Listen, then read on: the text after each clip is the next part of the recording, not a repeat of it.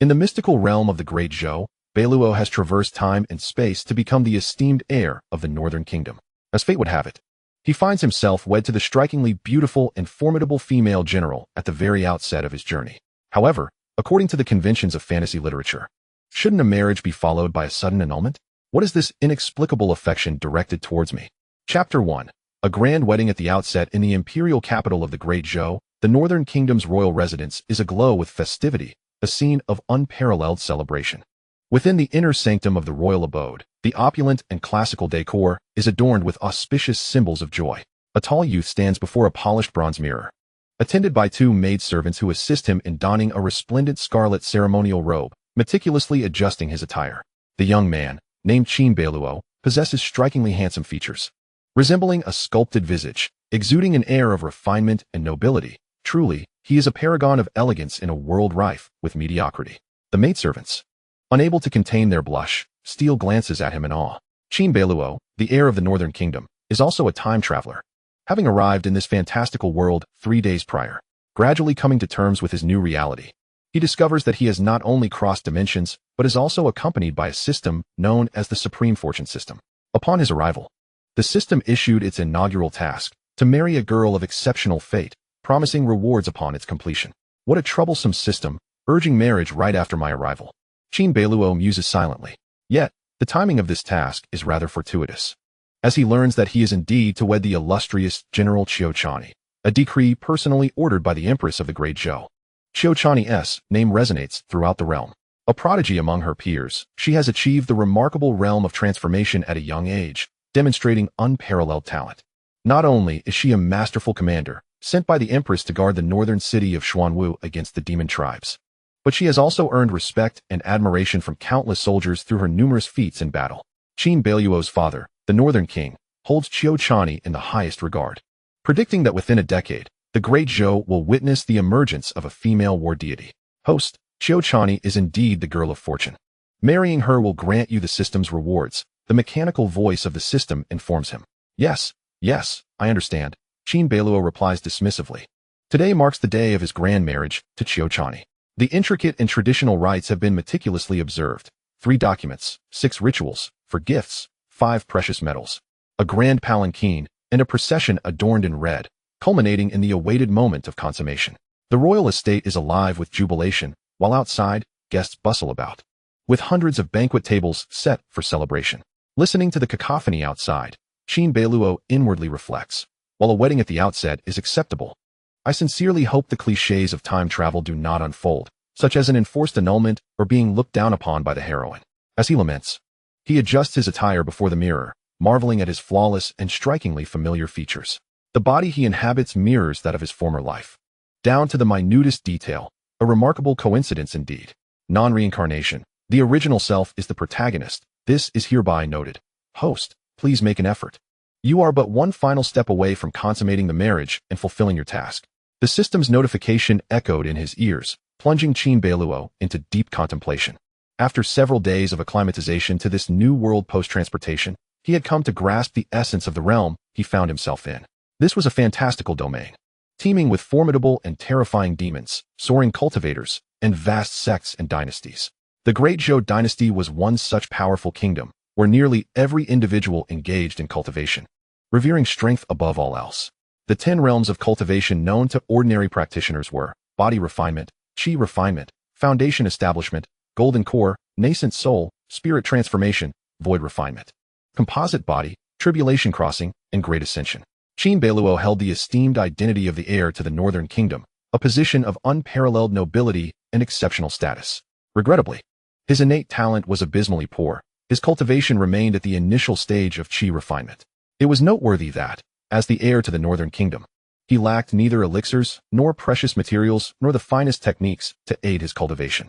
Yet, regardless of the number of pills or rare treasures he consumed, none availed him any progress. His cultivation advanced at a pace akin to that of a tortoise. He resembled an insatiable abyss, incapable of being filled by those elixirs and treasures. The Northern King had summoned numerous powerful figures to diagnose Qin Beiluo's predicament, including the king himself, a first-rate expert. Yet they were all rendered helpless in the face of his troubles. Meanwhile, cultivators of the same age as Qin Beiluo had already attained at least the golden core stage. with some prodigies having reached the nascent soul stage. My cultivation aptitude is woefully inadequate. I can only place my hopes on the system for assistance, Qin Beiluo mused. First, I must complete the task and obtain the system's rewards. His goal was clear, to fulfill the system's task and marry Qiuchanyi. As the auspicious hour arrived, a gentle reminder from a maid outside the door echoed, "Your Highness, the bride awaits you." Qin Beiluo gathered his thoughts, nodded, and replied, "I understand." With that, he turned and stepped forward, accompanied by the maid. In the tranquil and elegant chamber, flickering candlelight illuminated the surroundings, adorned predominantly in vibrant red, exuding a festive atmosphere. Before the bed, a woman clad in a fiery red wedding gown lifted her veil, revealing an exquisite visage. She possessed an ethereal beauty, with an icy yet captivating demeanor. Her features painted like a masterpiece, bright eyes and pearly teeth, a flawless oval face, and a figure that was both delicate and alluring. Qiuchanyi. Her eyes sparkled like stars, radiating anticipation as she gazed towards the door. "Why hasn't he arrived yet?" Qiuchanyi murmured softly. Having waited in the bridal chamber for quite some time, and finding herself somewhat bored, her gaze drifted back to her surroundings, and she began to scrutinize the room's decorations. Soon, she noticed a selection of exquisite pastries laid out on a nearby table. Her eyes brightened slightly upon spotting a box of osmanthus cake. With a gentle flick of her jade hand, a piece of osmanthus cake floated gracefully into her palm. Her delicate lips parted slightly as she eagerly consumed the osmanthus cake. Her manners refined, yet her speed remarkable, cheeks puffing rhythmically, until the treat was devoured in an instant. Qiuchanyi pursed her crimson lips, a glint of lingering desire in her bright eyes, poised to indulge in another piece when suddenly, she heard faint footsteps outside the door. Her heart stirred, and she promptly seated herself beside the bed, her gaze flitting quietly towards the door. The door creaked open gently, revealing Qin Beiluo, accompanied by a maid. His eyes fell upon Qiuchanyi, and he could not help but be captivated. She was indeed a rare beauty. The maid respectfully bowed, stating, "Your Highness and Lady, I shall not disturb your rest. I will await your summons outside." With that, she discreetly closed the door behind her. In the room, only Qin Beiluo and Qiuchanyi remained, their eyes inadvertently locking. Qiuchanyi blinked, her gaze lingering on Qin Beiluo, who in turn assessed her. Noting a trace of food residue at the corner of her luscious lips, an awkwardness enveloped them, as they were but strangers, having exchanged merely a few distant glances prior to this moment. Yet, their relationship had transformed into that of husband and wife. Just then, a notification echoed in his ears. "Detected the daughter of fortune, Qiuchanyi. Would you like to view her attributes?" "View," Qin Beiluo silently commanded, and before him appeared Qiuchanyi's attribute panel. Daughter of fortune name, Qiuchanyi fortune value, 7129, maximum value is 10,000, cultivation level, early stage of divine transformation special physique, innate Great Luo sword body hobbies, especially fond of sweets favorability towards host, 90, maximum value is 100. Upon reading the system information, Qin Beiluo was momentarily taken aback. While he could comprehend the other details, the favorability rating perplexed him. Why did Qiuchanyi hold a favorability of 90 towards him? He was aware of the system's criteria for assessing favorability. Typically, a score exceeding 60 indicated a favorable impression, while 70 made it easy to establish a romantic relationship. A score of 80 suggested unwavering loyalty and devotion. Yet, Qiuchanyi's favorability towards him soared to an astonishing 90. What could this mean? Chapter 2. Does she have feelings for me? Qin Beiluo was astonished. Previously, Qiuchanyi had no prior interactions with him, their encounters being limited to a few distant sightings. With scarcely a word exchanged, it was clearly unusual for her to harbor such a high favorability score towards him. However, amid his confusion, he felt a sense of relief. Although the reason for Qiuchanyi's elevated favorability remained a mystery, at least he need not worry about the potential for a broken engagement, a runaway bride, or the clichés of a 3-year pact. The completion of the system's task seemed within reach. Qiuchanyi gazed at Qin Beiluo, her voice as frigid as a mountain spring. Qiuchanyi has met her husband. Upon encountering Qin Beiluo, although she appeared composed on the surface, her heart was inevitably stirred with excitement. At long last, she had married Qin Beiluo. A tumult of exhilaration and joy surged within Qiuchanyi. In truth, she harbored a monumental secret. She was a reincarnate. A month prior, she had awakened the memories of her past life. In her previous existence, Qiuchanyi, endowed with extraordinary talent, ascended to become one of the preeminent powers in this realm. Revered as the goddess of war in the Great Zhou Dynasty, her relationship with Qin Beiluo, however, was not that of husband and wife, but rather that of intimate friends. In her recollections, the former Qin Beiluo had initially possessed abysmal cultivation talent, but later, he unexpectedly awakened a unique constitution, leading to rapid growth that rivaled her own prowess. Qin Beiluo ascended to the throne of the Northern Kingdom, safeguarding the northern frontiers of the Great Zhou, and they forged a deep bond of friendship. Subsequently, an ancient emperor's tomb emerged, and Qiuchanyi, along with Qin Beiluo, embarked on an expedition into the ancient mausoleum. Together, they traversed numerous perils, ultimately reaching the innermost depths of the tomb. However, deep within, they were beset by a cadre of formidable adversaries, all of whom harbored enmity towards Qiuchanyi, lying in wait to ambush her. A total of 10 powerful foes had ensnared her within a lethal trap, intent solely on her demise. In this dire predicament, Qiuchanyi found herself inescapably cornered, facing certain death. At this critical juncture, Qin Beiluo could have easily abandoned her, for the adversary's sole target was Qiuchanyi, leaving him unscathed. Yet, Qin Beiluo resolutely stepped forth, choosing to fight alongside her. He wielded a 3-foot green peak, exhibiting extraordinary prowess, vanquishing 5 adversaries of equal standing and inflicting grievous wounds upon another, instilling terror in their hearts. Nevertheless, due to their overwhelming numbers and the formidable advantage of their ambush, even Qin Beiluo's might could not withstand the onslaught, ultimately leading to his demise. At the moment she witnessed Qin Beiluo's fall, Qiuchanyi's heart was wrenched in agony as she finally recognized the feelings she had buried deep within. Unbeknownst to her, she had long harbored profound affection for Qin Beiluo. In a frenzy, she launched a relentless assault against the enemies, entirely devoid of thoughts of escape, instead opting for self-destruction to take the remaining foes down with her. Then, she was reborn. Qiuchanyi returned to the age of 20, a time when her paths had yet to cross with Qin Beiluo, and he had not yet revealed his cultivation talent. Everything aligned perfectly. In her rebirth, Qiuchanyi found herself at a distinct advantage. Not only did she retain memories of crucial opportunities and events from her past life, but she also remembered who her enemies were and who she could trust. Naturally, the person she valued most and trusted implicitly was Qin Beiluo.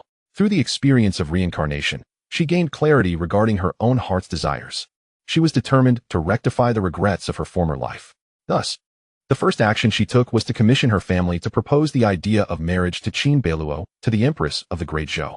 With Qiuchanyi's exceptional talent marking her as a paragon among the youth of the Great Zhou, and although Qin Beiluo's initial talent was lacking, his status as the heir to the Northern Kingdom made them a well-matched pair. The Empress readily consented to the marriage, leading to the scene before us today. Qiuchanyi gazed intently at Qin Beiluo, finally reunited with him, a gentle warmth flickering in her eyes. When Qin Beiluo heard Qiuchanyi refer to him as her husband, his heart stirred, and he smiled at her, asking, "After a long day, are you hungry? Shall I have someone bring some desserts?" Although he was unaware of why Qiuchanyi's affection for him was rated at a remarkable 90 points, it was certainly a positive sign. Completing the system's task seemed promising. However, as it was their first time alone together, Qin Beiluo wished to avoid appearing overly eager. Thus, he inquired about her well-being, intending to engage in light conversation to ease the awkwardness of their solitude. Noticing the remnants of pastry at the corner of Qiuchanyi's lips, coupled with the system's indication that she enjoyed sweets, he took the initiative to speak. Qiuchanyi gently shook her head, replying softly, "There's no need. I'm not hungry." "Thank you for your thoughtfulness, husband." Qin Beiluo nodded and asked, "Would you like something to drink? I have brewed a floral nectar, sweet and refreshing, particularly delightful when chilled." Once again, Qiuchanyi lightly shook her head. "Thank you, husband, but I am not thirsty." As Qiuchanyi gazed at Qin Beiluo, her eyes shimmered with unspoken anticipation. Yet she hesitated to voice her thoughts. Qin Beiluo found himself perplexed. Strangely, the system stated that Qiuchanyi had a penchant for sweets. Yet she showed no interest in desserts or sweet beverages. Perhaps the system's information was somewhat unreliable. By the bedside, Qiuchanyi bit her rosy lip, maintaining a facade of composure while feeling increasingly anxious inside. An awkward silence enveloped the room, prompting Qin Beiluo to seek a topic of conversation. "Qiuchanyi, I heard you guard the northern Xuanwu city, having vanquished countless demons. The northern region must be quite chaotic, with demons on the rise." He presumed that Qiuchanyi would be intrigued by his mention of the northern affairs. However, to his surprise, she furrowed her brow and softly interrupted, "Husband, it is getting late. Perhaps we should rest for now and discuss those trivial matters tomorrow?" Qiuchanyi's urgency grew. After all, tonight was their wedding night. Yet, this man meandered from desserts to beverages, even delving into the turmoil of the north. Could he not be more direct? Her fair complexion flushed with a rosy hue. She lowered her head, avoiding his gaze, her intentions unmistakable. Qin Beiluo was momentarily taken aback. Was she being so forthright? He had intended to engage in more conversation to become better acquainted, Yet she was so proactive. Despite his confusion, he certainly would not refuse. Indeed, on their wedding night, it was essential to focus on the matter at hand. Very well, he replied. Qiuchanyi softly affirmed with a gentle The candlelight flickered, illuminating Qiuchanyi's exquisite visage. Her skin as delicate and white as porcelain, her figure graceful and alluring. Even the most discerning I would find no flaw in her beauty. A true gem. She radiated unparalleled elegance. Husband, please extinguish the candlelight, she requested. Certainly. Qin Beiluo extinguished the candle and approached the bed. Although his cultivation was currently lacking, he was still a practitioner and could easily see in the dark. The night posed no obstacle for him, and he could clearly discern the exquisite beauty before him. Her cheeks were flushed, her starry eyes slightly closed, and her long eyelashes quivered gently, as if in anticipation of something. He drifted into a slumber until dawn. The following morning, Qin Beiluo awakened, feeling refreshed and invigorated. His spirits soared as he realized that the task assigned by the system had been completed with such ease. And to his delight, it had also come with the addition of a stunning companion. At that moment, Qin Beiluo felt truly fortunate. Beside him, Qiuchanyi lay peacefully asleep, a sweet smile gracing her lips, as if she were lost in a delightful dream. Quietly, Qin Beiluo rose, careful not to disturb her peaceful slumber, and made his way to the study desk to communicate with the system. System, the task has been completed. Where's my reward? A mechanical female voice resonated in his ear. Ding. Congratulations to the host for completing the system task and receiving rewards. Chapter 3, System Rewards. Qin Beiluo's spirit lifted as the long-awaited system rewards arrived. Ding. Congratulations, host, for successfully marrying the destined daughter Qiuchanyi and receiving the reward, Awakening of the Chaos Devouring Body. Ding. Congratulations, host, for successfully marrying the destined daughter Qiuchanyi and receiving the reward, Qiuchanyi Desolations Technique. Ding. Congratulations, host, for successfully marrying the destined daughter Qiuchanyi and receiving the reward, 9 Spirits Gathering Qi Pill. The 3 consecutive notifications filled Qin Beiluo with astonishment. He quickly absorbed the system's information and engaged in a mental dialogue with it. System, what does the awakening of the Chaos Devouring Body entail? Did I already possess the Chaos Devouring Body? Qin Beiluo inquired. The mechanical female voice replied, Indeed, the host possesses the unique constitution of the Chaos Devouring Body. However, it was previously dormant, akin to a wasted physique. This system has facilitated an early awakening of your constitution, allowing your cultivation speed to soar. Understanding dawned upon him. The reason why any elixir or rare treasure he consumed had little effect was solely because the Chaos Devouring Body had not yet awakened, rendering him no different from a wasted body, like an insatiable abyss. Now, with the awakening of the Chaos Devouring Body, he could cultivate normally. Furthermore, the Chaos Devouring Body was one of the legendary divine physiques. Qin Beiluo could be said to have started with an unparalleled innate talent. Without the system's assistance, he could not fathom when his Chaos Devouring Body might have awakened. A wave of relief washed over him. What is the Qiuchanyi Desolations Technique? Qin Beiluo found himself curious. Not only had he awakened the Chaos Devouring Body, but within his mind also resided a technique and a pill, both readily available for use. Qin Beiluo first focused on the technique, Qiuchanyi Desolations. Before him appeared a scroll in his mind, inscribed with intricate characters that exuded an ancient and profound aura, shimmering with vibrant colors. At the top of the page, the words Qiuchanyi were inscribed in large characters, followed by an introduction to the essence of the Qiuchanyi. As Qin Beiluo's consciousness swept across the text, he comprehended its fundamental principles. An exhilarating thrill surged within him. This Qiuchanyi was a cultivation technique devised by an ancient master, who was also the possessor of the Chaos Devouring Body. It could be said that the Qiuchanyi was a perfect complement to the Chaos Devouring Body, for this technique could only be cultivated by one who possessed the Chaos Devouring Body. As Qin Beiluo gazed at the Qiuchanyi, the pages of the technique transformed into specks of golden light, dissipating into his mind until they vanished completely. Simultaneously, the contents of the Qiuchanyi were imprinted in his consciousness, as if they were innate, allowing him to retain them effortlessly. The essence of the Qiuchanyi sword, consuming the 8 realms, absorbing the energies of yin and yang, devouring the essence of the sun and moon, seizing the creations of heaven and earth to replenish his own spiritual essence. The teachings surfaced within him, and he instinctively recited them, a wave of astonishment washing over him. Such a formidable technique, to consume the energies of yin and yang, to devour the essence of the sun and moon, to seize the creations of heaven and earth. Qin Beiluo's heart trembled as he grasped the power of this technique. His chaos-devouring body could absorb the spiritual energies of heaven and earth. And the Qiuchanyi further amplified this capacity. This rendered Qin Beiluo's cultivation remarkably effortless. He merely needed to consume to grow stronger.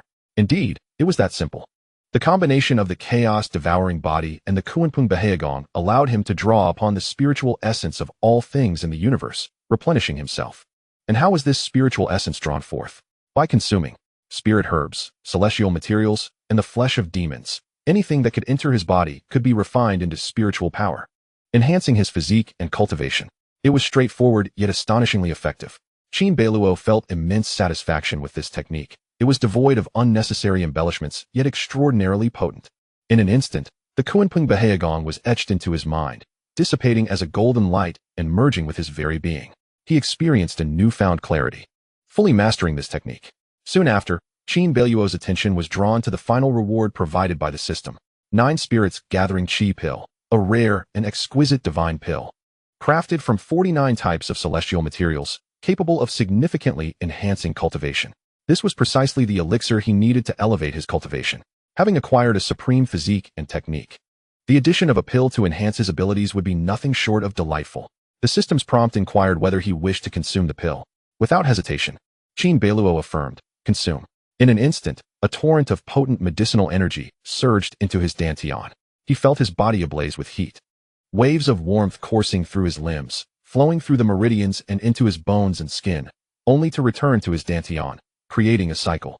Concurrently, the spiritual energy within him surged wildly, and his strength began to ascend at an astonishing pace.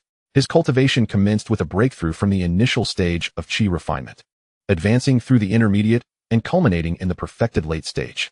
With this breakthrough in Qi refinement, he successfully established his foundation. Subsequently, he progressed through the early, middle, and late stages of foundation establishment, achieving perfection and then experiencing further breakthroughs to the golden core stage. In an instant, the spiritual energy within him converged, transforming into a liquid form, which gradually solidified into a core within his body. A resplendent golden core emerged in his dantian, radiating vibrant energy, manifesting as a dense essence akin to liquid, which could only be wielded by practitioners of the golden core stage. The golden core had formed. In the blink of an eye, Qin Beiluo's strength surged from a mere novice in Qi refinement to the initial stage of golden core. The speed of this ascension was truly astonishing.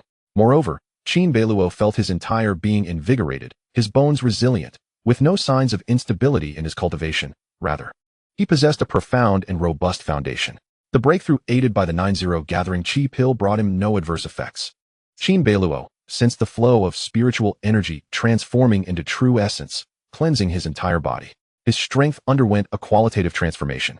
Among his peers, the noble descendants of the imperial capital, as well as disciples from prominent sects, typically achieved only the golden core stage, with only a handful of prodigies reaching the nascent soul stage. In essence, he had caught up with the cultivation progress of most individuals within a single day. Qin Beiluo mused to himself, feeling quite satisfied, especially with the awakening of the chaos-devouring body, which would further enhance his cultivation advancement to terrifying levels. Slowly, he opened his eyes. Waves of true essence gradually calmed, returning to his dantian. Husband, on the bed, Qiuchanyi, disturbed by Qin Beiluo's movements, gazed at him with her delicate brows slightly furrowed and her starry eyes widening in surprise. With her keen perception, she could certainly discern the immense surge in Qin Beiluo's strength, confirming his breakthrough to the golden core stage. What was happening? Had her husband awakened his chaos-devouring body? As a reincarnate, Qiuchanyi was aware of Qin Beiluo's possession of the chaos-devouring body. She knew well that it had not yet awakened, resulting in his seemingly abysmal talent and near inability to cultivate. Yet, how could Qin Beiluo have achieved such rapid breakthroughs in a single night, reaching the golden core stage? This was perplexing. In her memories from a past life, Qin Beiluo had awakened his chaos-devouring body 3 years later. How had this occurred ahead of schedule? Moreover, even if the chaos-devouring body had awakened, it should not have enabled him to achieve consecutive breakthroughs to the golden core stage. Qiuchanyi blinked her sparkling eyes, confusion and doubt flickering within, utterly bewildered. Chapter 4. How is this different from my past life? Countless questions swirled in her mind, a large question mark looming overhead. She could not fathom the events unfolding before her. Why had Qin Beiluo's chaos-devouring body awakened prematurely? And how had his cultivation ascended to the golden core stage? This was entirely inconsistent with the narrative of her previous life. It was truly unfathomable. Qin Beiluo calmed the true essence within him, gazing at Qiuchanyi. Chanyi, you are awake. I thought you would sleep a little longer. After a night of profound conversation, the bond between Qin Beiluo and Qiuchanyi had remarkably deepened. His eyes fell upon Qiuchanyi's graceful form. Her long hair cascaded loosely, and her jade-like arms, as exquisite as frost and snow, gathered her tresses, revealing her enchanting visage before him. Compared to the previous night, Qiuchanyi exuded an undeniable aura and charm. My husband, what has happened to you? She inquired. Your cultivation? Oh, it's merely a small matter. I have just made a slight breakthrough in my practice. Qin Beiluo shrugged, responding with a smile. His tone was casual, as if it were indeed an inconsequential event. Qiuchanyi pressed her lips together, contemplating a slight breakthrough. You have clearly transcended 2 major realms and 7 minor ones, leaping into the golden core stage. If that is a mere small breakthrough, then countless cultivators would surely be ashamed to continue living. While Qiuchanyi was delighted by Qin Beiluo's transformation, she could not shake her suspicions. Could it be that he, like her, had also been reborn? Or had he encountered some extraordinary fortune? Taking a deep breath, she gazed at him with her beautiful eyes. My husband, you were only at the initial stage of qi refinement before, and I heard you were not adept at cultivation, having stagnated in that stage for quite some time. Qin Beiluo nodded, omitting details about the system, and explained, yes, after our wedding night, I awakened a special physique known as the Chaos Devouring Body. Now, not only can I cultivate normally, but I have also seized the opportunity to break through to the golden core stage. Upon hearing Qin Beiluo mention their wedding night, Qiuchanyi's cheeks flushed as he deftly diverted the topic. I see. Congratulations on your breakthrough, my husband, she said softly. Qin Beiluo replied, the time has come. Shall we go pay our respects to my father with tea?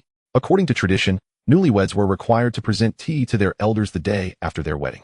All right. My husband, please wait a moment. Qiuchanyi rose from the bed and donned her clothing. The vibrant red wedding attire was replaced with her everyday garments. She chose a crescent white long dress, her hair elegantly tied into a high ponytail, her figure graceful and her demeanor cool and composed. Qin Beiluo's eyes brightened. As he faintly perceived the shadow of a stunning female general from the battlefield, he could only imagine Qiuchanyi's valor and poise in combat. A gentle smile graced Qiuchanyi's face, her spirits soaring. The most crucial task after her rebirth was finally accomplished. And as she reflected on the events of the previous night, a sweet shyness washed over her. Suddenly recalling something, her face flushed, and she bent down to tidy the bed, swiftly removing the sheets and concealing them within her storage ring. The storage ring was a precious artifact, accessible only to a select few cultivators. Of course, given Qin Beiluo's status, he lacked for such treasures. Observing Qiuchanyi stow away the sheets, Qin Beiluo smiled knowingly. Once she completed her task, Qiuchanyi said, my husband, shall we depart? Indeed. At the Wang residence, within the inner hall. In this moment, Qin Beiluo and Qiuchanyi encountered the northern king, Qiuchanyi, who happens to be Qin Beiluo's stepfather. With the untimely passing of his mother, the northern king has remained without a new consort. Qiuchanyi, one of the 3 distinguished kings of the Great Zhou, oversees the 12 provinces of the northern frontier. Though his duties would typically have him stationed in the north, he returned to the capital for the wedding of Qin Beiluo. Qiuchanyi, a man of striking appearance, sat regally in the hall, and upon seeing Qin Beiluo and Qiuchanyi present tea, a satisfied smile graced his lips. He was quite taken aback by the news of Qiuchanyi marrying his son, well aware of Qiuchanyi's prowess. Having risen in the northern region and led troops under the northern king's command, Qiuchanyi understood that not only was she extraordinarily beautiful, but her talents were also unparalleled. Young talents from the northern region and beyond sought her hand like fish crossing a river. Yet, she had chosen his son. While Qin Beiluo was indeed handsome and hailed from a prestigious lineage, his aptitude for cultivation left much to be desired. In a world where strength reigned supreme, this was a significant flaw. Accepting the tea with a gentle smile, Qiuchanyi said, please, take a seat. Seeing you 2 united in marriage brings me great solace. Chanyi, my son's cultivation is lacking. I will rely on you to support him in the days to come.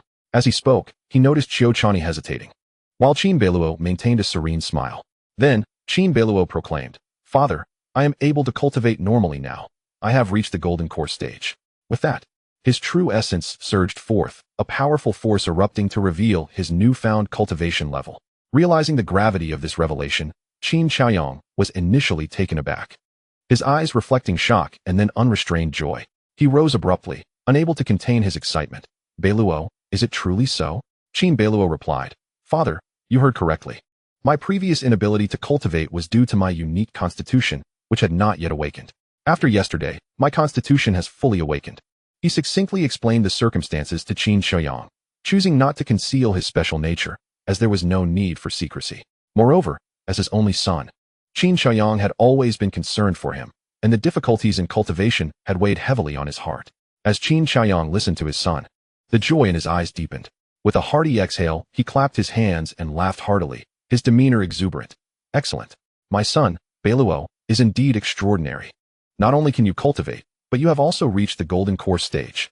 On such a joyous occasion, how can we simply drink tea? Let us have a toast. With an invigorated spirit, Qiuchanyi immediately ordered the butler to bring forth some wine.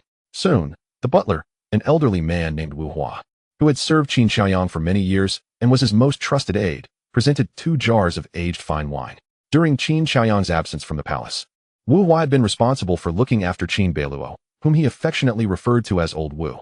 Upon learning of Qin Beiluo's affairs, Elder Wu could hardly contain his joy, exclaiming repeatedly, "Congratulations, young master. Heartfelt congratulations." The old man had always believed that the young master possessed extraordinary talents and would surely soar to great heights.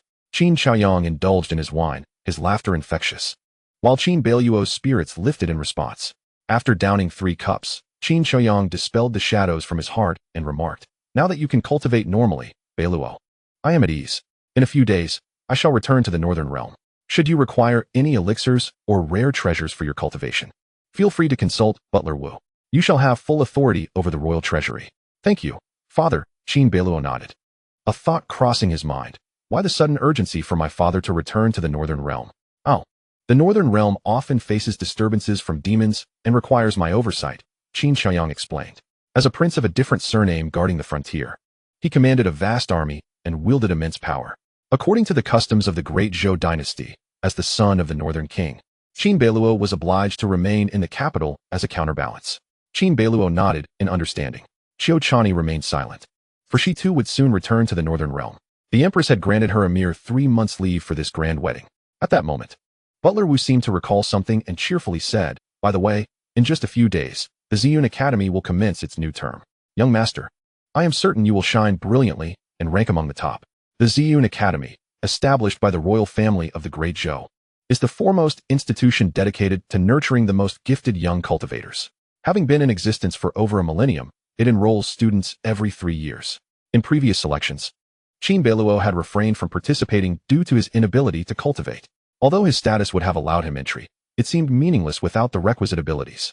Upon hearing this, Qiuchanyi's smile returned as he patted Qin Beiluo on the shoulder, saying, "As the Ziyun Academy opens, your father eagerly awaits your good news." Qin Beiluo nodded with a smile. The mention of the academy stirred something within Qiuchanyi. She recalled that in her past life, the Ziyun Academy concealed significant opportunities. After a brief chat with his father and Butler Wu, Qin Beiluo returned to the inner courtyard with Qiuchanyi. Noticing her distraction, he inquired, "Chanyi, you seem preoccupied." Qiuchanyi replied, "My husband, I have long yearned for the Ziyun Academy. I have heard tales of the sword ruins and the unforeseen stone wall, both of which are said to hold great opportunities. I wonder if, when the academy opens, I might accompany you." "Of course, that would be no problem," Qin Beiluo assured her. He understood that Qiuchanyi hailed from a family of cultivators in the northern realm and had never had the chance to study at the Ziyun Academy. Her joy at his agreement was palpable, as she recalled from her past life the hidden fortunes within the academy. If they could access those opportunities together, it would be splendid. As they conversed, a knock echoed at the door, and a maid's voice inquired if they wished to partake in breakfast. Upon receiving the consent of Qin Beiluo, a sumptuous array of delicacies was laid out before him, consisting of over a dozen exquisite dishes. Each of these culinary creations was unique, crafted from rare celestial ingredients or the flesh and blood of extraordinary beasts. For instance, the bowl of congee before Qin Beiluo, made from phoenix blood spirit mushrooms and pearl corn, exuded a rich and enticing aroma. There were also meatballs prepared from the flesh of the 7th-tier demon beast, the purple golden barbarian bull, and a beverage brewed from the nectar of the crimson sunflower, its fragrance wafting through the air. Every dish was imbued with abundant spiritual energy, made from various celestial treasures. Even an ordinary person devoid of any talent, by indulging in these dishes for a year and a half, could cleanse their tendons and marrow, thereby stepping onto the path of cultivation. Qin Beiluo's appetite was piqued as he savored the diverse offerings and delicacies. Amidst his gastronomic delight, he contemplated trying the effects of the Qiuanping 8 desolations technique. This cultivation method devours the essence of all things in the universe. One could grow stronger simply through consumption. He wondered about its efficacy as he continued to eat. Indeed, at the moment he consumed the delectable food, a notification from the system echoed in his mind. The spiritual energy within the host increased. Qiuchanyi 8 Desolations Technique. Proficiency Level 1. Proficiency 11,000. The notifications continued to flow in. Qin Beiluo distinctly felt a warm current rising within him, circulating throughout his body, bringing immense comfort. The spiritual energy in his dantian was steadily increasing, gradually transforming into the true essence of a cultivator's power. He was becoming stronger. Though the change was subtle, the pace was rapid. Could it be that simply indulging in food and drink would grant me strength? Cultivation is indeed so simple. However, he pondered whether the proficiency of the Qiuchanyi 8 Desolations technique had any upper limit. His progress in cultivation was astounding, and soon his proficiency surpassed 10 points. Showing no signs of slowing down, Qin Beiluo continued to wield his chopsticks, swiftly devouring the food on the table. Beside him, Qiuchanyi was also enjoying the feast, albeit with a graceful demeanor, carefully selecting her favorite sweet treats. At Qiuchanyi's level of cultivation, although these delicacies were precious, their impact on her was minimal. After all, the higher one's cultivation, the more challenging it became to attain enhancement. Observing Qin Beiluo consume the food with such fervor, a smile graced her cheeks. Her dimples appearing. "My husband, it seems your appetite is quite impressive." In her past life with Qin Beiluo, she had never witnessed him eat in such a manner. Now, she found it amusing rather than off-putting. After finishing the morsel in his mouth, Qin Beiluo replied, "I can hardly help it. Last night was quite taxing." Qiuchanyi's cheeks flushed, recalling how Qin Beiluo had exerted himself for most of the night, indeed a remarkable drain on his energy. Qin Beiluo then bit into a piece of red bean pastry, noticing that Qiuchanyi had a particular fondness for red bean pastries and the nectar of the crimson sunflower. As she had consumed nearly half of the platter, a stirring in his heart revealed that the system's description of Qiuchanyi was accurate. She truly relished sweet delicacies. Last night, was she so eager to consummate their union that she neglected her favorite dessert? Reflecting on this, Qin Beiluo couldn't help but feel puzzled. He still could not comprehend why Qiuchanyi held such a high regard for him, seemingly offering her affections without reservation. Was it merely due to his striking appearance? Qin Beiluo mused quietly. Although he indeed resembled a handsome figure, akin to Panin, it seemed rather implausible. Qiuchanyi then spoke, "By the way, my husband, since you are now able to cultivate normally, and there remains about a fortnight before the opening of Ziyun Academy, why not use this time for us to train together? Indeed, I have long heard of your remarkable talent. Qiuchanyi, I was just thinking of seeking your guidance." Qin Beiluo replied with a smile. Qiuchanyi's innate abilities and strength were unparalleled among the younger generation of the Great Zhou, and few, even among the royal offspring or the esteemed disciples of the great sects, could rival her prowess. Upon hearing this, Qiuchanyi gently nodded, her tone laden with meaning. At present, the Great Zhou appears prosperous, yet it is fraught with hidden dangers. Leaving aside the chaos wrought by demons, the major sects are also watching closely. As the heir of the Northern Border's royal family, you bear significant responsibilities and should hasten to bolster your strength to confront the impending changes. A flicker of concern crossed Qin Beiluo's mind. It seemed that Qiuchanyi's urgency was palpable.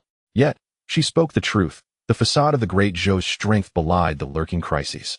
Demonic disturbances frequently arose within the realm, and the peace was tenuous. While large-scale demonic incursions typically occurred at the borders, minor outbreaks had been increasingly reported in regions outside the capital, escalating in severity. The demonic turmoil posed an external threat, but the Great Zhou also faced internal strife. Before the establishment of the Great Zhou, the founding ancestor had allied with the 9 major sects to seize power from the previous dynasty and secure their supremacy. After the nation was founded, the ancestor rewarded these sects and shared governance with them. Presently, while many states and counties in the Great Zhou still appeared to be under imperial jurisdiction, they had effectively become domains of the major sects, which outwardly showed reverence to the throne while secretly amassing power with grand ambitions. This fostered a deep-seated conflict between the Great Zhou and the sects, a tension that had yet to erupt. Externally, the Great Zhou still flourished, but this was merely the final veil, shielding its vulnerabilities from view. The dual threats of external demons and internal sects were evident to any discerning observer. Recalling the information he had encountered since his arrival, Qin Beiluo's expression grew solemn. He was acutely aware that as the heir of the Northern Border, his identity was irrevocably intertwined with the Great Zhou court. Should the realm face peril, he would find it challenging to remain unscathed. With this thought, a sense of urgency welled within him. He must elevate his strength swiftly. Regaining his composure, Qin Beiluo remarked. Qiuchanyi, it seems you possess some insider knowledge? He had detected an undercurrent of urgency in Qiuchanyi's voice, as if she ardently wished for him to enhance his abilities quickly. Qiuchanyi hesitated slightly at his words. In this new life, the person she trusted most was none other than Qin Beiluo. Should I reveal the greatest secret of my rebirth to him? Qiuchanyi pondered for a moment, but ultimately decided against it. The time was not yet ripe. She would disclose this matter to her husband when Qin Beiluo's strength had grown further. With this thought in mind, Qiuchanyi stated, Indeed, I was raised in the northern border, and my family is deeply rooted there. The demon calamities are severe, which is why I am aware that the situation in the Great Zhou is precarious, hence my concerns. Qin Beiluo nodded in understanding. Qiuchanyi gazed at Qin Beiluo and softly reassured him, There is no need for you to worry. I shall always be by your side, and we will face any challenges together. Recalling the scene from her previous life, where Qin Beiluo resolutely fought alongside her only to meet a tragic end, a pang of sorrow pierced her heart, and a fleeting tenderness flickered in her cold, tranquil eyes. Ding! Congratulations, host. Qiuchanyi's affection for you has increased by 1, now totaling 91 points. Qin Beiluo. What is happening? He had done nothing, yet Qiuchanyi's affection for him has inexplicably risen. Chapter 6. Rapid Advancement in Cultivation. Initially, Qiuchanyi's fondness for Qin Beiluo had already reached 90 points, indicating a high level of affection. In such circumstances, her affection inexplicably surged, leaving Qin Beiluo utterly bewildered. What is this situation? I haven't done anything. Amidst his confusion, Qin Beiluo could not help but communicate with the system. System, what is going on? Does Qiuchanyi harbor some secret? He inquired. The system replied in its mechanical voice. Host, every daughter and son of fortune conceals different secrets within, which is their uniqueness. Qin Beiluo frowned silently. This answer was no better than silence. Fortunately, having read numerous web novels in his previous life, he was somewhat familiar with the patterns and had formed some conjectures regarding Qiuchanyi's situation. Never mind. I shall focus on cultivating and find a way to enhance my strength. Disregarding his thoughts, Qin Beiluo began his training. Of course, his notion of cultivation was rather simple. It involved eating. In the blink of an eye, Qin Beiluo had devoured a myriad of exquisite dishes from his breakfast. The host's internal spiritual energy has increased. Qiuanping 8 Desolations Technique. Proficiency Level 1. Proficiency, 501,000. The proficiency has reached 50 points. Not only that, but Qin Beiluo could distinctly feel the richness of his true essence. The golden Dan in his dantian had begun to glow brilliantly, and it had enlarged slightly. When Qin Beiluo first broke through to the golden Dan stage, the Dan was merely the size of a fingernail, but it had gradually grown to the size of a quail egg. It is said that upon reaching the perfection of the golden Dan stage, the Dan will shine like a golden pearl and grow to the size of a goose egg, after which it can transform into a primordial infant. Achieving the primordial infant stage, Qin Beiluo mused. Given the rate of growth of his golden Dan, he believed that he would soon reach perfection. Qiuchanyi watched in astonishment as Qin Beiluo consumed dish after dish of delectable delicacies, her eyes widening and mouth slightly agape in disbelief. Upon witnessing the scene, Qin Beiluo smiled and explained, My dear, there is no need for surprise. This is an ancient cultivation method I stumbled upon, which aligns perfectly with my chaotic devouring body. By consuming items infused with the essence of heaven and earth, I can replenish my spiritual energy. Based on her memories from a previous life, Qiuchanyi was aware that Qin Beiluo's cultivation speed had accelerated significantly after awakening his chaotic devouring body, yet she had never heard of him possessing such a technique. The notion that one could rapidly enhance their abilities by consuming items rich in spiritual essence was indeed wondrous. Moreover, this method harmonized flawlessly with Qin Beiluo's chaotic devouring body, enabling him to absorb the spirits of the world and refine his chaotic form. However, in his previous life, Qin Beiluo had not acquired this technique. Could it be that he, like her, had encountered some fortuitous opportunity? Qiuchanyi felt a surge of certainty within her heart. After finishing his breakfast, Qin Beiluo still felt unsated, sensing that he could consume more and progress further. He regarded the pace of consuming these spiritually infused foods as rather sluggish and began to contemplate. After a moment of thought, he proposed, I intend to visit the royal treasury to seek some treasures for cultivation. Would you care to join me? Absolutely. Qiuchanyi's eyes sparkled with excitement. Though her family was a prominent clan in the northern region, it paled in comparison to the northern prince's lineage. The treasures within the northern prince's treasury must be plentiful. Simultaneously, a warm current surged within her heart, realizing that Qin Beiluo was unreservedly taking her into the royal treasury, affirming that he indeed regarded her as one of his own. The two made their way to the royal treasury. Upon their arrival, the guards stationed there greeted Qin Beiluo with utmost respect, bowing deeply and saying, "Greetings, young master and young mistress. The prince has instructed that you may freely select any treasures from the treasury. I shall not intrude." "Very well," Qin Beiluo nodded, allowing the guards to escort him into the treasury. Located underground, the royal treasury was not only guarded but also protected by intricate formations. It sprawled across a vast area, resembling a small subterranean palace, filled with treasures in abundance, some bestowed by the empress, others seized from battle by the northern prince, and many more gifts from officials and merchants. For instance, the wedding gifts for Qin Beiluo were piled high. Each treasure radiated brilliance, creating a dazzling spectacle that could easily overwhelm the senses. Qiuchanyi silently marveled at the immense wealth of the northern prince's estate. Turning to her, Qin Beiluo smiled and said, "Chanyi, feel free to take whatever you fancy. Do not hold back." "All right." Qiuchanyi began to select carefully. As a cultivator at the transformation realm, the availability of extraordinary materials that could significantly enhance her cultivation was exceedingly rare. After a brief period of contemplation, she chose 20 pieces of premium spirit stones, along with several bottles of elixirs and other items.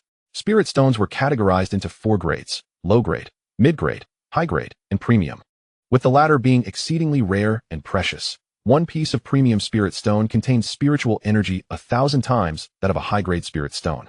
Typically, only cultivators at the transformation stage or above find use for exquisite spirit stones, as those of lesser strength would merely squander them. A single exquisite spirit stone is sufficient to entice even a transformation realm practitioner. After observing Qiuchanyi complete her selection, Qin Beiluo commenced his own. He requested 5 bottles of gathering qi pills, which enhance cultivation and are suitable for those in the golden core stage. Additionally, he selected 10 bottles of beaching pills, nourishing elixirs rich in spiritual energy. Qin Beiluo swiftly and unceremoniously stored each precious item into his spatial ring, primarily acquiring elixirs, spiritual herbs, and consumables that would aid in his cultivation. He did not indulge excessively, only choosing treasures that were beneficial for his current stage, knowing he could always return for more. The treasury of the Wang residence was replete with countless treasures, and Qin Beiluo merely took a small fraction. Half an hour later, Qin Beiluo and Qiuchanyi departed the treasury and returned to their opulent chamber. In the spacious and luxurious room, Qin Beiluo retrieved a bottle of beaching pills, which contained 20 pills of a jade-green hue, radiating with swirling spiritual energy. Beaching pills are categorized as third-tier elixirs, similar to the 10 realms of cultivation, with tiers ranging from 1 to 10, 1 being the lowest and 10 the highest. Among third-tier elixirs, beaching pills are relatively rare, while not exceedingly precious. They serve to nourish one's vitality and enhance strength, brimming with abundant spiritual energy. For golden core cultivators, beaching pills are particularly suitable. Qin Beiluo took 1 pill, chewed, and swallowed it. Soon after, he received a notification from the system. Spiritual energy within the host has increased. Qiuchanyi 8 Desolation Technique. Proficiency 20, proficiency 701,000. Indeed, the effects of the elixir were promising. Elated, Qin Beiluo consumed 3 more beaching pills in succession. Waves of warmth converged within him, akin to streams flowing into the ocean. These currents directed toward his dantian, coalescing within his golden core. The system announced, spiritual energy within the host has increased. Qiuchanyi 8 Desolation Technique. Proficiency 20, proficiency 901,000. Again, spiritual energy within the host has increased. Qiuchanyi 8 Desolation Technique. Proficiency 20, proficiency 110,1000. The proficiency of his technique continued to rise, greatly satisfying Qin Beiluo. He could feel his cultivation surging, his true essence becoming increasingly robust. Beside him, Qiuchanyi observed as Qin Beiluo consumed the elixirs as if they were mere candies. Sensing the potent essence of true energy emanating from him, her eyes sparkling with wonder. Her husband's strength was advancing at an astonishing pace. Chapter 7. The breakthrough is so simple. Qin Beiluo continued to ingest beaching pills, feeling a profound sense of ease. His vitality surging and his physical strength and true essence significantly bolstered. The potency of the beaching pills was swiftly absorbed by the Qiuchanyi 8 Desolation Technique. The results were indeed satisfactory, and Qin Beiluo felt a deep sense of contentment. Beside him, Qiuchanyi sighed lightly, remarking, "The potency of a green jade pill typically requires at least 3 days for an ordinary golden elixir practitioner to fully absorb. Yet you, my husband, consume them with such ease. It is truly astonishing." Qiuchanyi could discern that all the medicinal essence of the green jade pill had been absorbed by Qin Beiluo. Were an average golden elixir practitioner to hastily ingest such pills, they would risk not only losing their way in cultivation, but also facing catastrophic consequences. Qin Beiluo replied, In truth, I am beginning to feel a sense of fullness. Just a few more pills will suffice. With that, he proceeded to consume 3 more green jade pills in quick succession. Qiuchanyi remarked, I must say, your cultivation technique is remarkably unique. Moreover, it is only because the Northern King's estate is substantial that it can withstand such extravagant consumption. In the blink of an eye, Qin Beiluo had consumed nearly half a bottle of green jade pills. The spiritual energy within him surged, with the proficiency of the innate desolations technique, reaching 20, and proficiency 200-1000. At last, he felt satiated and ceased his intake. That should be sufficient. I can increase my proficiency by 200 in a day. This is not the limit of the innate desolations technique, but rather the threshold of my body's capacity to endure the spiritual energy of heaven and earth. Qin Beiluo gradually grasped the boundaries of his daily proficiency growth. He certainly could not continue eating indefinitely. The chaos devouring body and the innate desolations technique merely endowed him with the ability to absorb spiritual energy, not an infinite void. Such progress was already satisfactory to him. By his calculations, Qin Beiluo would require merely 5 days to ascend to the first level of the innate desolations technique. He set aside the remaining green jade pills and stated, though my cultivation speed is rapid, the consumption of resources is indeed extravagant. It is the quintessential pay-to-win technique.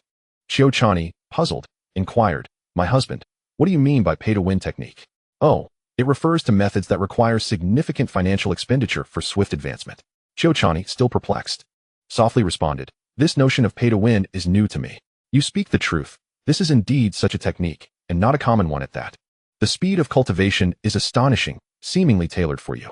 Indeed, as my power grows in the future, the resources required for this technique will only increase, and it may well deplete the royal treasury. Well, that is a matter for another day, Qin Beiluo replied with a smile. Qiuchanyi declared, I must strive diligently in my own cultivation, lest I be surpassed by you in no time. You are in the transformation stage. It is not so easy to surpass you. That may not necessarily be the case. Qiuchanyi knew of Qin Beiluo's formidable talent. In his previous life, after awakening the chaos devouring body, he soared to great heights, and in this life, he seemed even more enigmatic, more elusive to her understanding. By the way, Qiuchanyi, what is your primary focus in cultivation? Qin Beiluo inquired. Most practitioners, upon breaking through to the foundation establishment stage, begin to search for their primary path of cultivation. Some choose to hone their physical form, refining themselves and walking the path of strength as proof of their enlightenment.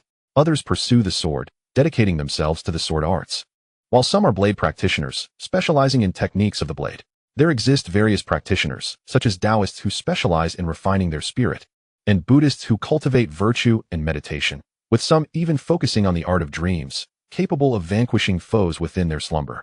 In this flourishing era of cultivation, an abundance of methodologies continues to emerge. Qiuchanyi, a warrior on the northern battlefield, primarily practices the path of slaughter, adept with blades, swords, and spears. Though her main focus resides in the sword arts, the system panel has indicated that Qiuchanyi possesses the innate Great Luo sword body, confirming her exceptional talent in swordsmanship. She is no delicate flower. Her achievements are forged through fierce battles. Having served in the military for 5 years, she has slain hundreds of demons, earning her a formidable reputation. Qin Beiluo's eyes sparkled with interest as he held a fascination for sword cultivators. Although their techniques may not be flamboyant, their offensive capabilities are undoubtedly top tier. I am quite intrigued by sword cultivation. Might you teach me, Qiuchanyi? He inquired. Of course. As long as my husband is willing, she replied. Without further ado, they proceeded to the training grounds.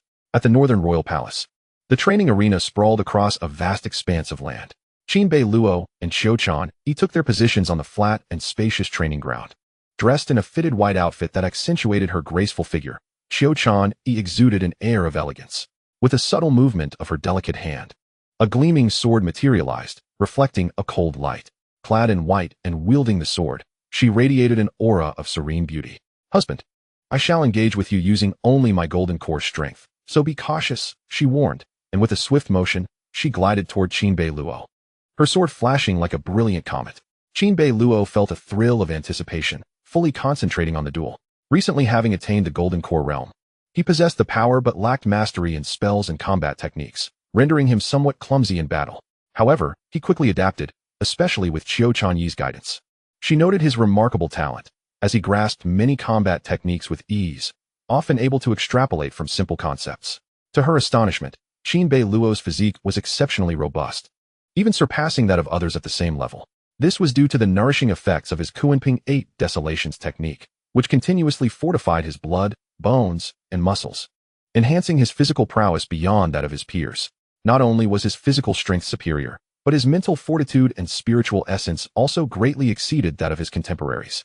As they sparred, Qin Beiluo, being new to practical combat in the Golden Core stage, was swiftly defeated.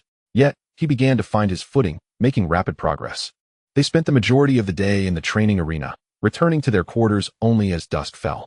Qiuchanyi's enchanting gaze flickered as she softly spoke. "Husband, I shall go take a bath. In the backyard, there is a spiritual spring bath. You may go there," he replied. "Within the Northern King's residence, there lies another divine spring, and bathing in its waters is immensely beneficial for one's health." Qiuchanyi felt a surge of excitement and responded, "Very well." She then fetched several garments in preparation for her visit to the backyard. At that moment, she noticed Qin Beiluo following closely behind, also carrying a few pieces of clothing. A smile gracing his face. "What are you doing, dear husband?" Qiuchanyi's cheeks flushed slightly. "I intend to join you in the spiritual spring bath." "Oh," she replied, her lovely face tinged with a rosy hue, her ears also blushing ever so slightly. The two indulged in the spring bath for a span of 2 hours. Over the next 3 days, Qin Beiluo engaged in meals and training during the day, while at night, he would discuss cultivation with Qiuchanyi, leading to a delightful passage of time. Concurrently, his prowess surged rapidly. Another day passed. Alone in his chamber, Qin Beiluo adhered to his routine of consuming elixirs to enhance his cultivation. Today, he ingested an elixir known as the giant ape pill, crafted from the essence of a mystical beast, the white ape, which nourished his vital energy and strengthened his physique. After consuming the elixir consecutively, waves of spiritual energy surged within him, coalescing into a warm current that filled his being. The spiritual energy within the host increased. Qiuanping 8 Desolation skill, proficiency reached 20. Proficiency 1000. Congratulations to the host. Qiuanping 8 Desolation skill has successfully transcended the first layer. Qiuanping 8 Desolation skill, second layer proficiency 10,000. Qin Beiluo felt as if a weight had been lifted from him. Both his body and true essence became extraordinarily solid, and his strength had once again ascended. Now reaching the mid-stage of the Golden Core, such breakthroughs were indeed astonishingly simple. Chapter 8. Qiuchanyi's diary in a span of 5 days. I successfully transcended the first layer of the Qiuanping 8 Desolation skill. After the breakthrough, my physique has been fortified, and the power of my true essence has become even more vigorous, establishing an exceptionally robust foundation. Qin Beiluo sat cross-legged, attuning himself to the transformations within, then gazed at the golden core nestled within his dantian. Within his dantian, a golden core, the size of a goose egg, radiated a brilliant golden hue, emitting resplendent glimmers. The size of the golden core, to a certain extent, reflects the depth of one's cultivation. My golden core has grown significantly, now resembling a goose egg. It is likely that even those at the late stage or perfection of the golden core would not compare to me. Qin Beiluo was filled with both astonishment and joy. The size of a goose egg is typically indicative of achieving perfection in the golden core stage, yet Qin Beiluo was merely in the mid-stage. This illustrates the depth of his foundation and potential. I wonder what my golden core will resemble once I attain perfection, Qin Beiluo pondered. Furthermore, to transcend to the next layer of Qiuanping 8 Desolation skill, the required proficiency is tenfold of the previous, implying a tenfold expenditure of resources. Indeed, a method that demands substantial investment. Qin Beiluo felt a hint of pressure. The treasures in his vault would suffice for further consumption. Additionally, as my strength increases, my capacity to endure grows, which should allow me to absorb even greater amounts of spiritual energy each day. As she spoke, Qin Beiluo retrieved another elixir, attempting to consume it. Previously, he could only increase his proficiency by 200 points a day, lest he exceed his physical limits.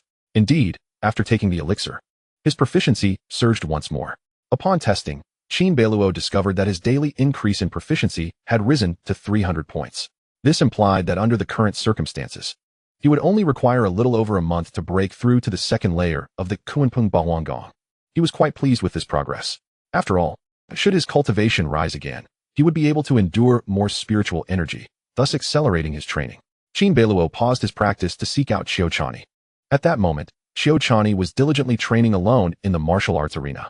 In recent days, Qin Beiluo and Qiuchanyi had trained together in the sword arts, and his rapid advancement had astonished her, heightening her anticipation for the opening of the Ziyun Academy, where Qin Beiluo might very well cause a stir throughout the capital. A few days later, In her chamber, Qiuchanyi was alone.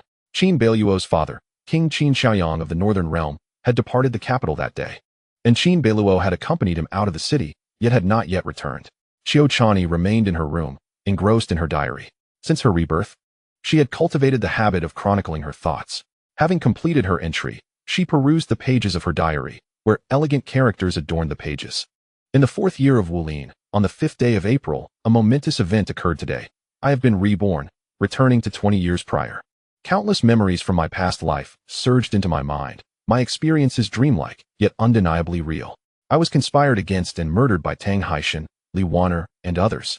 They even implicated him, leading to his demise as well. In this life, I shall settle the score with these enemies. This rebirth has also illuminated who truly matters to me. In the 4th year of Wulin, on the 10th day of April, I expressed to the Empress my desire to form a marriage alliance with the Northern Realm's royal family through my family, and she acquiesced. How splendid! At last, I can amend the regrets of my previous life. Beiluo, I owe you my life from the past. In this life, I shall repay you with my very existence. As for Tang Haishan and Li Waner, I long to take vengeance upon them. Among the 10 who ambushed me in my past life, 9, including Tang Haishan, hailed from the Great Zhou sect, while Li Waner is the daughter of the Southern King. It seems the Southern King has been colluding with the sect for some time. I must remain vigilant. In the 4th year of Wulin, on the 18th day of May, I finally wed Qin Beiluo last night. Yes, I should now refer to him as my husband. He treats me exceptionally well, just as in my previous life. However, he astonishingly awakened the chaotic devouring body 3 years earlier than before. What could this mean? Surely, he has not also been reborn. In the 4th year of Wulin, on the 19th day of May, I subtly inquired and discovered that my husband has not been reborn. Yet, he has become even more enigmatic. As it appears, he has encountered great fortunes in this life. This is fortuitous. It seems my husband will rise more swiftly in this life, and I must strive to keep pace. In the 4th year of Wulin, on the 20th day of May, my husband seems to have discerned my fondness for sweet delicacies.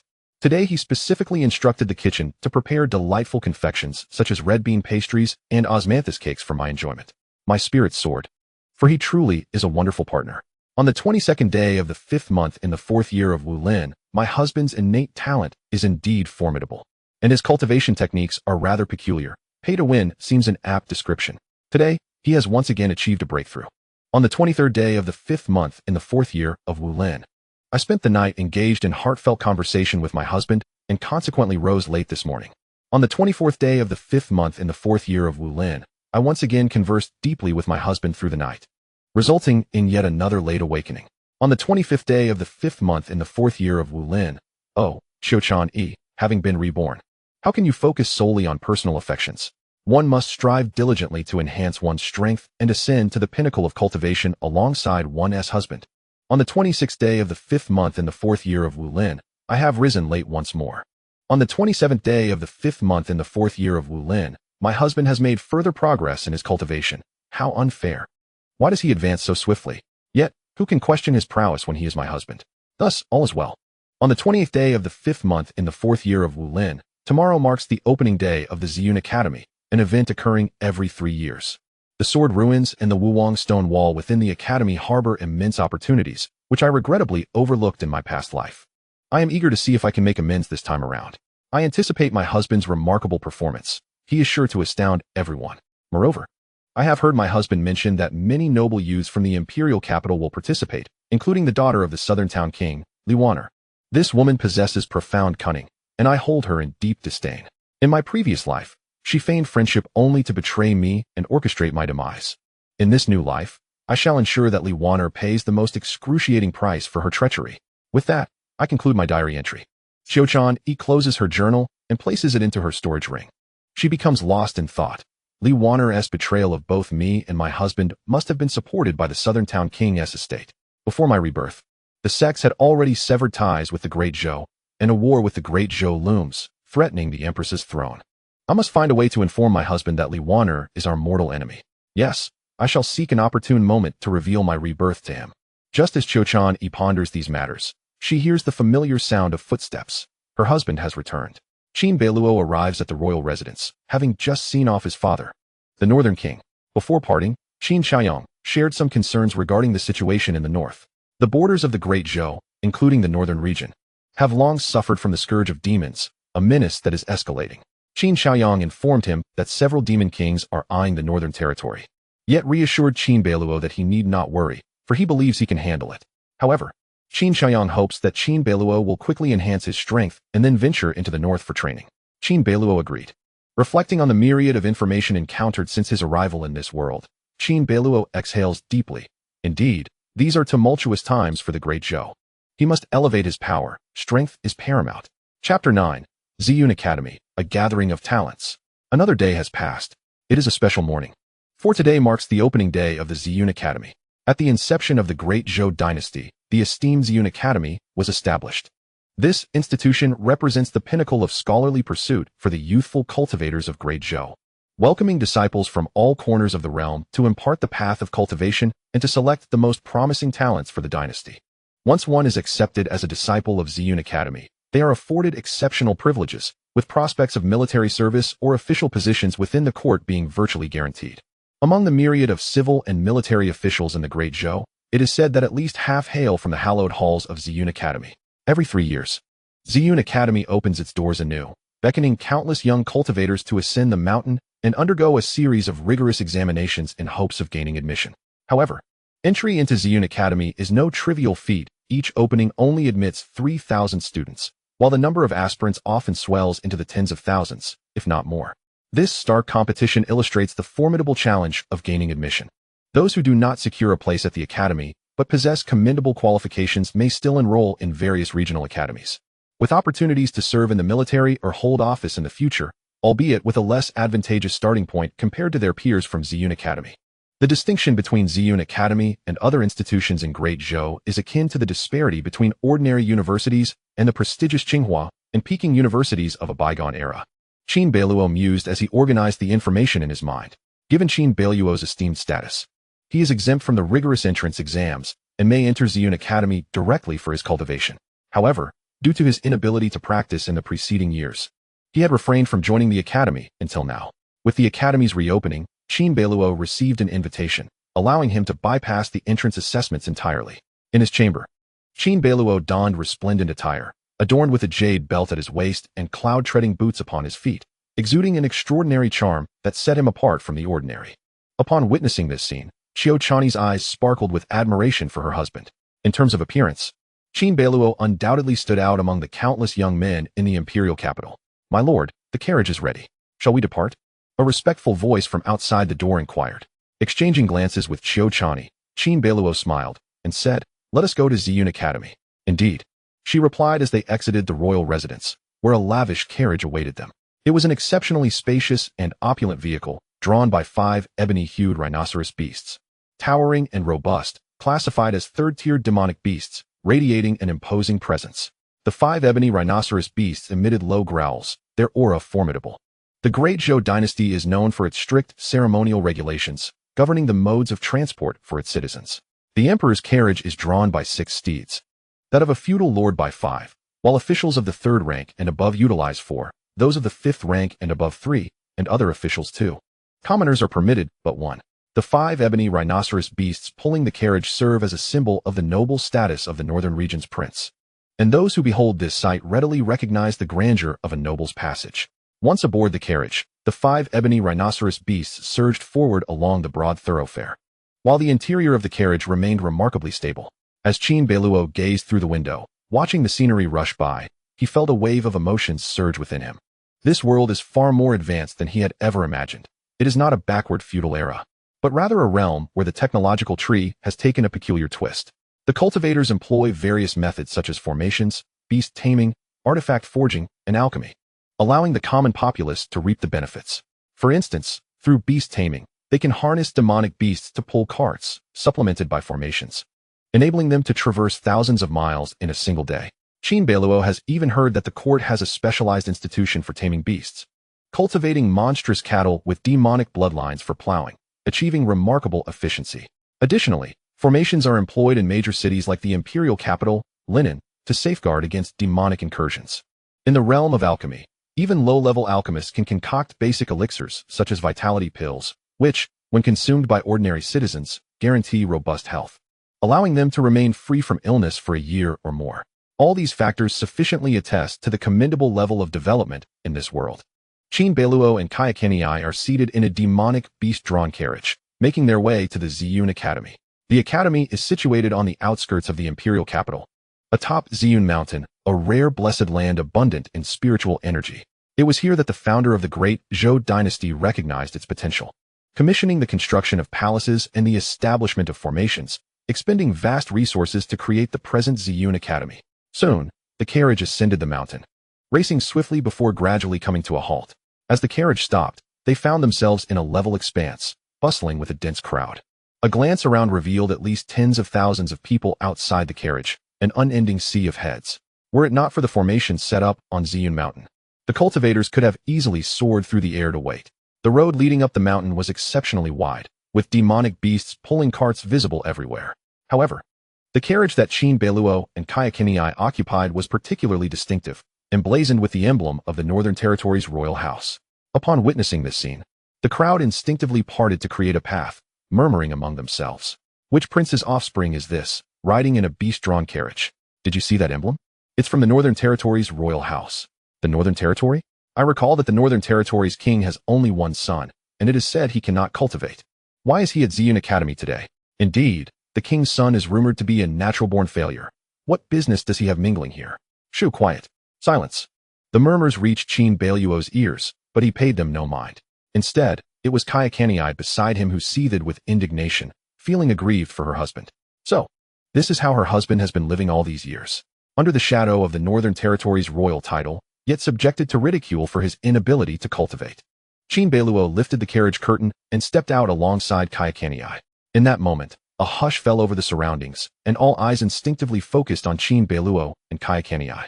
The pair possessed striking appearances and an extraordinary presence, leaving the crowd momentarily awestruck. Soon, whispers began anew. Is he truly Qin Beiluo, the son of the Northern Territory's king? How remarkably handsome. And that beside him is his newlywed wife, Qiuchanyi. Qiuchanyi, the unparalleled prodigy of the Northern Territory? Indeed, she is breathtakingly exquisite, a paragon of grace. Alas, such an extraordinary beauty, a rare gem of her generation, has married a man of seemingly diminished capabilities? Sigh. Qin Beiluo remained silent, his brow slightly furrowed. Meanwhile, Qiuchanyi took the initiative to defend Qin Beiluo, her voice cool and composed as she spoke. Today marks the inauguration of the Ziyun Academy. What purpose does your idle gossip serve when you neglect the entrance examination? Her words resonated with an infusion of true essence, akin to the thunder of spring, showcasing her formidable prowess at the divine transformation stage. Atop the summit of Ziyun Academy, a throng of thousands had gathered, with nearly 1,000 spectators fixated on Qin Beiluo. Yet, the majority were at the foundation establishment stage, with few at the golden core stage. How could they withstand such overwhelming pressure? Their faces turned pale as they retreated, gazing in awe at the enchanting figure before them, their minds swayed by a profound reverence. Truly, she is the unparalleled prodigy of the Northern Realm. Her formidable depth of strength and overwhelming essence striking fear into their hearts. My husband, let us proceed a bit further. The entrance examination should be just ahead, Qiuchanyi said, glancing softly at Qin Beiluo. Indeed, Qin Beiluo nodded, and the two of them continued onward together. Witnessing this scene, the onlookers felt a tumult of emotions. They were envious and jealous of Qin Beiluo, yet equally perplexed. A woman of such celestial stature as Qiuchanyi ought to be aloof. Yet she treated Qin Beiluo with such profound care. After walking for a while, they arrived at the entrance of Ziyun Academy. A colossal stone tablet loomed ahead, inscribed with the elegant characters Ziyun Academy. Before the tablet lay a vast square, teeming with even more people, all young cultivators awaiting their examination. At that moment, a voice filled with surprise emerged from behind Qin Beiluo. Brother Beiluo, you are here too. Chapter 10, Detection of a Hostile Fate-Bound Woman. Brother Beiluo, you are here too. Upon hearing the familiar voice, Qin Beiluo turned to see a slightly plump yet handsome young man adorned in luxurious garments, clearly of noble lineage. Following this slightly rotund figure were several attendants, all dressed in fine attire, indicative of their aristocratic background. Li Qian, it is you, Qin Beiluo replied. Li Qian, the son of the East Sea King, was also of royal descent. The Great Zhou Dynasty, with a legacy spanning millennia, boasted 3 noble houses, namely the Northern King, the Southern King, and the East Sea King. Each of these noble houses wielded military power and commanded immense influence, having achieved remarkable feats in battle. The East Sea King safeguarded the eastern territories of Great Zhou, an area prone to incursions by monsters from the sea, necessitating the presence of formidable warriors. Li Qian and Qin Beiluo shared similar statuses and circumstances, having known each other since childhood, often engaging in mischievous exploits together, whether it was climbing trees, raiding bird nests, or battling roosters and insects. As they matured, the two became frequent patrons of the grand establishments in the capital, indulging in revelry at various opulent boats and taverns. One of them was unable to cultivate, while the other had little interest in ascetic pursuits. Thus, they spent their days in feasting and merrymaking, earning the notorious reputation of being the most prominent rascals in the capital. Li Qian possessed a particular fondness for gourmet cuisine, relishing the opportunity to savor exquisite delicacies, and he often took pleasure in preparing meals himself. Consequently, Qin Beiluo became his dining companion, and the two frequently delighted in an array of culinary delights together. Li Qian often invited Qin Beiluo to sample his culinary creations, fostering a delightful camaraderie between them. With a cheerful demeanor, Li Qian remarked, "Indeed, I am being pressured by my family to participate in the palace examination. Alas, the days of leisure are soon to be behind us." As he spoke, Li Qian turned to the esteemed Qiuchanyi beside Qin Beiluo, saying, "I have heard much about General Qiu. It is a privilege to meet you." Li Qian bowed respectfully. Addressing her as General Qiu, he was well aware that Qiuchanyi was a formidable figure, despite her enchanting beauty. Her reputation had already spread throughout the northern territory and beyond, into the entire Zhou Dynasty. Naturally, Li Qian wished to avoid offending such a potentially powerful warrior, especially considering her current status as Qin Beiluo's spouse. Qiuchanyi returned the greeting with a subtle smile, acknowledging both Qin Beiluo and General Qiu. Behind Li Qian stood the scions of noble families from the imperial capital, both male and female, who promptly paid their respects. Among those present, Qin Beiluo held the highest status, followed closely by Li Qian. The young nobles dared not act presumptuously in Qin Beiluo's presence, maintaining an air of decorum. Familiar with Qin Beiluo, Li Qian dispensed with excessive formalities and approached with a grin. "Ah, this palace examination is truly a nuisance. Were it not for the pressure from our elders, I would much prefer to indulge at Minghua Tower, savoring its signature dishes, enjoying the fine wines of Zui, Xianju, and perhaps listening to Miss Qingwu serenade us at Orchid Pavilion. That, dear Beiluo, would be a true delight, wouldn't you agree?" Li Qian, despite his considerable talent, had no inclination towards cultivation. His greatest enjoyment lay in gastronomic pleasures, fine wines, and melodious tunes. Qin Beiluo smiled in response. "Since we have come this far, we must make the best of it. With the opening of Ziyun Academy, I presume your family has set certain expectations for you?" "Indeed," Li Qian replied. "My elders have insisted that I rank within the top 10 in the examination, striving to become a true disciple of Ziyun Academy. The challenge is undeniably daunting, as there will be no fewer than tens of thousands participating, including countless talented youths. The pressure is palpable. I truly envy you, Beiluo. You seem to have it so easy." Li Qian sighed repeatedly, expressing his admiration for Qin Beiluo, who he believed had no worries regarding cultivation. Unbeknownst to him, Qin Beiluo had awakened his own innate potential, while Li Qian still regarded him as a person incapable of cultivation, free from such burdens. Lowering his voice, Li Qian continued, "I have heard that Ziyun Academy spans a vast expanse, resembling a city in its own right, with every imaginable form of entertainment. Perhaps we could find some enjoyment there. We could savor delicious food and partake in fine wine together." "I shall treat you," Qin Beiluo replied. "Let us discuss such pleasures once we have successfully passed the examination." Indeed, the entrance examination to the academy is no trivial matter. A low ranking would be quite shameful. "Brother Beiluo, you must possess an invitation, allowing you to enroll directly without the need to participate in the assessment," Li Qian gently reminded. In Li Qian's view, with Qin Beiluo's cultivation at the Qi refinement stage, participating in the entrance examination would be nothing short of self-degradation, certain to be eliminated in the first round. Those who attend the examination are at least at the foundation establishment stage, with some even at the golden core or nascent soul stages. There is no need for someone at the Qi refinement stage to suffer such humiliation. They lack even the qualifications to participate. I am merely here to enjoy the spectacle." Qin Beiluo shrugged, offering no further explanation. Gazing into the distance, palatial structures stood majestically, imposing and solemn, with rows of eaves stretching out in a harmonious sequence. As Qin Beiluo beheld the sign of the Ziyun Academy and the buildings that resembled grand palaces, he felt a profound sense of awe. At that moment, a sudden realization dawned upon him. The Great Zhou Dynasty resembled a colossal sect, with all its citizens as disciples of this sect. Those who could enter the Ziyun Academy and serve in the court or the military were akin to the elite disciples of this grand sect.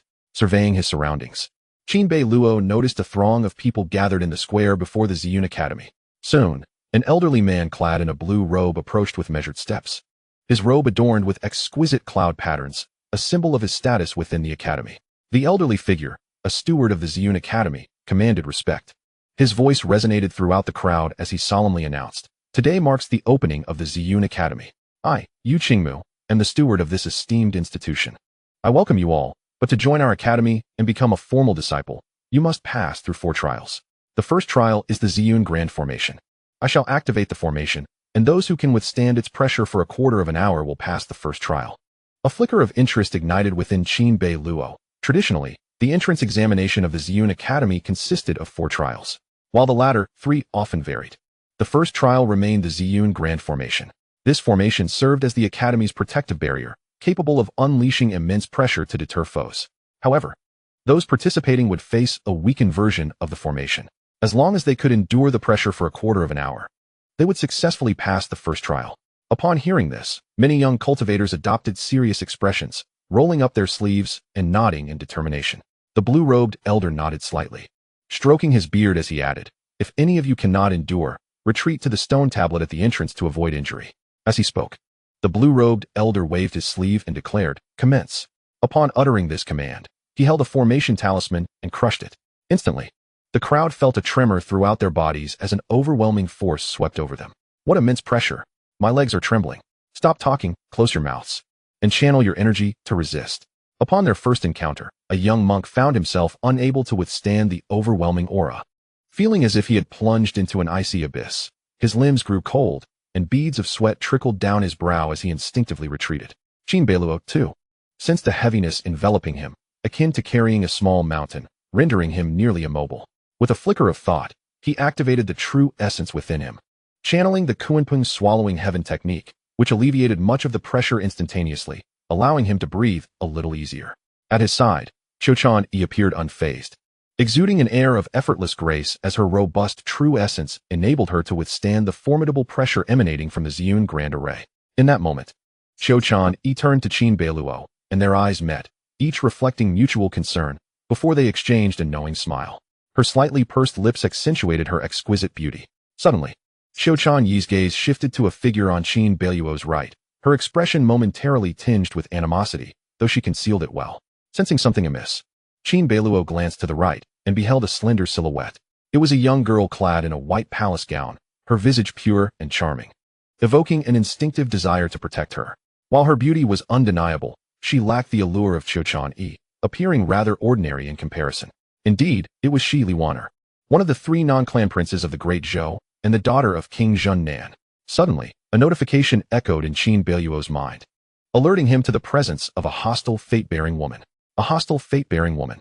His heart quickened as he fixed his gaze upon Li Waner, instantaneously recalling pertinent information about her. Name, Li Waner. Luck value, 7098. Full value being 10,000. Cultivation level, mid-yuan. Personality traits, deeply scheming, outwardly innocent. With a dark disposition. Special physique, Jade Fox enchanting body. Special technique, Holy Heart Treasure Mirror. Note, this technique subtly casts a charm, influencing the opponent's psyche. Favorability towards host, 10. Note, a favorability below 30 is considered a hostile state. A chill coursed through Qin Beiluo as he realized Li Waner's favorability rating was a mere 10, astonishingly low. According to the system's classification, a favorability below 30 was deemed hostile. He felt a sense of foreboding, as his memories of the original host had not indicated such animosity from Li Waner. In their previous interactions, she had seemed rather amicable. Now, it appeared that Li Waner was more duplicitous than he had perceived. The system's characterization of her traits elucidated her true nature. It seemed she was a cunning and scheming individual, and he understood the necessity for vigilance. Notably, under the immense pressure of the Ziyun Grand Array, Li Waner appeared unperturbed, her true essence flowing effortlessly as she easily countered the formidable forces at play, showing no signs of fatigue. It is evident that Li Waner possesses profound cultivation, truly deserving of being a Yuan-ing stage cultivator. Qin Beiluo withdrew his gaze, having already noticed that Qiuchanyi's demeanor was amiss. He communicated discreetly, "Chanyi, do you know Li Waner?" After a moment of silence, Qiuchanyi replied telepathically, "Husband, allow me to explain this matter after the examination at the estate. You must be cautious of Li Waner. Her thoughts are dark and sinister.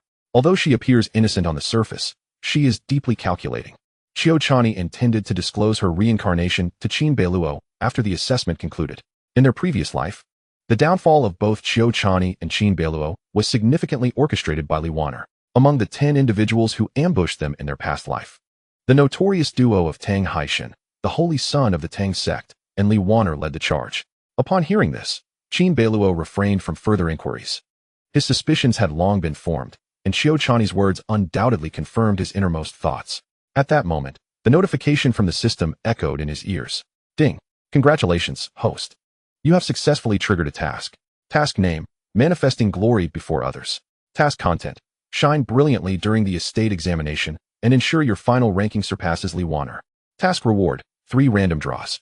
A friendly reminder to the host: slaying or subjugating the Daughter of Fortune will yield additional rewards from the system. Hearing the system prompt, Qin Beiluo felt a surge of joy. A new task had finally arrived. The last task had granted him numerous rewards, and he had been eagerly anticipating the system's new assignment. However, the difficulty of this task was considerable, as he needed to surpass Li Wanner in the rankings during the estate examination at Ziyun Academy. As this thought crossed his mind, he suddenly felt an intense pressure enveloping him. The oppressive force of the Ziyun array surged, akin to a tidal wave sweeping over him, though intangible. It felt like a colossal mountain pressing down on his heart, heavy enough to hinder his breath. This formidable Ziyun array was merely a weakened version, not yet fully activated. It was said that if the 10 elders of Ziyun Academy combined their efforts to unleash the array, even a Mahayana stage cultivator would have to avoid its might. At this moment, the sense of oppression from the Ziyun array intensified. This particular challenge was, in fact, the simplest among the 4 trials, primarily assessing the cultivator's strength and willpower. Those who had reached the golden core stage or above could barely protect themselves against the array's pressure. If one fell short of the golden core stage, they could rely on their willpower to withstand it. As long as they endured for half a quarter of an hour, they would pass. Qin Beiluo surveyed his surroundings and noticed that numerous young cultivators with insufficient strength were unable to withstand the pressure, retreating in droves from the square. The vicinity of the square was no longer crowded, revealing expansive open areas. In this initial trial alone, at least 60% of the young cultivators would be eliminated. Most cultivators below the foundation establishment stage could only step away from the square, disheartened. Damn it, I can't withstand this at all. The pressure from the Ziyun array is too overwhelming. Indeed, my legs feel as though they are turning to jelly. Behold, why is the heir of the Northern King, Qin Beiluo, unscathed? Was he not born a waste, incapable of cultivation? Over half of the practitioners have been eliminated, forced to withdraw from the square and stand at the periphery of the formation to observe. At this moment, attention was drawn to Qin Beiluo. As the crowd focused their gaze, they beheld him within the purple cloud formation, calm and composed. Despite the overwhelming pressure of the formation, Qin Beiluo stood like a mountain amid a tempest, unwavering. Witnessing this scene, the onlookers, privy to the circumstances, were utterly astonished. Qin Beiluo was renowned in the capital, being the only son of the Northern King. In contrast to other nobles like the Eastern Sea King and the Southern Town King, who boast numerous descendants, the Northern King had but this sole heir, naturally attracting much attention. Yet, it was well known that Qin Beiluo was a natural waste, barely capable of cultivation. But now, he had remarkably withstood the purple cloud formation. What could this mean? Did he possess some treasure that enabled him to resist the formation's pressure? Most likely. One could only envy him, for he was indeed a noble's offspring, beyond comparison. The crowd murmured, instinctively believing that Qin Beiluo was relying on some artifact to withstand the formation's might. Within the formation, having broken through to the golden core stage, Qin Beiluo's senses were heightened, allowing him to hear the discussions outside. He remained unfazed, his heart a tranquil sea. As the pressure of the purple cloud formation intensified, more individuals withdrew. Time flowed steadily, and soon a quarter of an hour had passed. Suddenly, the pressure dissipated. Several individuals before Qin Beiluo collapsed to the ground, utterly devoid of dignity. He surveyed the scene and noted that most were in similar predicaments. The majority of the young practitioners possessed foundational or golden core strength, with very few reaching the nascent soul stage, and scarcely any attaining the transformation stage. After all, the Purple Cloud Academy opened its doors every 3 years, and those who could achieve the transformation realm would have long since entered, becoming true disciples of the academy. Individuals like Qiuchanyi were exceedingly rare. The young practitioners seemed to exhale in relief, with some of the weaker ones collapsing in exhaustion, relying solely on willpower to withstand the formation's force. Indeed, you have passed the trial of the first level of the Purple Cloud Formation.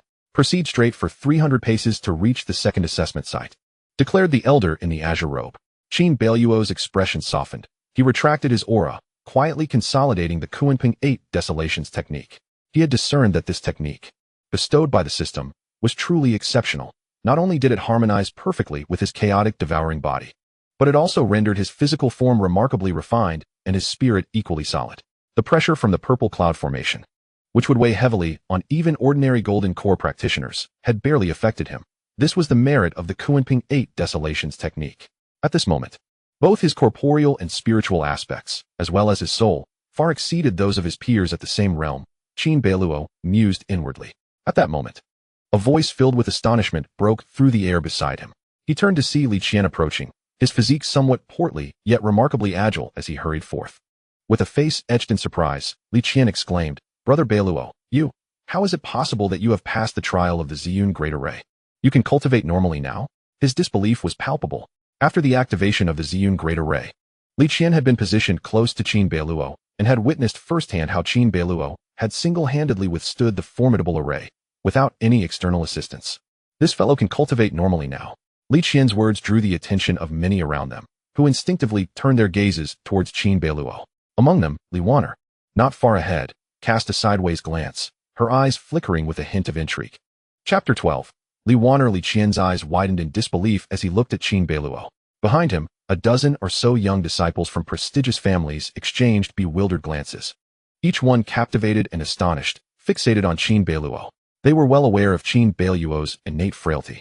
Over the years, in hopes of enabling Qin Beiluo to cultivate normally, the king of the Northern Realm had sought out renowned physicians and rare treasures, yet all attempts had ended in futility.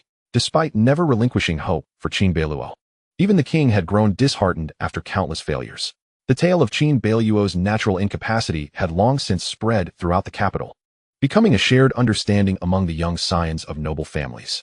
Now, as Qin Beiluo observed the expressions of those around him, he nodded to Li Qian.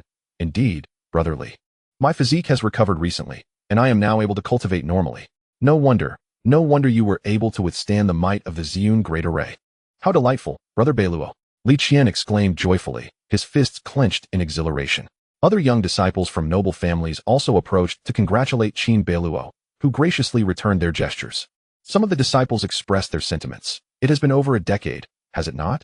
Young Master Qin struggled for years to make any progress in his cultivation, diagnosed as having an innate blockage, and now he has finally returned to normalcy." Those who were on amicable terms with Qin Beiluo, including Li Qian, could not help but sigh quietly. After wasting away more than 10 years, even if Qin Beiluo could now cultivate normally, what difference would it make? His progress would still lag far behind. Just as Li Qian was about to inquire about Qin Beiluo's cultivation advancement, a graceful figure approached. It was a young lady, her skin as fair as snow, with an innocent and charming visage. Her eyes resembled a clear spring, exuding a gentle demeanor. It was none other than the daughter of the southern town king, Li Waner. Li Waner approached and greeted Qin Beiluo with a soft smile. "Greetings, young Master Qin. Congratulations on your recovery. I wish you success as you embark upon your cultivation journey once more." Her voice was gentle, embodying the poise of a refined young lady. With bright eyes and pearly teeth, her delicate fingers and rosy lips marked her as a beauty of exceptional caliber. Though her unremarkable figure caused Qin Beiluo to glance away after a mere moment, as Li Waner made her entrance. A wave of astonishment flickered in the eyes of those around her, captivated by her beauty. While others were enraptured by Li Waner's allure, Qin Beiluo remained unfazed, his heart brimming with caution. Through the hints provided by the system and Qiuchanyi, Qin Beiluo had come to recognize Li Waner as a scheming white lotus. With a demeanor neither warm nor cold, he replied, "Thank you for your concern, Princess Nanyang." The title of Princess Nanyang belonged to Li Waner. Her enchanting eyes darted towards Qiuchanyi, and she remarked, "This sister possesses unparalleled grace. You must be Sister Qiuchanyi, whom I have heard of. Today's meeting confirms the tales of a peerless talent from the Northern Territory. What good fortune for Brother Qin." Li Waner praised Qiuchanyi while remaining vigilant in her heart. Qiuchanyi, a celebrated beauty of the Northern Territory, had already garnered fame throughout the Great Zhou, and now she had arrived to partake in the entrance examination at Ziyun Academy, possibly becoming Li Waner's fiercest rival. With an impassive expression, Qiuchanyi merely nodded, seemingly disinterested in further conversation with Li Waner. Undeterred by the slight, Li Waner chuckled lightly. "Ladies, I shall not intrude further. We shall meet again in the next round." With that, she turned to leave, a maid trailing behind her. As Li Waner departed, Li Qian and others also moved forward to engage in the next challenge. Qin Beiluo and Qiuchanyi walked side by side, communicating through their minds. Qin Beiluo conveyed. Qiuchanyi, do you harbor resentment towards Liwana? Qiuchanyi, slightly taken aback, replied. Husband, am I that obvious? In truth, it was not overt, but his understanding of her allowed him to discern her feelings. That is good. Qiuchanyi, this is likely your first meeting with Liwana. Why do you feel animosity towards her? Dear husband, the situation is complex and cannot be explained in just a few words. But please trust me, Liwana is deeply scheming, and she could very well become my enemy, one of life and death, Qiuchanyi communicated. I understand, Qin Beiluo replied. If that is the case, then henceforth, Liwana shall also be my adversary. Qiuchanyi felt a tremor in her heart, both astonished and touched. Husband, do you truly believe in me so readily? You are my wife. If I do not trust you, whom shall I trust? Qin Beiluo responded with a smile. In truth, he was acutely aware that both the system's alerts and Qiuchanyi's situation had led him to form suspicions. Moreover, Qiuchanyi was not only his wife but also held a favorable regard for him at an impressive score of 91, making her worthy of his trust. Hearing Qin Beiluo's words only deepened Qiuchanyi's feelings of affection. Ding! Congratulations, host. The favorability rating of the fortune-bearing maiden Qiuchanyi towards you has increased by 1 point, raising it to 92 points. The rise in favorability was swift. Qin Beiluo gazed at Qiuchanyi, noticing that she was also looking at him, her eyes swirling with unspoken affection. The increase in their bond was indeed remarkably rapid. Upon reaching a favorability score exceeding 90, it astonishingly increased to 92 points, a rate that can be deemed remarkably swift. After all, the maximum value of favorability is merely 100 points. The higher one ascends, the more arduous the advancement becomes.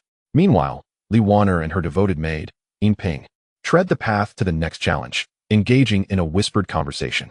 Having accompanied Liwana for over a decade, their relationship transcends that of mere master and servant.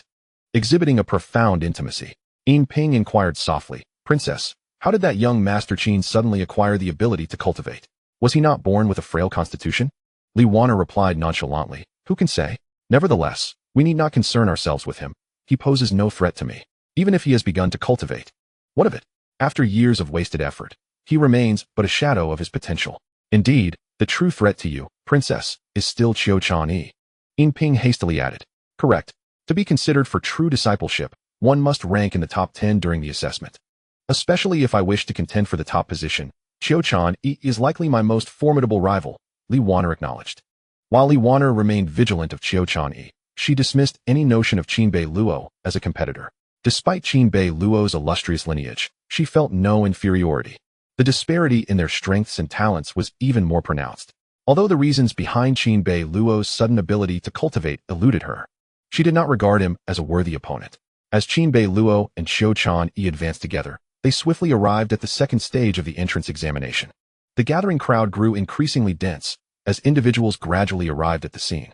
According to tradition, the first stage of the entrance examination at Ziyun Academy is always the Ziyun Grand Formation, a fact well known to all. However, the subsequent stages, second, third, and fourth, are not fixed. Thus, Qin Beiluo felt a tinge of curiosity regarding the content of the assessment. Gazing ahead, he beheld an expansive area where a colossal clock tower loomed into view. Atop the tower rested a magnificent bronze bell. This bell stood twice the height of a person, adorned with ancient and intricate engravings that hinted at its antiquity, with patches of rust subtly visible on its surface. This is the illusion bell, one of Ziyun Academy's treasures.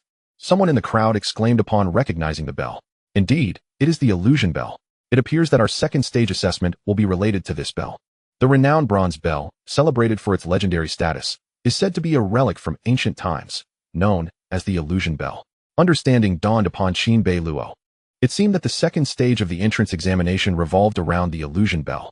Chapter 13. The Illusion Bell. The illusion bell is rumored to be a cherished artifact from antiquity, though it is said to have lost much of its original essence, yet remains invaluable. Beside Qin Beiluo, Qiuchanyi softly remarked, I have heard that when this bell tolls, it can create a mental illusion that strikes directly at the cultivator's spirit. Yes, it appears to be so, Qin Beiluo nodded in agreement. As Qin Beiluo conversed with Qiuchanyi, they beheld an elderly woman clad in black atop the bell tower. Her appearance was unremarkable, yet her demeanor was grave as she surveyed the multitude of young cultivators. A look of satisfaction gracing her features. There are indeed quite a number of participants. It appears this year's entrance examination still has some promising talents. Excellent, excellent, she announced. Young ones, I am Li Yue, an elder of the academy. responsible for overseeing the second phase of the assessment. The young cultivators felt a chill run down their spines. This black-clad woman was an elder of Ziyun Academy. It is worth noting that the elders of Ziyun Academy are few in number, not exceeding 50. Each elder possesses formidable strength, ranking among the elite figures in the Great Zhou. Qiuchanyi continued, the content of the examination is quite simple. Soon, I will strike the illusory bell. Once the chime resonates, you shall be ensnared in various illusions. These illusions will conclude on their own. However, should you fail to endure the trials within them, your soul will suffer damage, resulting in immediate failure. I shall ring the illusory bell repeatedly. Those who can withstand 3 chimes will be deemed acceptable. If one endures 5, they shall be considered outstanding. And if one can endure 8 chimes, they will achieve a perfect score in this phase. Upon hearing Elder Qiuchanyi's explanation, the crowd understood the gravity of the situation. Qiuchanyi then conveyed telepathically to Qin Beiluo, my husband, I believe this assessment tests the cultivator's mental fortitude, or rather, their soul. Indeed, Qin Beiluo concurred. The illusory bell's method of attack directly targets the cultivator's souls. The nature of this examination is self-evident. The entrance assessment comprises 4 phases, each evaluating different aspects. For instance, the first phase, the Ziyun Grand Formation, serves as a fundamental screening. It assesses the basic strength of the cultivators, with only those at least in the foundation establishment stage having a chance to pass. Furthermore, it is not merely about being in the foundation establishment stage. One must possess a solid foundation to have even a glimmer of hope. Conversely, the second phase, represented by the illusory bell, tests the mental resilience of the cultivators through illusions, which pertains to their soul. The soul is a collective term for the 3 spirits of heaven, earth, and fate. Every individual possesses these 3 souls, with the earthly and heavenly souls often manifesting externally, while the fate soul remains within. As cultivators advance in their practice, the strength of their souls also grows. A more robust soul translates to greater spiritual power. For instance, cultivators at the nascent soul or transformation stage can effortlessly perform soul separation, manipulating objects and vanquishing foes invisibly. Moreover, those with exceptionally powerful souls can possess animals, such as cats or dogs, or even mythical beasts, exerting control over them. With sufficient cultivation of the soul, one can even refine their spiritual manifestations, enabling them to transcend their physical forms and wander the cosmos, or even reincarnate. With his thoughts collected, Qin Beiluo recognized that this second phase was indeed a trial of the cultivator's soul strength. The significance of the soul in cultivation is indisputable, generally. A stronger soul implies greater potential and smoother progress in the future. Unperturbed, Qin Beiluo felt confident, for his Qiuanping 8 desolation technique is exceptionally comprehensive, capable of not only absorbing the essence of heaven and earth to refine the body, but also tempering the soul. This grants Qin Beiluo a physical and spiritual strength that far exceeds that of his peers in the same realm. Upon the conclusion of her introduction, the enigmatic figure clad in black, Qiuchanyi, declared, prepare yourselves, for I shall commence the ringing of the bell. As she spoke, she waved her hand, conjuring a radiant beam of light that surged towards the grand bronze bell. With a resounding thud, the bell emitted a deep, reverberating sound that enveloped all present in its sonic waves. The crowd was shaken, their minds swaying under the influence of the bell's chime. As the ethereal sound of the illusory bell resonated, everyone was instantaneously transported into diverse realms of illusion. Qin Beiluo was no exception. In an instant, the world around him blurred, and he felt as though he were spinning through the air. The next moment, he found himself in a pitch-black, shadowy expanse. Is this the realm of illusions? He pondered, his heart brimming with vigilance. He understood well that within these illusions, any scenario could manifest. Some faced assassination. Others succumbed to the temptations of beauty, while others experienced the 8 sufferings of life. Each illusion bore its own trials, distinct from the others. Only those with unwavering spirits could shatter these illusions and avoid becoming lost within them. At that moment, 2 ferocious roars erupted from the darkness, and, amidst the cacophony, 2 monstrous beasts, resembling neither wolf nor tiger, emerged from the shadows. These creatures were several times larger than a tiger, measuring 3 to 4 zhang in length. Their drool dripping from sharp fangs, their eyes cold and merciless as they fixated on Qin Beiluo. Narrowing his gaze, Qin Beiluo realized he had been ensnared in a combat illusion. He must slay these 2 beasts to escape. Unperturbed, he summoned an ancient sword into his hand, infusing it with his vital essence. The blade shimmered as it sliced through the air, targeting the beasts with lethal intent. In a flurry of motion, the clash of sword and beast echoed, and Qin Beiluo engaged in a fierce battle. Time became irrelevant. Eventually, within the illusion, he successfully vanquished the two creatures. In the real world, his body quivered slightly as he opened his eyes. Exhaling deeply, Qin Beiluo felt a faint dizziness. It was evident that within the realm of illusions, he had expended his spiritual energy. The longer one remained in the illusion, the more mental strength was consumed, making it increasingly challenging to withstand the effects of the illusory bell. He mused that he felt as though he had spent an hour in the illusion, yet upon emerging, only a brief moment had passed in reality. As he surveyed his surroundings, he noted that others were also gradually breaking free from their illusions. Some appeared dazed, as if they had endured a grievous blow. Others bore vacant expressions, filled with dread and terror, and some, their spirits diminished, bled from their mouths and retreated silently, opting to surrender. In summary, the cultivators had all been affected by the illusions to varying degrees. After all, these illusions directly assailed the spirit, a matter of great consequence. Generally, practitioners below the nascent soul stage seldom focused on cultivating their spiritual essence. However, exceptional techniques like Qin Beiluo's Kuanpung Bahuang Gong stood as notable exceptions. Qin Beiluo merely felt a slight heaviness in his head, accompanied by mild discomfort. In contrast, the majority of others experienced a sensation akin to being struck by lightning. Their spirits seemingly drained, overwhelmed by profound fatigue, as if they had endured consecutive sleepless nights, utterly listless. Qin Beiluo cast another glance at Qiuchanyi. She had also emerged from the illusion, her demeanor unchanged, gazing back at Qin Beiluo. Upon seeing Qin Beiluo's clear eyes and composed expression, a glimmer of admiration sparkled in Qiuchanyi's beautiful gaze. Her husband's spirit was remarkably resilient. Even after escaping the illusion, he remained vibrant and seemingly unaffected, which filled her heart with awe. The trial of the spiritual illusion posed no challenge for Qiuchanyi, as she had the advantage of her cultivation level. After all, she was a cultivator in the transformation stage, with both body and spirit far surpassing others, an overwhelming superiority. Yet, Qin Beiluo, whom Qiuchanyi knew well, had only awakened his physique a few days prior. The astonishing strength of his spirit was indeed extraordinary, far exceeding that of his peers. At that moment, the elder in black, Qiuchanyi, stood atop the bell tower, observing the performance of numerous cultivators with keen interest. She spoke softly. "The first toll of the bell has ended. I shall soon sound the second. Do not force yourselves, or you shall bear the consequences." As she spoke, Qiuchanyi paused for a moment. During this brief interlude, many cultivators hesitated and exited the confines of the bell tower, their spirits wounded by the recent illusion, leaving them dispirited and unable to endure.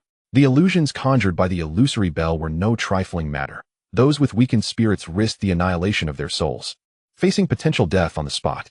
Nearly 1,000 individuals withdrew from the tower, each adorned with furrowed brows and downcast expressions.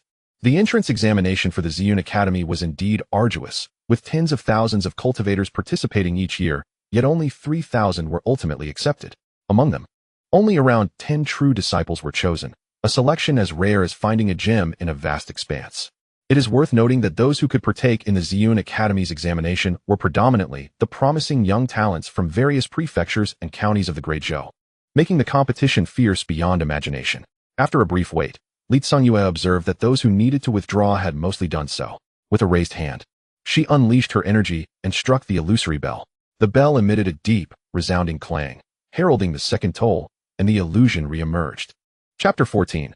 What is Qin Beiluo's cultivation level? Ding. Accompanied by the reverberating bell, Qin Beiluo found himself ensnared in the illusion once more. The scene before him shifted instantaneously, and in the next moment, he felt a rush of wind by his ear, causing him to open his eyes wide in astonishment. At this moment, he was plummeting rapidly, falling from a towering cliff. This illusion sent a chill through Qin Beiluo's heart.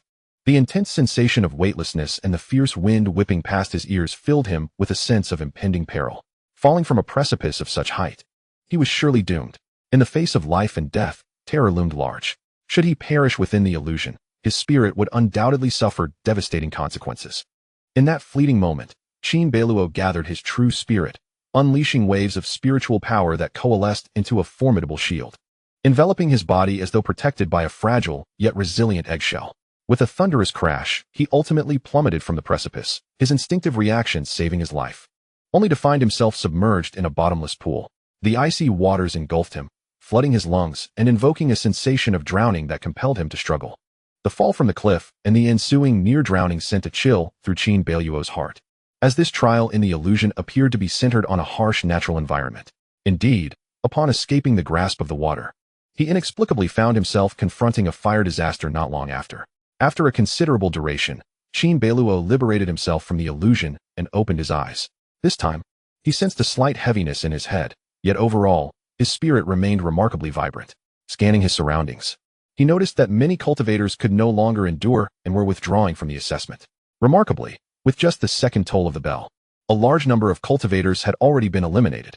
Goodness, experiencing an illusion feels akin to enduring a great battle. I am utterly exhausted, he thought. Indeed, my eyelids are heavy. All I wish for is a good, restorative sleep. You all may continue. I, for one, cannot withstand any longer and shall withdraw. As more and more cultivators exited the assessment, the mental fatigue induced by the illusion rendered them incapable of enduring another toll of the bell. Qin Beiluo turned inward, scrutinizing the state of his soul, physical body, and the energy reservoir in his dantian, confirming everything was in order before feeling reassured. I am in decent shape. Although my spiritual power has diminished somewhat, I could manage a few more rounds of illusions without significant trouble, Qin Beiluo mused. While he was deep in contemplation, the elderly woman in black, Qiuchanyi, waved her hand once more, ringing the bronze bell anew. The somber toll of the illusion bell resonated within the hearts of all present, drawing them once again into the realm of illusion. In an instant, Qin Beiluo faced yet another illusion, this time themed around the allure of beauty. As the name suggests, the beauty barrier required one to navigate the temptations of exquisite appearances.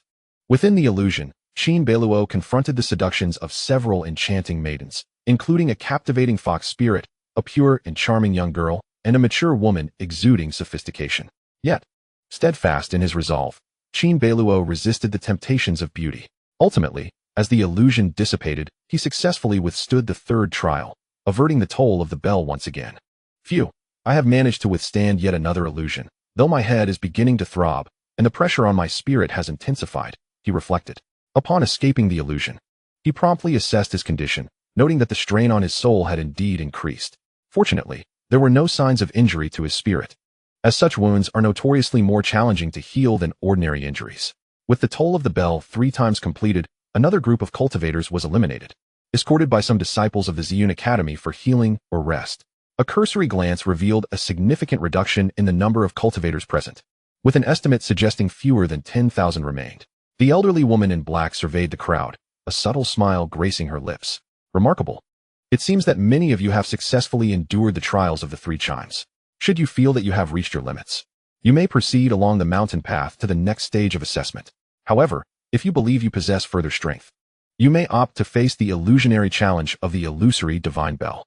Those who withstand 5 chimes will be deemed excellent in this round of evaluation, while those who endure 8 will receive full marks. Having spoken, the elderly woman awaited the remaining participants' decisions.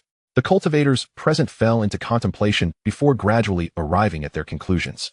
A considerable number opted to conclude their assessments and move on to the next stage, resulting in a more spacious environment. Qin Beiluo and Qiuchanyi naturally chose to remain. At this moment, Qin Beiluo noticed Li Wan'er, Li Qian, and others, realizing that they too had breezed through the assessment and decided to stay. Li Wan'er and Li Qian caught sight of Qin Beiluo, their astonishment flickering briefly in their eyes. It was unexpected that Qin Beiluo had persevered until now. Given that he had only recently recovered his physical condition, even if he could cultivate normally, how formidable could his strength truly be? Yet the present circumstances evidently contradicted their assumptions. Brother Beiluo, you truly are a hidden gem. Your cultivation seems to exceed my expectations. Li Qian remarked as he approached Qin Beiluo, his expression one of surprise. Qin Beiluo chuckled softly. His Qiuanyi 8 desolation technique possessed a unique ability to obscure his aura, rendering his true cultivation level imperceptible to others. Even Qiuchanyi found it challenging to discern Qin Beiluo's precise prowess, let alone Li Qian. It's merely luck. Qin Beiluo replied, I merely wish to see how many chimes I can withstand. Li Qian nodded. Brother Beiluo, you are too modest. Alas, it seems we've become rivals. My elders have urged me to vie for a position in the esteemed Ziyun Academy, so I must exert myself fully. Competing with you, brotherly, is not without its merits. Sighing, he continued, this entrance examination is rather tedious. All I desire is to indulge in a grand feast. I have heard that there are several renowned taverns atop Ziyun Academy's mountain, famed for their exquisite dishes.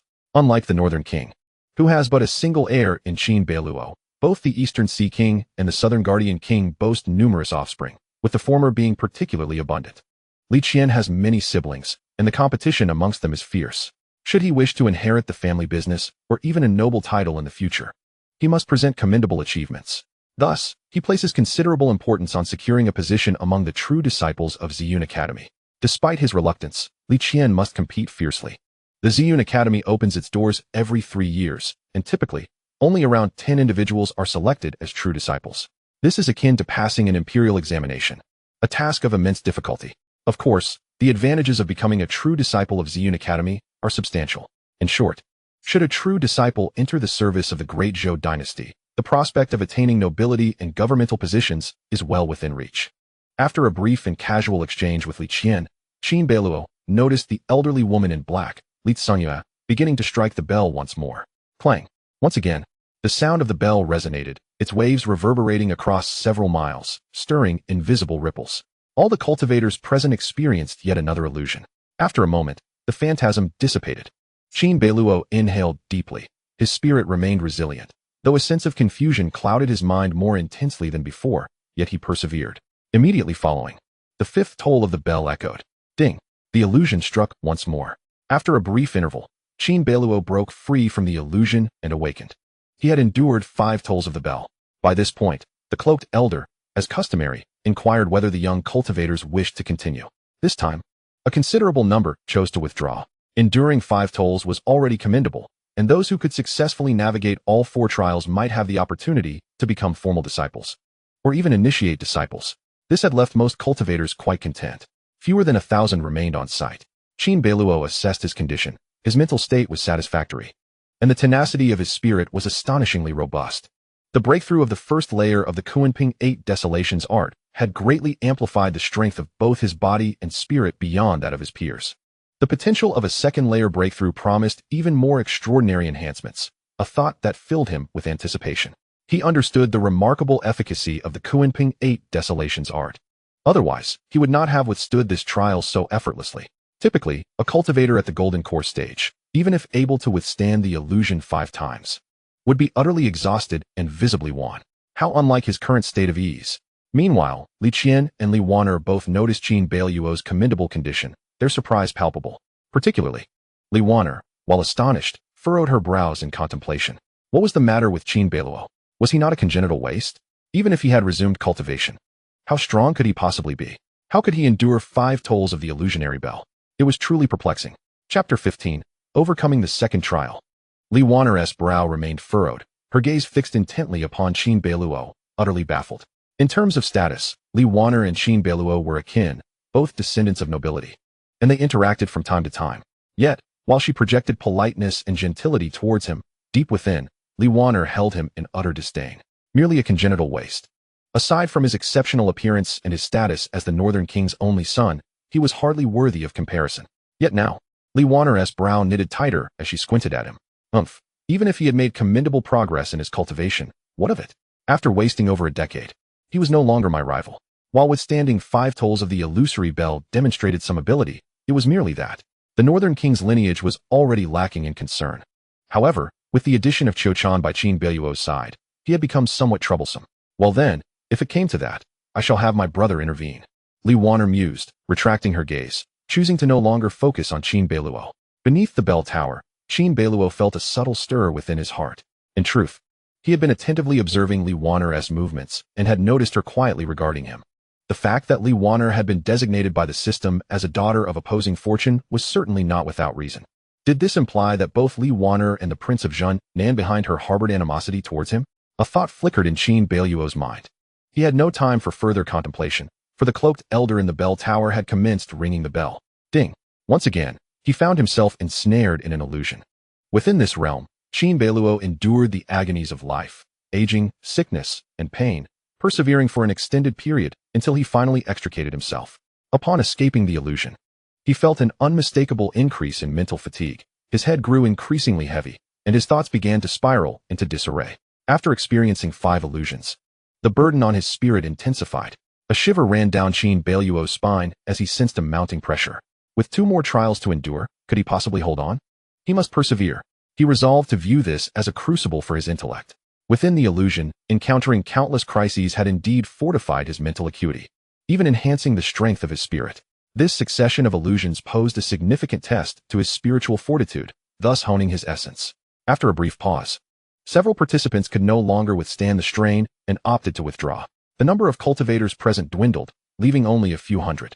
The cloaked elder, Qiuchanyi, struck the bronze bell once more. Ding! The illusion engulfed him anew, and Qin Beiluo braced himself for the challenge. Time flowed differently within the illusion, while it felt prolonged. Only the span of a single incense stick had passed in reality. Emerging from the illusion, he gasped for breath, beads of sweat forming on his forehead. His complexion somewhat pallid, yet his eyes shone with clarity. Indeed, it was becoming increasingly arduous. This was the 7th toll of the illusory bell, and the weight upon his spirit was immense.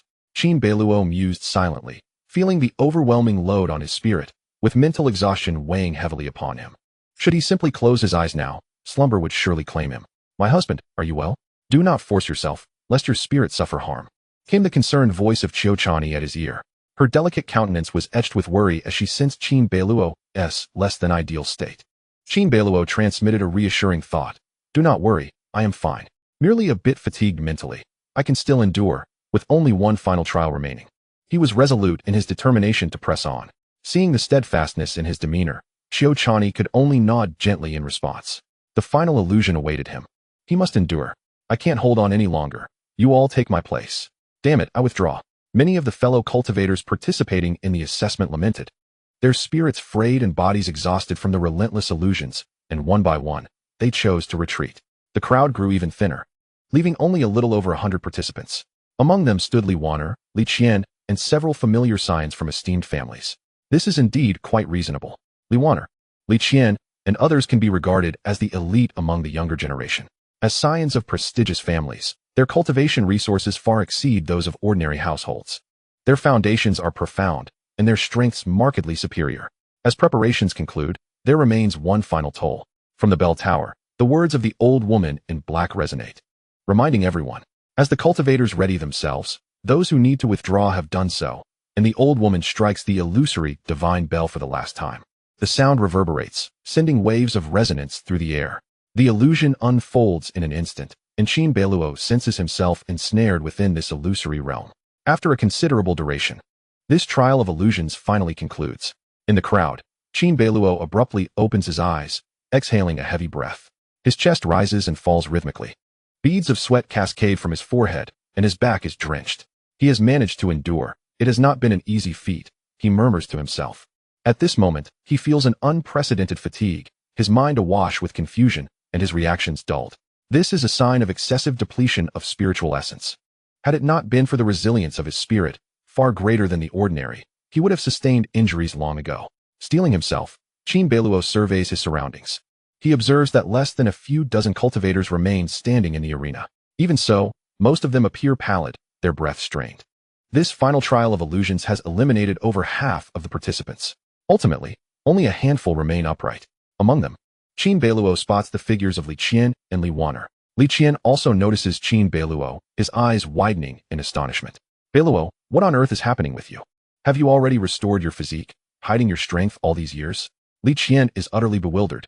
He managed to endure through 80% of the illusions due to his early-stage nascent soul strength and solid foundation. Yet he finds Qin Beiluo's situation perplexing. Did he not just recover his physique a few days ago? His cultivation should barely be at the foundation establishment stage. Li Qian is astonished, grappling with this unexpected revelation. The only explanation he can fathom is that Qin Beiluo has long since restored his physique, but has been concealing his true abilities all along. Taking a deep breath, Qin Beiluo silently activates the Qiuchanyi desolation skill, gradually alleviating the pressure on his spirit, and his mental clarity begins to return. "Li brother, you jest. I have only been able to cultivate normally for a mere 10 days, he replies. "Are you certain it's just 10 days, not 10 years? Li Qian responds skeptically, his expression one of disbelief. Qin Beiluo smiles, "Just 10 days. What a mystery." Li Qian shakes his head, sighing. In the distance, Li Wanner suppresses her astonishment, quelling the tumult within her heart. She realizes she has underestimated Qin Beiluo. His concealment is profound. Enduring through 8 trials of illusion has exerted considerable pressure even on her. How astonishing is the strength of his spirit. Li Wanner ponders thoughtfully. At the bell tower, the elderly woman in black, Qiuchanyi, spoke. "Congratulations to all of you for successfully passing this assessment with remarkable performance. Please wait a moment while I have your names recorded and your achievements noted." As she spoke, several disciples from the Ziyun Academy stepped forward to register the names of Qin Beiluo and others. Qin Beiluo exchanged a glance with Qiuchanyi, both of them smiling at one another. Qiuchanyi had breezed through the assessment, and seeing Qin Beiluo succeed as well filled her with exhilaration. Chapter 16, The Glutton. Beneath the bell tower, the mountain breeze blew refreshingly, mirroring Qin Beiluo's buoyant mood. Having successfully withstood 8 illusions and passed the second stage of the assessment brought him great joy. Among the thousands of cultivators who participated in the second challenge, only a handful, around 50, managed to navigate through the 8 illusions. Beside him, Qiuchanyi softly said, "Husband, if you feel mentally fatigued, you may take a soul-nourishing pill or a spirit-restoring pill." Indeed, Qiuchanyi, your reminder is timely. Qin Beiluo smiled and nodded. He then retrieved a vial of pills from his storage ring, opening it to reveal the soul-nourishing pills. As the name suggests, these pills not only nourish the spirit, but also mend minor spiritual injuries. After consuming 2 soul-nourishing pills, Qin Beiluo felt a revitalizing surge. The heaviness in his head gradually dissipated, leaving him invigorated and free of fatigue. He even sensed that his soul had been tempered through the experience of the bell's illusions, rendering it a touch more resilient. Quite effective. Would you like one as well, Qiuchanyi? Qin Beiluo insisted, offering her a pill. With a sweet smile, Qiuchanyi accepted the soul-nourishing pill. Observing this, Li Qian's face lit up with a grin. "Brother Beiluo, might you spare me a soul-nourishing pill as well?" He spoke cheerfully, appearing eager to take advantage of the situation. Qin Beiluo shot him a glance. The son of the Eastern Sea King is in need of soul-nourishing pills? Very well, take one. Though the soul-nourishing pills were considered precious, to Qin Beiluo, they were of little consequence, as he had several vials remaining in his storage ring. After receiving the pill, Li Qian, elated, remarked, "I certainly have plenty of soul-nourishing pills. I simply forgot to bring them this time. Brother Beiluo, allow me to treat you to something to eat." As he spoke, Li Qian produced a storage ring and, in a flourish, conjured an array of delectable foods. Instantly, the valley was filled with tantalizing aromas wafting through the air. Qin Beiluo was taken aback, then smiled knowingly at Li Qian's antics. Li Qian unveiled at least a dozen culinary delights, even producing a redwood 8 immortals table to display the feast. It then dawned on Qin Beiluo why Li Qian had claimed he had forgotten to bring any pills. His storage ring was brimming with food. Li Qian, still smiling, introduced the dishes. "This is the 100-flower jade dew brew from Zui Xianju and the Long Qian spring rain tea, along with the forgetting river pearl chicken from Mingyue Tower, crispy pepper salt cakes, and white jade crystal cakes, among several others I prepared myself. Shall we sample them together?" As Li Qian recounted his culinary delights with great enthusiasm, Qin Beiluo gave a thumbs up in admiration. Qiuchanyi was also slightly taken aback, not expecting the heir of the Eastern Sea King to be such a gourmet. The enticing aroma lingered in the air, serving as a testament to the exquisite nature of the dishes. Many cultivators around them paused to gaze, and Qin Beiluo could even hear the subtle sound of saliva swallowing nearby. "Come try this. This is my roasted chicken leg." Li Qian eagerly handed a roasted chicken leg to Qin Beiluo. The chicken leg, glistening with a golden hue, exuded a fragrance from the fruitwood roasting that made one's fingers itch with anticipation. Qin Beiluo had considerable trust in Li Qian's culinary skills. As he took a bite, the flavors exploded in his mouth. The juices filled his palate, and the meat was of exceptional quality, constantly tantalizing his taste buds. At the moment Qin Beiluo savored the chicken leg, a notification from the system echoed in his ears. The host's spiritual energy has increased. Qiuanping 8 Desolation Skill, Proficiency 2. Proficiency, 468-10000. It was astonishing that consuming a roasted chicken leg could enhance his spiritual energy. Indeed, this chicken leg was extraordinary, crafted from exceptional ingredients. "How is it?" Li Qian inquired expectantly. Qin Beiluo gave a thumbs up. "Incredible. Is this the Qingli County's light feather chicken? The meat is succulent and rich in juices, imbued with spiritual energy. This is a royal tribute. You actually grilled it." Li Qian beamed with satisfaction at Qin Beiluo's praise. "Hee, no wonder you are Brother Beiluo. You can discern it with just one bite. This is indeed the light feather chicken. His Majesty once bestowed 10 of them to my father, and I raised them in the royal mansion, which has now become a small-scale breeding operation." Li Qian was a quintessential foodie, not only relishing food himself, but also enjoying the art of cooking. Unfortunately, few appreciated his culinary talents, but in this regard, Qin Beiluo could be considered his kindred spirit. Qin Beiluo nodded. Indeed, Li Qian was a true connoisseur when it came to gastronomy. Qin Beiluo then asked Li Qian, "Do you have any desserts or pastries?" "Of course. This is my homemade jade honey date cake. You must try it." Li Qian proudly presented a box of pastries, showcasing their vibrant crimson color and rich aroma. reminiscent of the red dates from his past life, yet even more fragrant. Jade honey date cake? Is it made from corn dates? Qin Beiluo inquired as he accepted the treat and took a bite. It melted in his mouth, exuding a sweet, delightful flavor that lingered on his lips. The jade honey date was a rare type of date known for its ability to nourish blood and strengthen bones, with the added allure of its sweet fragrance. Consequently, many wealthy merchants sought it at great expense.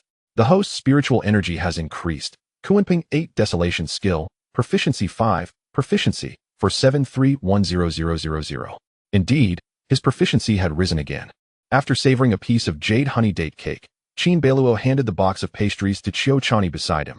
"Chanyi, you love desserts. Give it a try. It's quite delicious." Qiuchanyi took it, tasted it, and chewed thoughtfully. Her eyes brightened, and she immediately regarded Li Qian's culinary skills with newfound respect. In terms of pastry-making skills, Li Qian could easily serve as a pastry chef in any grand restaurant in Linjing. Qiuchanyi gently spoke. Her voice as clear as a spring. "The taste is exquisite. The honey date cake is truly delightful." While genuinely believing the honey date cake to be delicious, Qiuchanyi felt a sweet warmth in her heart, for Qin Beiluo consistently remembered her preferences and was aware of her fondness for desserts. General Qiu indeed possesses an appreciation for fine cuisine. Upon hearing Qiuchanyi's praise, Li Qian's joy intensified, and he quickly replied with a smile. Come. Don't be shy. Feel free to indulge. I am absolutely famished." As he spoke, Li Qian began to feast heartily. Not only that, but he also retrieved 3 Zeton wood stools from his storage ring, inviting Qin Beiluo and Qiuchanyi to sit and relish the culinary delights. Qin Beiluo, taken aback, observed Li Qian's extravagant use of the storage ring, which seemed a bit wasteful. Li Qian devoured his food with remarkable gusto. His appetite was astounding. And though his eating style wasn't particularly unseemly, his speed was astonishing. As he savored the dishes, he also commented on their merits and flaws, displaying an air of professionalism. After a while, the 3 of them had eaten their fill and resumed their journey. With uncertainty surrounding the 3rd assessment, Li Qian appeared languid and indifferent, showing little interest in the examination's content, merely seeking conversation. Qin Beiluo then remarked, "The first challenge tests foundational cultivation, the second tests the soul, and I suspect the third pertains to intellect or comprehension." Qiuchanyi softly agreed. Before they knew it, they had arrived at the site of the 3rd assessment. A crowd had gathered ahead, engaged in animated discussion. Qin Beiluo spotted a stone tablet inscribed with the words Wu Dao. Qiuchanyi gently parted her lips in astonishment, saying, "It is the Wu Dao tablet. My husband, you guessed correctly.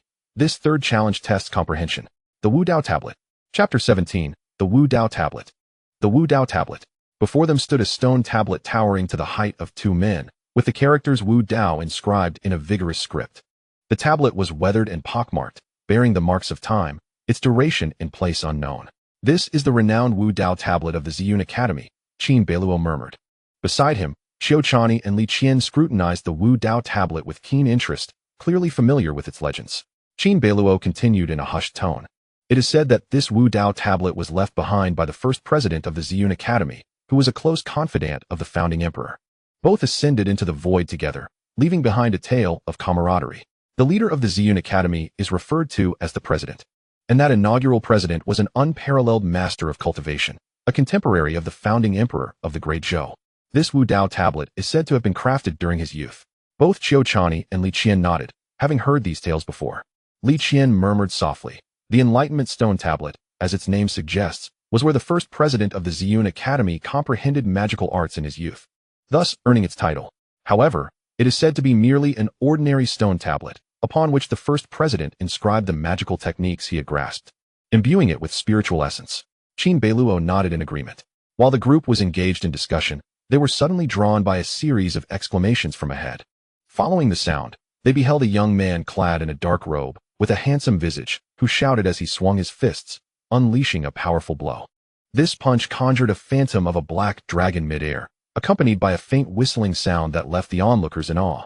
"It's the Black Flood Dragon's Tiger Strike, a low-grade, earth-level fist technique," exclaimed one in the crowd.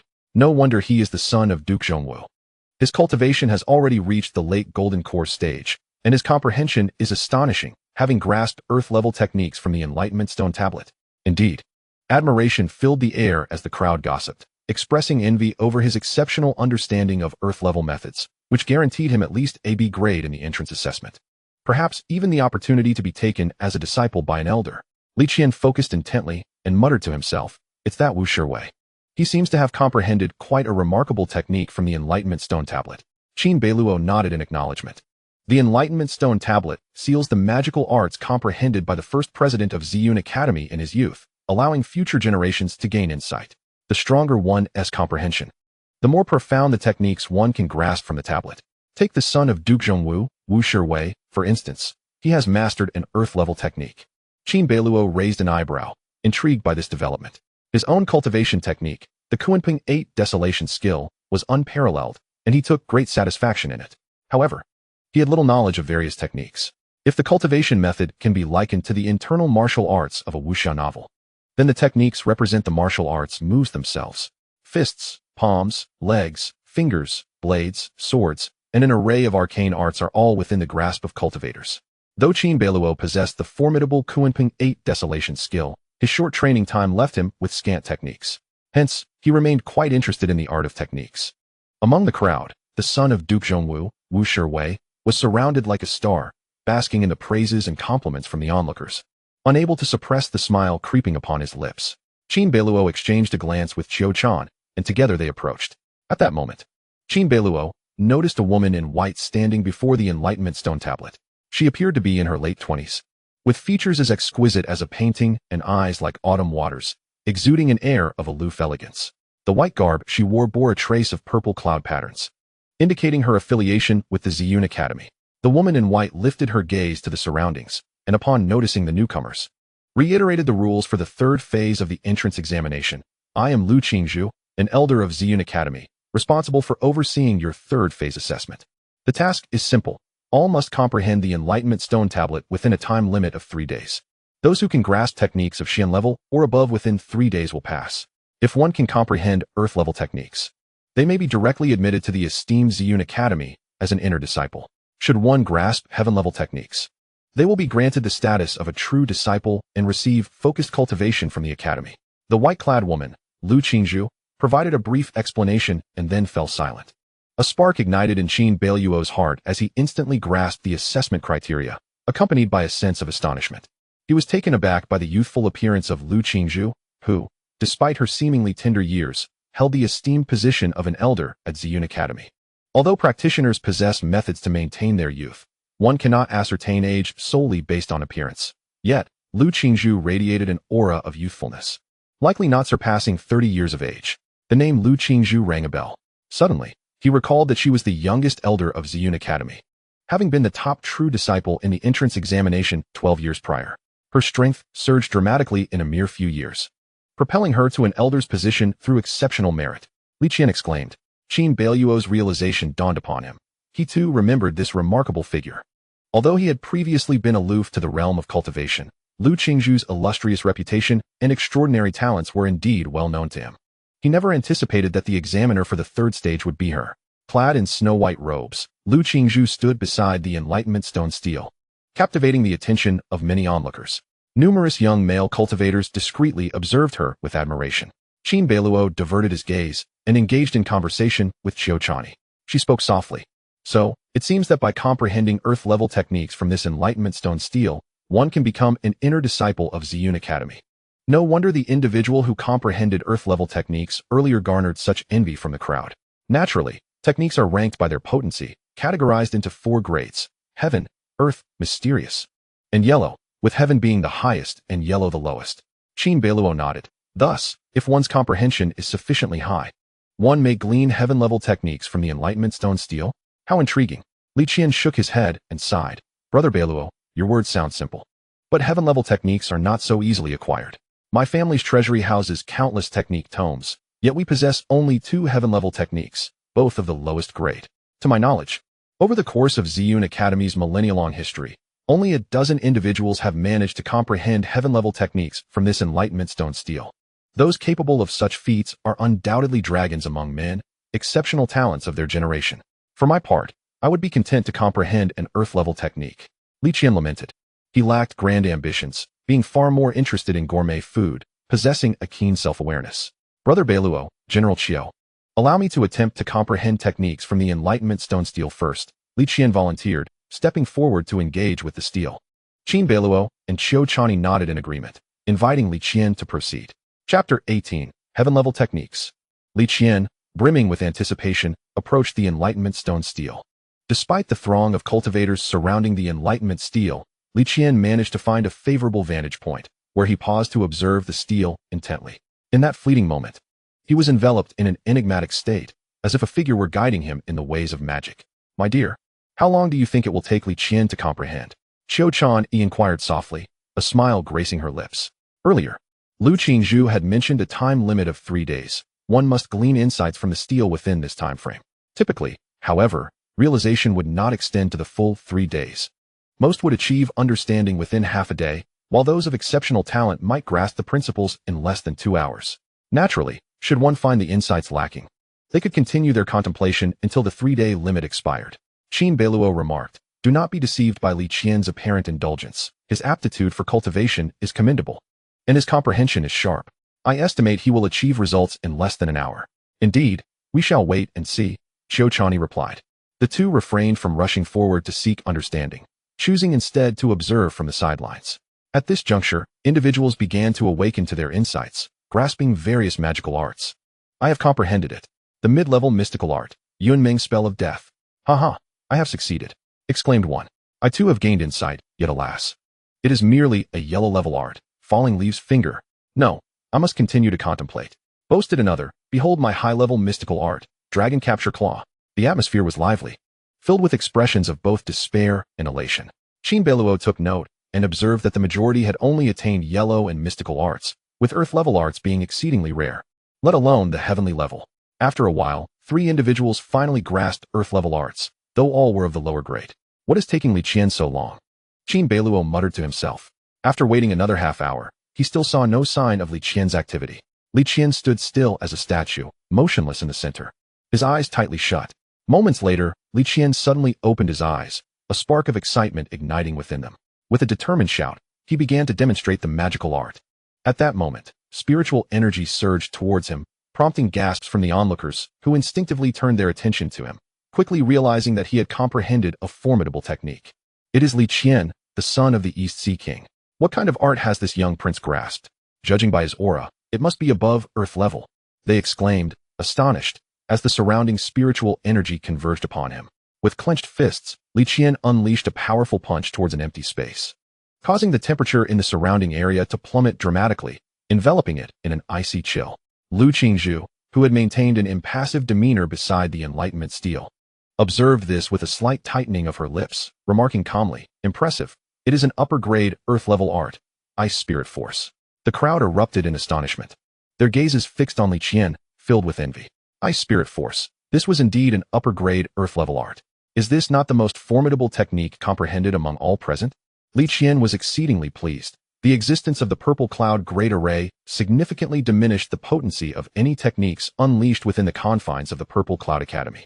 Nevertheless, the power of this punch remained astonishing. What a remarkable ice soul force. Undoubtedly a top-tier, earth-level technique. I am thoroughly satisfied with this visit to the Purple Cloud Academy. Li Qian laughed heartily, his joy evident as his eyes narrowed in delight.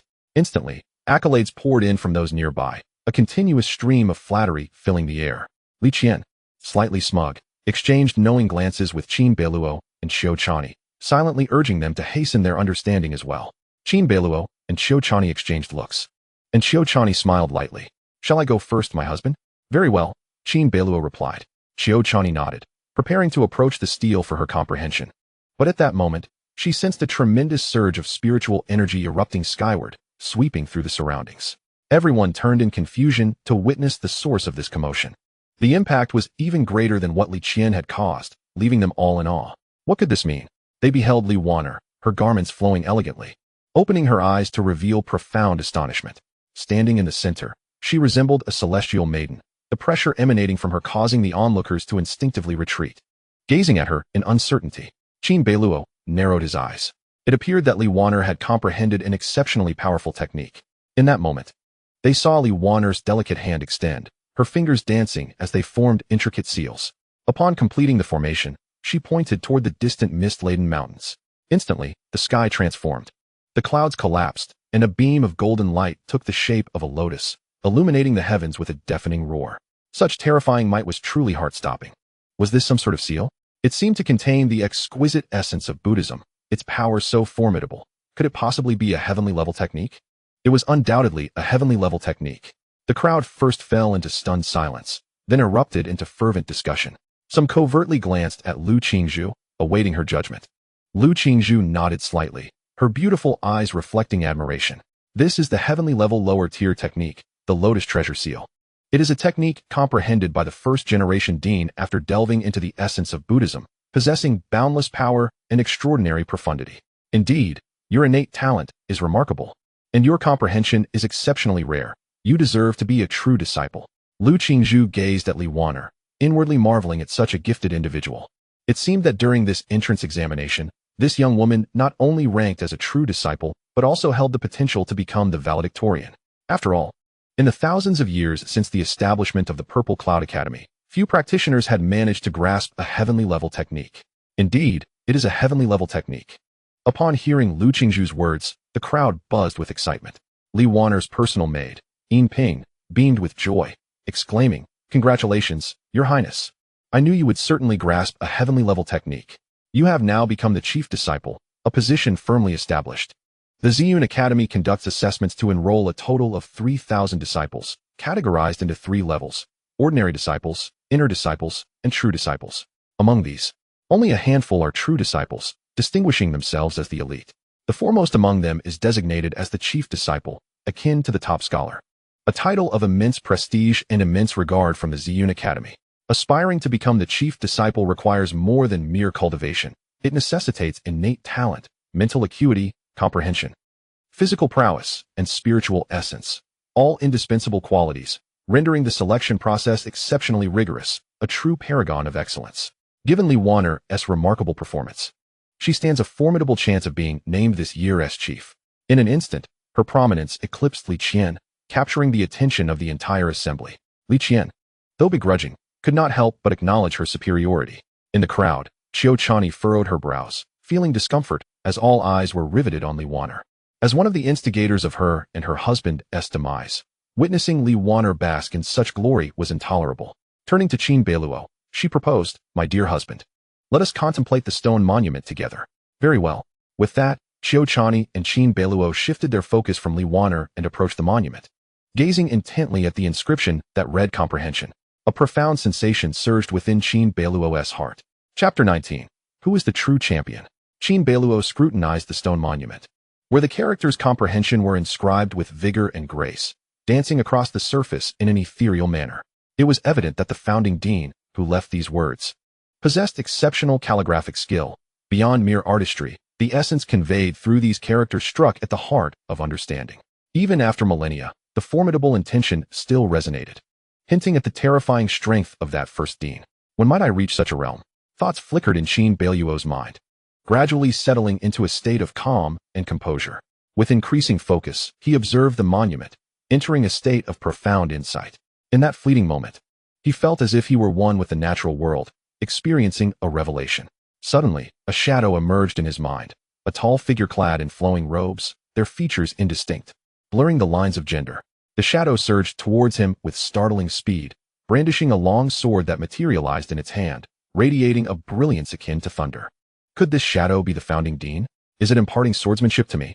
The thought struck Qin Beiluo, not daring to be careless, as the shadow launched its assault. He evaded while meticulously observing its techniques. Both Qin Beiluo and Qiuchanyi contemplated the monument, yet few noticed them, for the crowd remained captivated by Li Wanner. Mastering a celestial level technique, such comprehension is indeed a rare gem. Throughout the annals of Ziyun Academy, such prodigies have been seldom seen. Especially, Li Wanner possesses quite an appealing appearance. Although her figure leaves much to be desired, she can still be considered a rare beauty, naturally drawing attention. Li Wanner wore a facade of modesty while feeling a sense of pride within. Her gaze swept through the crowd, landing on Qin Beiluo and Qiuchanyi. There was no need for Qin Beiluo to worry. However, it was uncertain what level of magical comprehension Qiuchanyi would achieve. If it were merely at the earth level, victory would surely be hers. Li Wanner felt elated, convinced of her overwhelming chances of winning. Although her cultivation was inferior to Qiuchanyi's, she was acutely aware of her exceptional comprehension and was absolutely confident in her ability to surpass Qiuchanyi. In the arena, Qin Beiluo remained in a state of profound contemplation, standing motionless. Meanwhile, Movement was stirring near Qiuchanyi. At this moment, Li Qian approached, positioning himself near Qin Beiluo and Qiuchanyi to prevent any disturbances or underhanded tactics aimed at disrupting their understanding. Though such occurrences were rare, vigilance was still necessary. Li Qian had chosen to contemplate first due to this very consideration, a tacit understanding between him and Qin Beiluo. Within a radius of several miles, the spiritual energy surged towards Qiuchanyi as if it had a mind of its own. The energy flowed like a stream, converging into a river before cascading towards her. It was indeed Qiuchanyi. She had begun to comprehend the magical arts. Renowned for her unparalleled talent, she had already made a name for herself in the Northern realm. It was said that she had been qualified to become a true disciple of the Ziyun Academy 3 years prior. Yet she had turned down their invitation in favor of honing her skills within the Northern Army. The onlookers turned their gazes towards Qiuchanyi, their faces alight with anticipation. They witnessed the spiritual energy around her coalesce into a torrential flow as she opened her beautiful eyes. At that moment, her 10 fingers twirled, forming intricate hand seals, which she then unleashed with a powerful clap. The spectators gasped in astonishment, as they recognized the seal was strikingly similar to the celestial level technique that Li Waner had just comprehended. Indeed, Qiuchanyi had grasped the lotus vase seal. With her fingers dancing like lotus petals unfurling, Qiuchanyi delivered a gentle clap. A radiant golden light in the shape of a lotus burst forth, its ethereal form exploding in midair, sending ripples of spiritual energy that overwhelmed the crowd. They instinctively shielded their faces and recoiled in fear at the overwhelming force. Fortunately, Qiuchanyi had directed her strike towards the distant horizon. Had it been aimed at them, the mere thought sent chills down their spines. Even Li Waner felt her heart race, a sense of foreboding washing over her. Soon after, Li Waner's expression darkened as she fixed her gaze intently on Qiuchanyi. To her dismay, Qiuchanyi had indeed comprehended the lotus vase seal. Moreover, judging by the manner in which Qiuchanyi executed the technique, she appeared to be even more adept, wielding it with greater power and ease. In contrast, Li Waner felt overshadowed. Instantly, her heart sank to the depths of despair. Very well. Beside the stone tablet of enlightenment, Lu Qingzhu nodded in approval, her eyes sparkling with admiration. Though you too have comprehended the lotus vase seal, you have grasped a fragment of its essence. Your body is pure as crystal, your heart akin to a lotus, both internally and externally clear and untainted. You must be Qiuchanyi. I have long heard of your prodigious reputation, and it certainly lives up to its acclaim. In this regard alone, your ranking should surpass that of Li Waner. Lu Qingzhu praised, her typically reserved demeanor giving way to an unusually lengthy statement, aside from her explanations of the assessment rules. This evident appreciation for Qiuchanyi revealed Lu Qingzhu's high regard for her. Qiuchanyi smiled gently. Thank you for your kind words, Elder Lu. In terms of age, Lu Qingzhu was indeed her senior. In terms of strength, Lu Qingzhu was far more unfathomable. Among those present, only Qiuchanyi had attained the transformation stage. Her greater prowess allowed her to perceive the formidable nature of Lu Qingzhu more acutely. After a brief exchange, Qiuchanyi turned her attention back to Qin Beiluo. Noting that he remained in a state of comprehension and chose not to disturb him, instead opting to stand guard silently. At that moment, Qiuchanyi sensed a gaze upon her. She felt a tug at her heart, realizing it was likely Li Waner observing her from afar. Surely, Li Waner must be quite vexed. Who would have anticipated that they would both comprehend the same technique? This was, after all, not surprising, as celestial-grade techniques are rare commodities. Even within the stone tablet of enlightenment, there were but 3 or 4 such techniques recorded. Thus, instances of similarity were quite normal. As both Qiuchanyi and Li Waner displayed the lotus vase seal, the contrast in their performances became starkly apparent, even to the untrained eye. The outcome, naturally, left one party embarrassed. Li Waner clenched her fists, her knuckles turning white, betraying her inner turmoil. Taking a deep breath, she composed herself, allowing a faint smile to grace her lips as she approached Qiuchanyi. Sister Qiu, how fortunate we are to have comprehended the same technique. We must engage in more exchanges and discussions henceforth. With her sweet smile and sincere demeanor, Li Waner endeared herself to those around her. Yet, Qiuchanyi regarded her with quiet disdain, choosing not to unveil Li Waner's facade of innocence. There is no need for that. I prefer solitary cultivation, she replied coolly. Li Waner was momentarily taken aback, surprised by Qiuchanyi's direct refusal. Her smile faltered slightly. Very well, I shall not disturb you further. As she spoke, she turned to leave. A surge of anger welled within Li Waner. Throughout her life, she had always been the center of attention, adored by many, especially men who flocked around her. When had she ever experienced such neglect? Despite the smile on her face, her heart was already filled with resentment towards Qiuchanyi. Her brows furrowed, she thought. Humph, This Qiuchanyi merely attained a celestial grade technique, like mine. Even if her performance is momentarily superior, it is limited. I still have hope of defeating her. Just wait until the 4th round of the assessment. Lost in her thoughts, Li Wanner abruptly halted her steps. As she sensed the surrounding spiritual energy surging wildly towards the back, even more exaggerated than before. Li Wanner intended to leave, but trembled suddenly, and turned to look behind her. There stood a figure. It was Qin Beiluo. Chapter 20. The Divine Celestial Sword Technique. Her pupils constricted, and her expression became complex. She could hardly fathom that the person responsible for such an anomaly would be Qin Beiluo. Throughout, she had never regarded him as a competitor, utterly dismissing him. Yet now, the spiritual energy formed a vortex, converging upon Qin Beiluo, centered around him. The energy within several miles continuously flowed in, and he absorbed it like a black hole, enveloping it within himself. At this moment, he remained in a meditative state. Yet an undeniable aura radiated from him. Qin Beiluo's presence escalated, the profound essence of his true energy bursting forth uncontrollably. Such dense true energy. Could this be the golden core stage? Nearby, Li Qian's mouth fell slightly agape, his expression one of sheer disbelief. No. When I was at the golden core stage, I did not possess such a solid and substantial true energy. This fellow Li Qian could not comprehend that Qin Beiluo harbored such strength. This aura could only emanate from someone at the perfected golden core stage, right? The perfected golden core stage was not unusual. Li Qian himself was in the early stage of the nascent soul. Yet the question remained, hadn't Qin Beiluo only resumed cultivation for a mere few days? Li Qian had assumed that Qin Beiluo would at most reach the foundation establishment stage. Who would have known he had attained the perfected golden core stage? In reality, Li Qian was unaware that Qin Beiluo was merely at the mid-golden core stage, not perfected. It was simply that the true energy he exhibited far surpassed that of an ordinary golden core, leading Li Qian to misjudge his prowess. Li Wanner fixed her gaze on Qin Beiluo, a flicker of astonishment and anger flashing in her eyes, though she quickly concealed it. The spiritual energy gathered, thick as mercury. Finally, Qin Beiluo opened his eyes. At that moment, everyone could not help but gaze upon him, all eyes fixated on the tall figure in the arena. What kind of technique had this fellow comprehended? Such an astonishing momentum. Surely it wasn't yet another heavenly level technique? What was happening? Was it not said that since the establishment of Ziyun Academy, only a handful had comprehended heavenly level techniques? How could several appear here at once? Amidst the shock, they could not help but feel it was absurd. Meanwhile, Qin Beiluo felt an immense sense of clarity, as if he had just awakened from a beautiful dream. In that dream, a dark silhouette had imparted a technique to him. He had lost track of time in the dream, gradually realizing the essence of the technique. And at the moment he grasped its quintessence, it felt as though shackles within him had shattered. Following this, he finally awoke, with his eyes now open. Both his physical body and spirit had reached their peak state.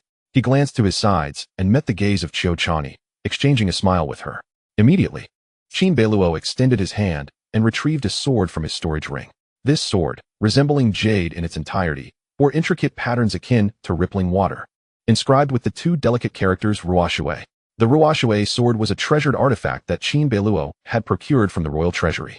Grasping the Ruoshui sword, he wielded it with grace, the sword's light shimmering as he swung it, unleashing a radiant arc that sliced through the air before him.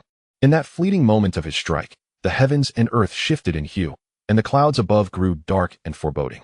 Suddenly, amidst the murky clouds, thunder erupted. The Ruoshui sword emanated a brilliant lightning aura, followed by a series of deafening thunderclaps. With a single stroke, the lightning danced, illuminating the realms. This sword had the power to summon thunder, its might overwhelming, the flashes of lightning flickering with intensity. The onlookers were taken aback, feeling the immense pressure that filled the air.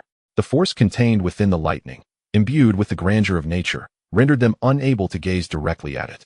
When cultivators reach a certain level of strength, they must face tribulations, and the heavenly thunder tribulation is the most formidable. Thus, most cultivators harbor a deep-seated fear of thunder, instilling in them a profound sense of reverence. As the oppressive force surged forth, the crowd instinctively recoiled, maintaining a distance from Qin Beiluo. Is this a heavenly level technique? It must be a heavenly level technique. What on earth is happening today? Are heavenly level techniques free of charge? He is the crown prince Qin Beiluo of the Northern Kingdom. Wasn't he this Qin young master said to be a born waste? Now, not only can he cultivate, but he has also comprehended a heavenly level technique? This is unfathomable. Truly unfathomable. The cultivators whispered among themselves. The Ruoshui sword in Qin Beiluo's hand gradually dimmed. By the stone tablet of martial arts. The composed Lu Qingzhu fixed her gaze upon Qin Beiluo, her excitement barely contained. You have actually comprehended the divine sky sword technique. It was rare to see Lu Qingzhu lose her composure. Qin Beiluo turned to her, having heard her words, and smiled with a nod. Indeed, Elder Lu. I have fortuitously comprehended the divine sky sword technique. Lu Qingzhu gradually regained her tranquility, centering herself, her lips parting softly. The divine sky sword technique. A mid-grade heavenly level sword art, capable of summoning divine thunder from the heavens, its power boundless. It is said that when this sword art is mastered to a profound level, one can draw upon the thunder tribulation, illuminating the realms with its might. Within this stone tablet of enlightenment, there are only 3 heavenly level techniques. The highest of which is the mid-grade heavenly level technique, which is precisely the divine sky sword technique. Upon hearing Lu Qingzhu's explanation, the crowd erupted in astonishment. They realized that within this stone tablet of enlightenment, there were only 3 heavenly level techniques, with the highest being the mid-grade heavenly level technique, the divine sky sword technique. Thus, it was indisputable that Qin Beiluo had secured the first place in this trial. The mid-grade heavenly level technique surpassed even the Lotus Treasure Seal. At this revelation, Qiuchanyi's delicate face lit up with joy, her bright eyes sparkling with excitement. In contrast, Li Wanner's complexion turned ashen, her gaze icy, struggling to conceal the tumultuous emotions within her heart. Qin Beiluo's performance repeatedly shatters her understanding. First, he restored his physical condition. Next, he withstood the influence of the illusory divine bell. And now, he has even comprehended a celestial level technique, leaving her utterly astounded. Fortunately, his cultivation is still at the golden core stage. Otherwise, the position of first in this assessment would undoubtedly be his. Various thoughts flashed through Li Wanner's mind, and her mood plummeted to an all-time low. Lu Qingzhu, oblivious to the reactions of those around her, fixed her gaze upon Qin Beiluo and inquired, "Are you Qin Beiluo, son of the Northern Realm King?" "Indeed, I am," Qin Beiluo replied with a smile and a nod. "What guidance do you have, Elder Lu?" At the confirmation of his identity, a flicker of surprise crossed Lu Qingzhu's eyes, for she was evidently aware of Qin Beiluo's past as a once downtrodden genius. "Since you have comprehended the divine sky sword technique, you are ranked first in this assessment and may ascend directly to the position of true disciple. Additionally, I have a proposition to discuss with you. Would you be interested in becoming my disciple and training alongside me? You have acquired the divine sky sword technique, and as I specialize in swordsmanship, this could greatly benefit you," Lu Qingzhu proposed. A stir of excitement welled up within Qin Beiluo. He had not anticipated that this stunning beauty would extend an invitation to him. It is worth noting that Lu Qingzhu is the youngest elder of the Ziyun Academy, with boundless prospects, and she possesses an extraordinary talent, coupled with a notably proud disposition. For her to actively extend an invitation to Qin Beiluo was indeed surprising. The crowd fell into stunned silence, followed by a wave of envy and resentment directed toward Qin Beiluo.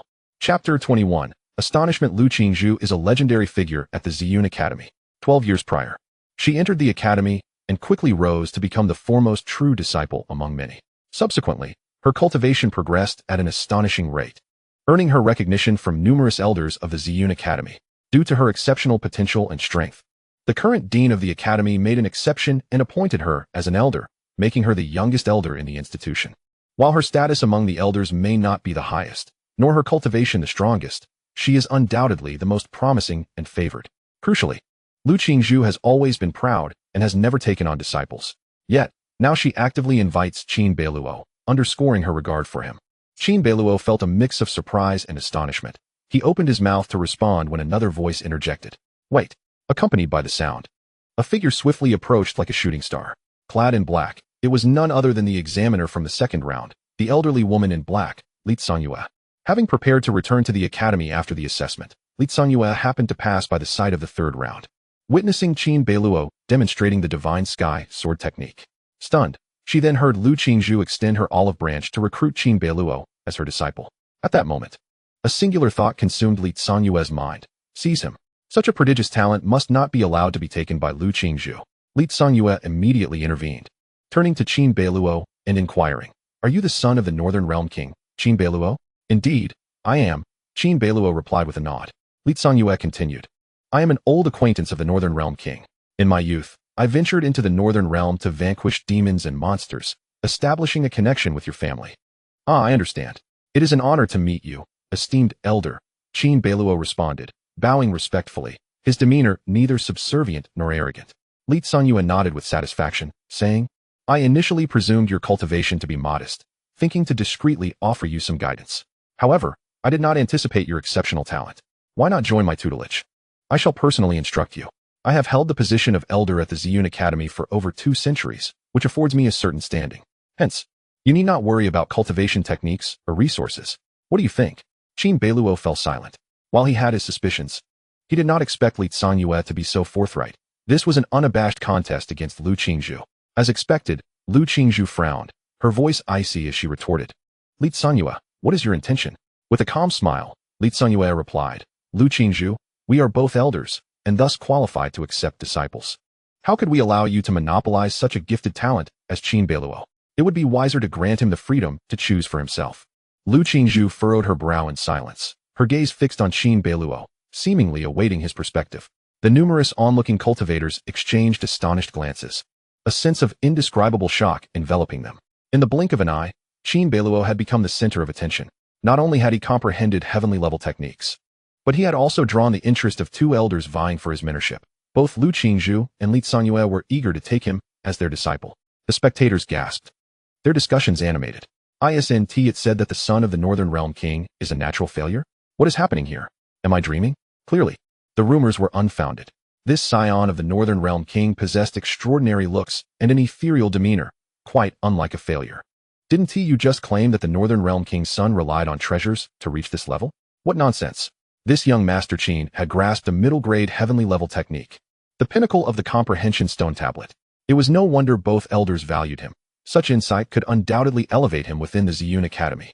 As the crowd murmured, some began to grasp the implications. The most elite technique on the comprehension stone tablet was indeed the middle-grade heavenly-level Shinshao sword technique, and it was the only one of its kind. Qiuchanyi and Li Wan'er had only comprehended lower-grade heavenly techniques. Qin Beiluo's mastery of the middle-grade heavenly-level technique, the unique Shinshao sword technique, signified something profound.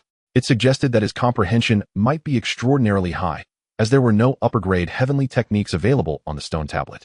Otherwise, Qin Beiluo could very well have grasped an even more formidable technique. His ability to comprehend the Shinshao sword technique stemmed from the fact that the highest-grade technique available on the comprehension stone tablet was merely middle-grade heavenly level. It was akin to an examination where others might score a remarkable 90, but he had achieved the utmost excellence with his unique comprehension. Qin Beiluo achieved a perfect score of 100, yet the pivotal factor was that the examination was graded out of 100. It is no wonder that both elders sought to extend an olive branch, eager to take him as their disciple. The murmurs of the crowd were complemented by the varied expressions of Qiuchanyi, Li Qian, and Li Wan'er, with the latter's jealousy palpable.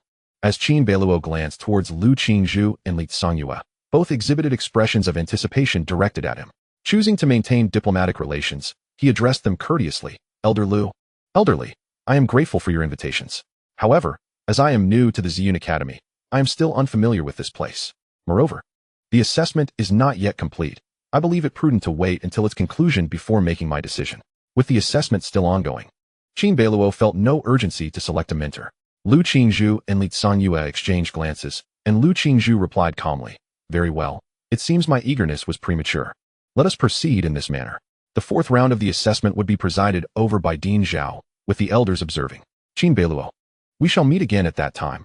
Qiuchanyi nodded in agreement. Their gestures conveyed respect for Qin Beiluo's decision. Yet both Lu Qingzhu and Qiuchanyi understood that should Qin Beiluo continue to shine in the 4th round, the competition for his favor would likely expand beyond just the 2 of them. Alas, such a rare gem would inevitably attract attention. Attempts to conceal him would be futile.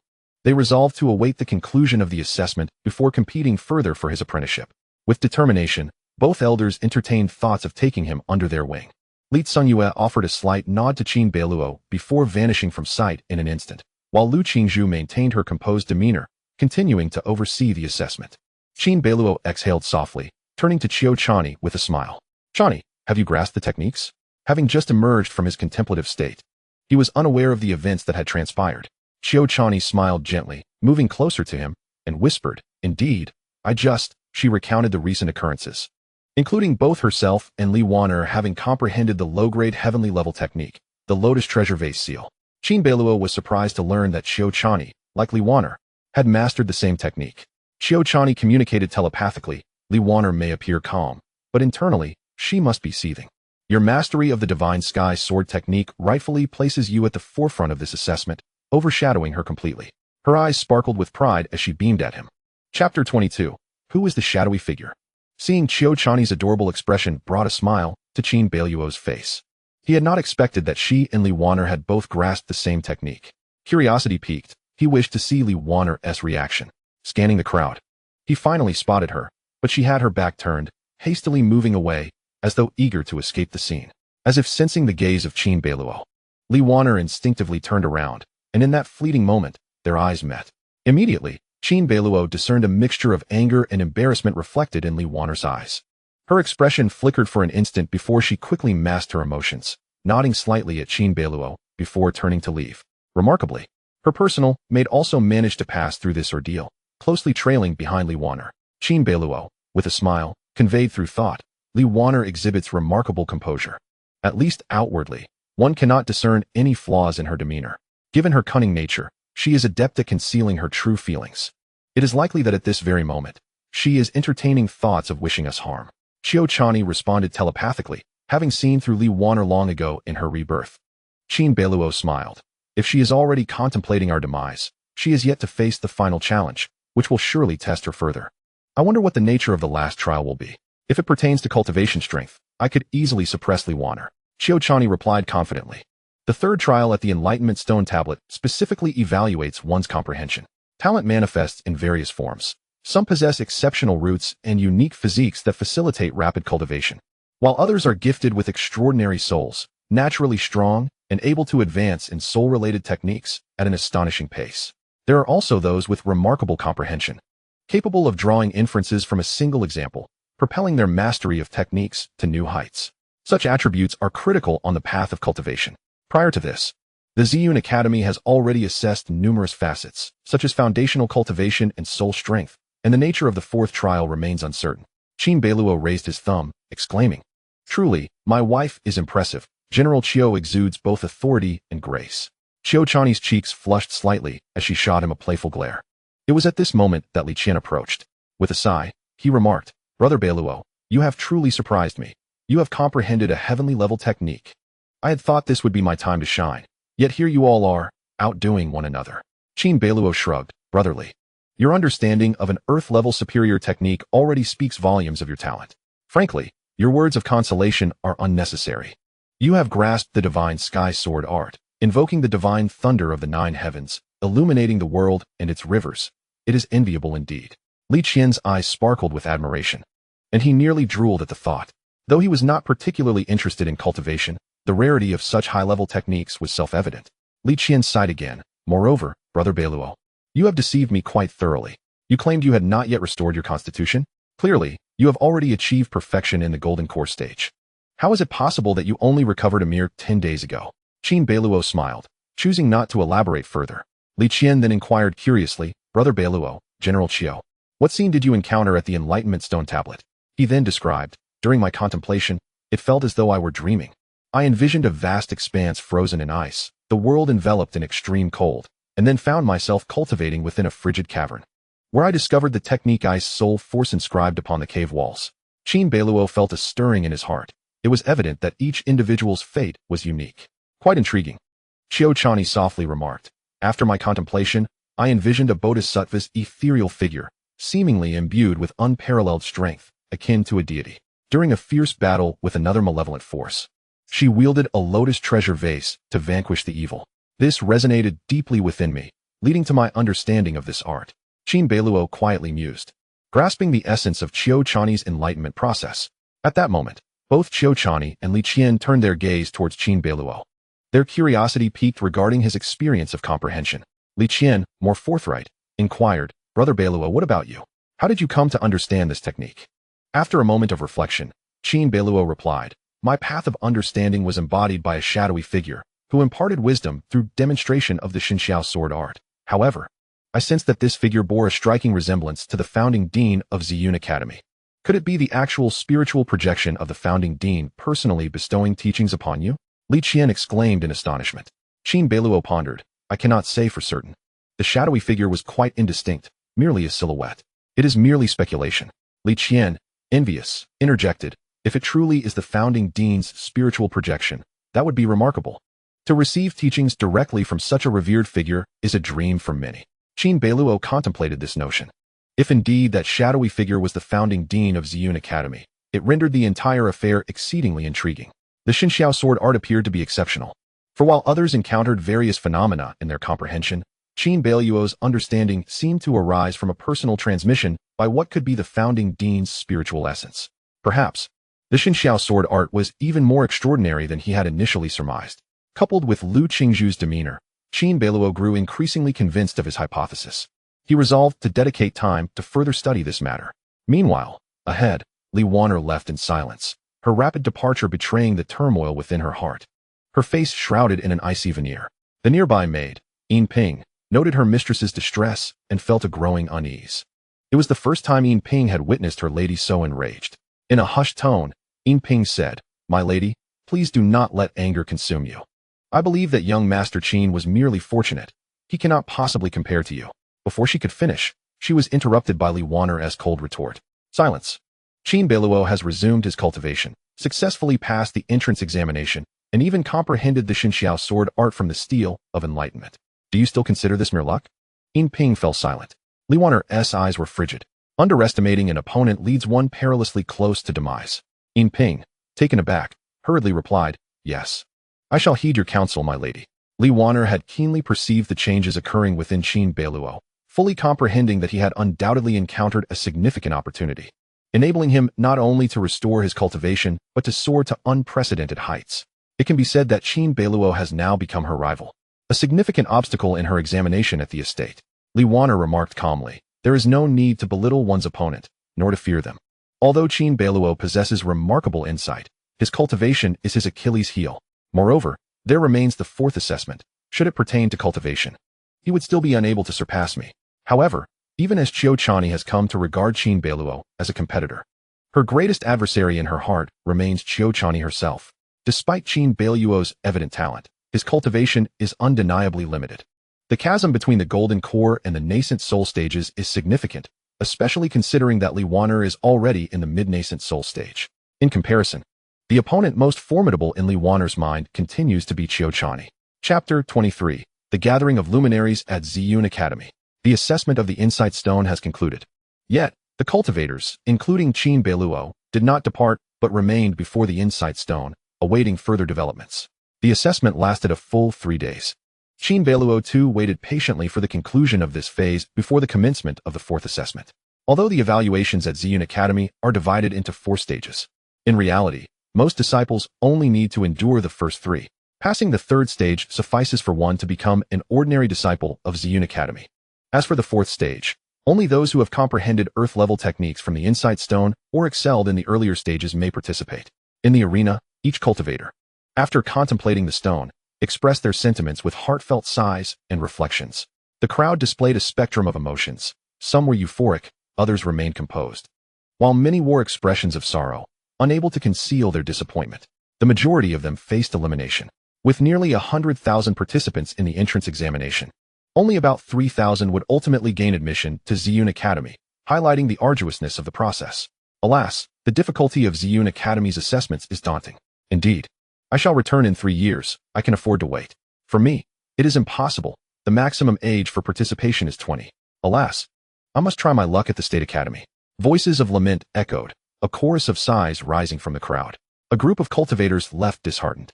Shortly thereafter, disciples from Ziyun Academy entered in succession to register those who had passed the assessment. Those who qualified would become ordinary disciples, while those with exceptional performance would be granted the opportunity to participate in the 4th stage assessment. Qin Beiluo, Qiuchanyi, Li Qian, and others naturally belonged to the latter group. A cursory glance revealed that approximately 100 individuals were eligible for the 4th stage evaluation. Qin Beiluo felt an increasing curiosity about what the 4th assessment would entail, his anticipation growing. Thus concluded the 3rd assessment. Lu Qingzhu gently parted her lips to announce, "Disciples eligible for the 4th stage assessment, please ascend the mountain to Ziyun Hall, where the evaluation will be presided over personally by Dean Zhao." Upon hearing her words, the crowd could hardly contain their excitement. Zhao Fenglai, the esteemed dean of Ziyun Academy, is indeed a legendary figure, one of the most distinguished cultivators of the Great Zhou. It is unexpected that the 4th assessment would be presided over by him personally, underscoring the Academy's significant emphasis on this evaluation. "Ladies and gentlemen, please proceed," Lu Qingzhu announced. casting a lingering glance in the direction of Qin Beiluo before gracefully departing. The disciples, including Qin Beiluo, each embarked on their respective paths. Those unable to participate in the fourth assessment, under the guidance of senior academy disciples, received their identity tokens and thus officially became students of Ziyun Academy. Meanwhile, Qin Beiluo ambled leisurely towards Ziyun Hall, the main hall of the academy, situated atop the mountain. Accompanied by Qiuchanyi and Li Qian, Qin Beiluo ascended the mountain, reveling in the picturesque scenery. Seizing the opportunity, he quietly activated the innate desolation technique, attuning himself to his internal state. Prior to engaging in the fourth assessment, it was imperative for Qin Beiluo to optimize his condition. He then retrieved a vial of tiger bone pills, known for their restorative properties that could help practitioners refine their internal spiritual energy and purify their true essence. As he began to consume the pills, 1, 2, 3, and then 8, he heard a continuous stream of notifications, indicating a steady increase in his proficiency with the technique, now exceeding 1,300 points. Excellent. Today, as proficiency has truly reached its zenith, Qin Beiluo mused. Through the consumption of medicinal pills and spiritual items, he could replenish up to 300 proficiency points daily. With over 1,300 points accumulated, he had surpassed 1/10 of the required 10,000 points needed to attain the second tier of the innate desolation technique. At this rate, he anticipated a breakthrough within 20 days. Li Qian, observing Qin Beiluo's actions, was momentarily taken aback, his mouth agape and eyes wide with astonishment. Brother Beiluo, what are you doing? Consuming so many pills, aren't you afraid of exploding your body? He exclaimed, startled. Typically, a cultivator would worry about digesting even 1 or 2 pills. Yet here was Qin Beiluo, treating them as if they were mere candies, an exaggeration that left Li Qian genuinely concerned for his well-being. With a reassuring smile, Qin Beiluo waved his hand dismissively. Brotherly, there's no need for concern. My physique is unique, and this is my method of recovery. A unique physique? Li Qian responded. Intrigued. So, your previous underperformance was due to this special constitution yet to awaken? Indeed, Qin Beiluo nodded in affirmation. Li Qian, now in awe, remarked. That must be a remarkable constitution, truly rare and exceptional. He understood the implications of Qin Beiluo's unique physique. It was undoubtedly formidable. Li Qian was also aware that tiger bone pills were quite beneficial even for golden core stage cultivators. Were he in Qin Beiluo's position, he could manage to consume only 3 before needing to assimilate the medicinal properties. Yet, Qin Beiluo swallowed 8 at once, which was nothing short of extraordinary. Qin Beiluo smiled silently as a few individuals ascended the mountain, ultimately arriving at the entrance of the Ziyun Hall. Enveloped in ethereal mist, one could occasionally hear the cries of celestial cranes, while white apes climbed the towering trees in the distance. In the forested ravines, one could also witness the graceful gallop of spirit deer amidst a profusion of precious flora, reminiscent of a fairyland. Qin Beiluo keenly sensed that the spiritual energy surrounding him was significantly denser than that outside. Here, cultivation would undoubtedly be as effortless as a fish in water, with rapid progress assured. Truly, this was a paradise of hidden realms, he mused. Gradually, all disciples participating in the 4th round of assessments gathered, awaiting outside the Ziyun Hall. The grand entrance remained firmly shut, while on either side stood hundreds of academy disciples, scrutinizing Qin Beiluo and his companions, observing the 4th round of evaluations. After approximately half an hour of waiting, a sound resonated, and the crimson doors of the Ziyun Hall swung open. A voice emerged from within. Indistinguishable in gender, Director Zhao has arrived. All disciples participating in the 4th round of assessments, please enter the hall to partake in the evaluation. Upon hearing this, Qin Beiluo and the others entered in an orderly fashion. The interior of the Ziyun Hall was vast, spacious enough to accommodate hundreds without feeling cramped. Inside, around a dozen profound cultivators stood or sat, their gazes fixed upon Qin Beiluo and the others. These individuals were all elders of the Ziyun Academy. A quick glance revealed 13 of them. Though the academy boasted dozens of elders, many were often in secluded cultivation, while others roamed the seas, and some guarded the borders, leaving only a handful present within the academy. The presence of 13 elders for this assessment underscored its significance. At the forefront stood a refined middle-aged man with a long beard, exuding an air of ethereal grace, who smiled warmly at the gathering. This was Zhao Fenglai, the highest decision-maker of the Ziyun Academy and a prominent figure in the Daizhou cultivation realm. Such an assembly could only be described as a congregation of the elite. Chapter 24. The Hunyuan Baojing. The elders of the Ziyun Academy, including Director Zhao Fenglai, assessed the more than 100 young cultivators before them. These young practitioners may very well represent the future of the academy. Zhao Fenglai's demeanor was gentle, embodying the wisdom of a venerable elder. He addressed the assembly. Congratulations to you all for reaching this final stage of the assessment. Even if your results do not meet expectations, you will still be granted the status of inner disciples. So there is no need for anxiety. His words seemed to possess a calming power, alleviating the tension among the crowd. Qin Beiluo understood that reaching this final stage ensured that, even with less than ideal results, one could still attain the rank of inner disciple. For those excelling in the evaluations, the distinction of true disciple awaited them. True disciples of the Ziyun Academy enjoyed immense prestige throughout the entire Dezhou realm. Many esteemed officials in the imperial court and commanding generals on the battlefield had once been true disciples of the Ziyun Academy.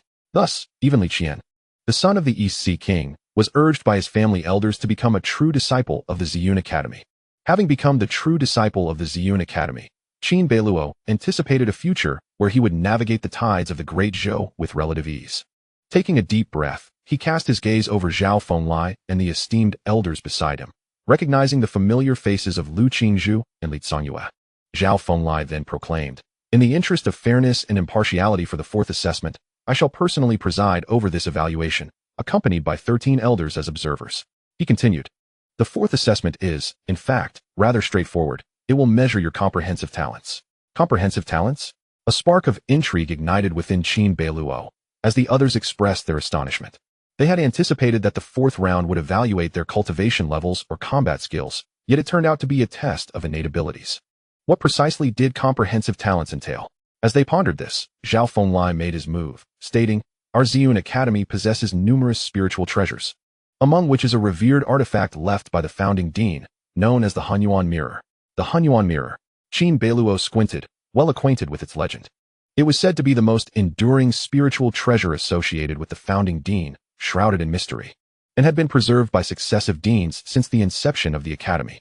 However, the specific functions and nuances of the Hunyuan Mirror remained unknown to others. The mere mention of its name piqued the interest of the audience, who turned their eager gazes toward Zhao Fenglai. The expressions of the other elders, however, revealed a hint of peculiarity at the mention of the Hunyuan Mirror. With a smile and a stroke of his beard, Zhao Fenglai waved his hand, revealing an ancient copper mirror. This mirror was adorned with exquisite engravings, every detail crafted with meticulous care. Its surface was smooth and even, emanating an aura of profound mystery, clearly a precious artifact. Suddenly, an eye opened on the mirror's surface, round and distinct, exuding a formidable presence that surveyed the crowd. Everyone was taken aback, soon overwhelmed by a palpable sense of pressure. Was there truly an eye on the Hunyuan Mirror?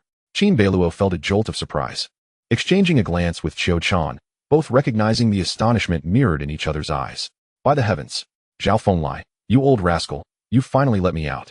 I've been suffocating in your cosmic bag." The copper mirror spoke, its large eye revealing signs of impatience. Zhao Fenglai's smile faltered, and he twitched his lips.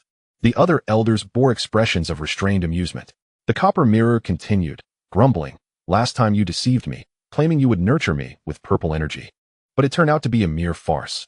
Just wait, don't let me catch the opportunity to run away." Coughing, Zhao Fenglai replied, "Esteemed senior, circumstances arose that were beyond my control. Rest assured, once this matter concludes, I will prepare spiritual energy for your nourishment." He hastily began conversing with the copper mirror, treating it with utmost respect, referring to it as senior. Given that the Hunyuan Mirror was an artifact from the founding dean's era, its existence predates Zhao Fenglai, thus rendering the title fitting. Qin Beiluo and the other cultivators were left with puzzled expressions. The Hunyuan treasure mirror had surprisingly developed self-awareness, truly a remarkable artifact. However, its disposition was rather difficult to articulate. Why did it resemble a ruffian? Qin Beiluo silently critiqued. The Hunyuan treasure mirror incessantly hurled insults. "I don't believe you. Huh. Last time you deceived me with promises of Hunyuan purple qi, and all I got was nothing. This time, you can forget about my assistance." Zhao Fenglai's face stiffened, his countenance dark as a pot's bottom. "Senior." The Hunyuan treasure mirror, oblivious to his distress, continued its tirade. Its profanities were abundant, frequently resorting to crude expressions, leaving Qin Beiluo utterly speechless. Wasn't this mirror a treasured relic left by the first-generation dean? Was this all it could muster? At that moment, Zhao Fenglai's expression remained impassive as he suddenly moved his hand, revealing an ancient sword, its blade directed toward the incessantly cursing Hunyuan treasure mirror. As the light of the sword reached it, the mirror instantly cowered and fell silent. The air seemed to be sucked away, enveloping them in profound stillness. Zhao Fenglai exhibited a satisfied expression. He spoke again. "Senior, I require you to activate your ability to reflect all things and assess the talents of these new disciples. Upon completion, I shall grant you 2 portions of Hunyuan purple qi. Humph, that is more like it. Very well, I shall trust you once more. The Hunyuan treasure mirror retorted with a cold snort. As it spoke, it widened its single eye, its pupil revolving as it scrutinized the gathered disciples. Zhao Fenglai coughed softly and addressed the disciples. Fear not, my fellow disciples. This Hunyuan treasure mirror, though it possesses a peculiar temperament, is a rare artifact with spiritual intelligence. Having accompanied the first-generation dean for many years, it is well-versed in knowledge and possesses the ability to reflect all things. It can discern your physiques, roots, potential, and even determine which cultivation methods or techniques you are best suited for. Should you receive a commendable evaluation from the Hunyuan treasure mirror, you may attain the status of a true disciple. Zhao Fenglai's words filled the others with anticipation as they turned their gazes toward the mirror. Though the copper mirror's words were unreliable, it was indeed a sentient treasure. How many such artifacts could be found throughout the Great Zhou and the entire Xinhuang realm? At that moment, radiant light began to emanate from the Hunyuan treasure mirror. It opened its eyes wide, intently observing one disciple in particular. The chosen disciple felt an invisible pressure, as if all their secrets were laid bare under the mirror's illumination, leaving no room for concealment. Subsequently, the Hunyuan treasure mirror declared, this individual possesses no special physique, with a moderate root and slightly lacking comprehension. Under my gaze, they appear startled, indicating a somewhat feeble will. Overall, I assess them as having a C-grade talent, barely qualifying for the inner sect. The Hunyuan treasure mirror classified the talents of the cultivators into 4 grades: A, B, C, and D. As a treasure that had awakened intelligence, the Hunyuan treasure mirror held exceptionally high standards. In its eyes, a C-grade talent was already an unattainable existence for many. Zhao Fenglai nodded slightly. The disciple's complexion was slightly pale, yet he expressed his sincere gratitude. Thank you, Dean. With a respectful bow, he stepped back. Although he had not attained the true inheritance, being accepted as an inner disciple was already a source of immense satisfaction for him. Subsequently, the primordial treasure mirror continued to assess several individuals, accurately discerning their innate potential and comprehension, leaving them thoroughly convinced. Indeed, the primordial treasure mirror possessed remarkable capabilities. It was no wonder it was a treasure that awakened spiritual intelligence. Qin Beiluo was greatly impressed. Chapter 25, Superior Talent. Qin Beiluo held the functionality of the primordial treasure mirror in the highest regard. Its ability to perceive others' talents alone was enough to deem it invaluable. Moreover, the mirror undoubtedly possessed more than just this singular ability. The mirror itself had awakened a high level of spiritual intelligence, nearly indistinguishable from that of an ordinary person, which was quite formidable. Considering that the primordial treasure mirror had accompanied the first-generation dean for many years, being exposed to wisdom and knowledge, it was bound to be well-versed in the path of cultivation. With such a mirror by one's side, how many detours could be avoided? As the saying goes, having an elder in the family is akin to possessing a treasure. In the arena, the primordial treasure mirror continuously evaluated the 100-odd young cultivators present, with most assessments categorizing them as average. At that moment, the mirror assessed a young female disciple. Ordinary root bone, decent comprehension, no special constitution.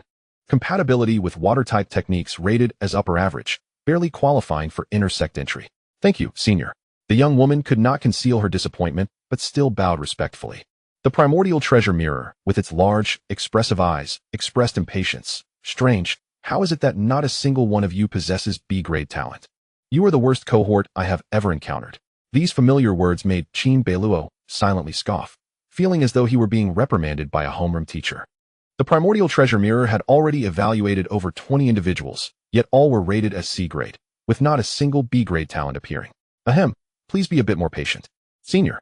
Zhao Fenglai tightened his grip on the sword in his hand, its brilliance swirling, emanating supreme power. The primordial treasure mirror immediately relented, ceasing its complaints and dutifully continuing its task. The mirror's light flickered and landed upon Li Qian. The mirror emitted a soft sound of surprise, proclaiming, "Not bad. Though lacking a special constitution, you possess superior root bone and commendable comprehension. Your foundational cultivation is solid, and at the moment of evaluation, your heart is resolute, displaying considerable willpower.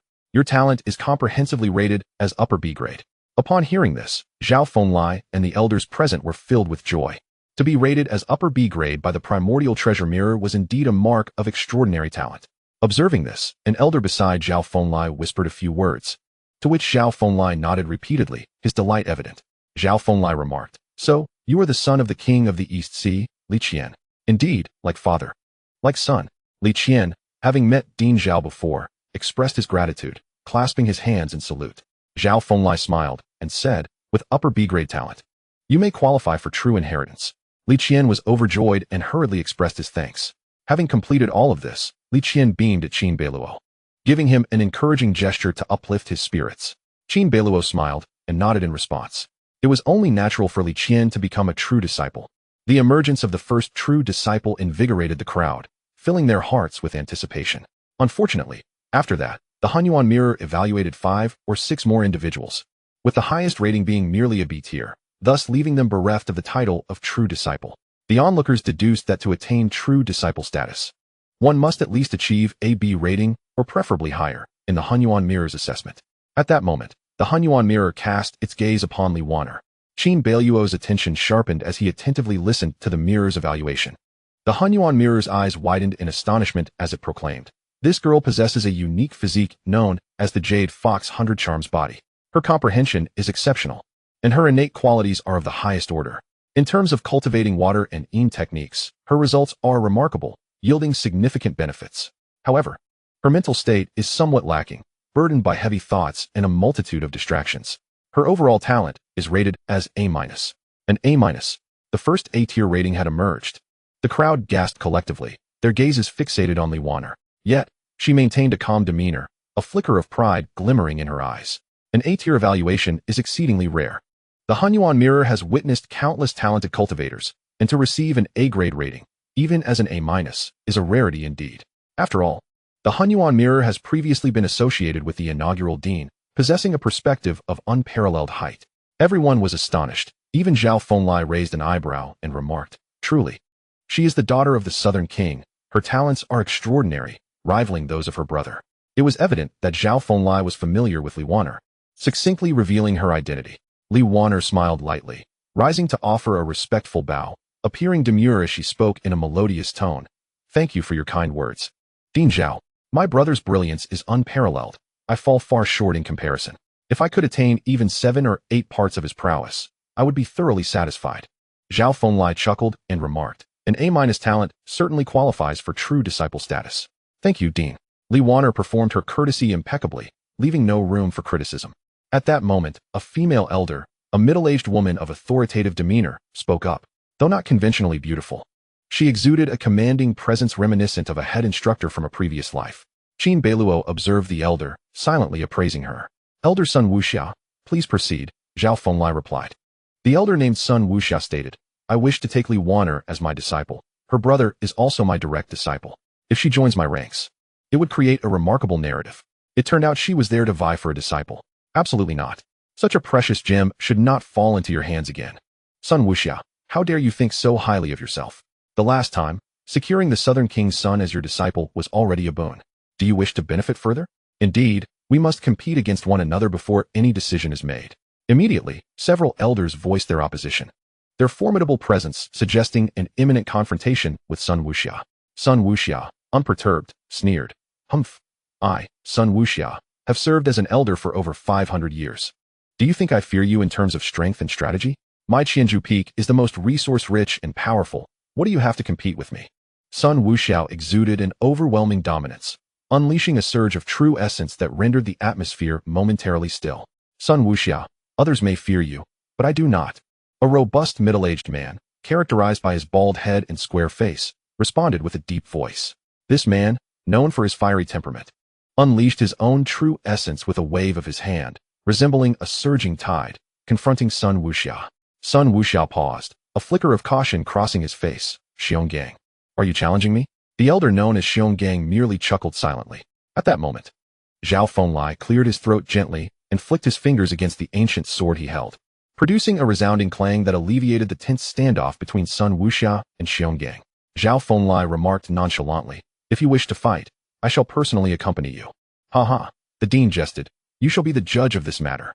Qiuchanyi's expression shifted, his tone lightening as a broad smile replaced his earlier ferocity, resembling an obsequious sycophant. Observing this scene, Qin Beiluo silently scoffed, noting the peculiar demeanor of the elders at the Ziyun Academy, which starkly contrasted with the formidable image of top-tier cultivators. Satisfied, Zhao Fenglai nodded and addressed Li Waner. You may choose which elder to take as your master. The elders, eager to take her under their wing, extended olive branches, leaving the other young cultivators in awe and envy.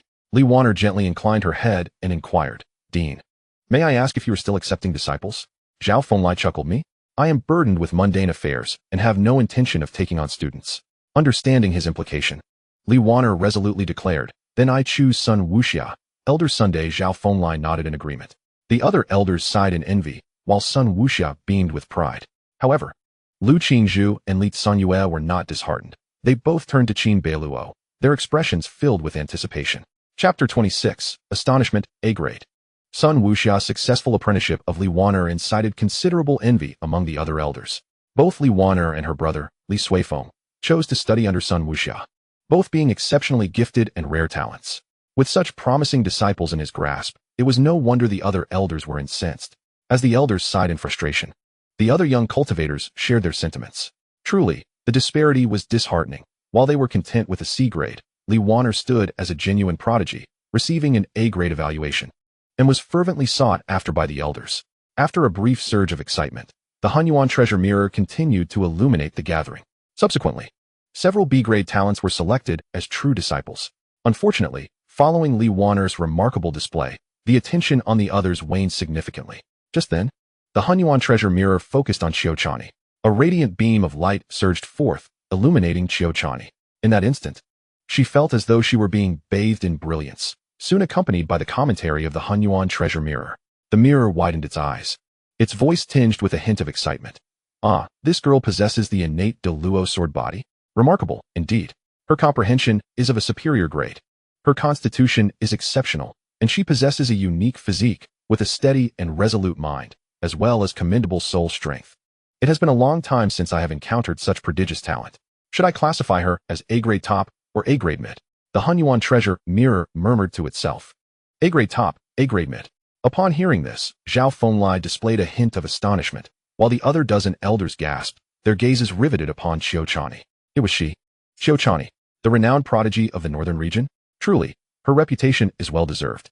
Indeed, this girl ought to be my disciple, to enter our fold. Several elders exclaimed with palpable excitement. Qiuchanyi's talent even surpassed that of Li Wanner, and the mirror's appraisal was even higher. The elders quickly discerned Qiuchanyi's identity and recognized her astonishing potential, which filled them with extraordinary delight. A prodigy of Qiuchanyi's caliber should have long been admitted into the Ziyun Academy. Alas, she chose to guard the northern region, delaying her progress for several years. Otherwise, she would have participated in the entrance examination at the last opening of the Ziyun Academy.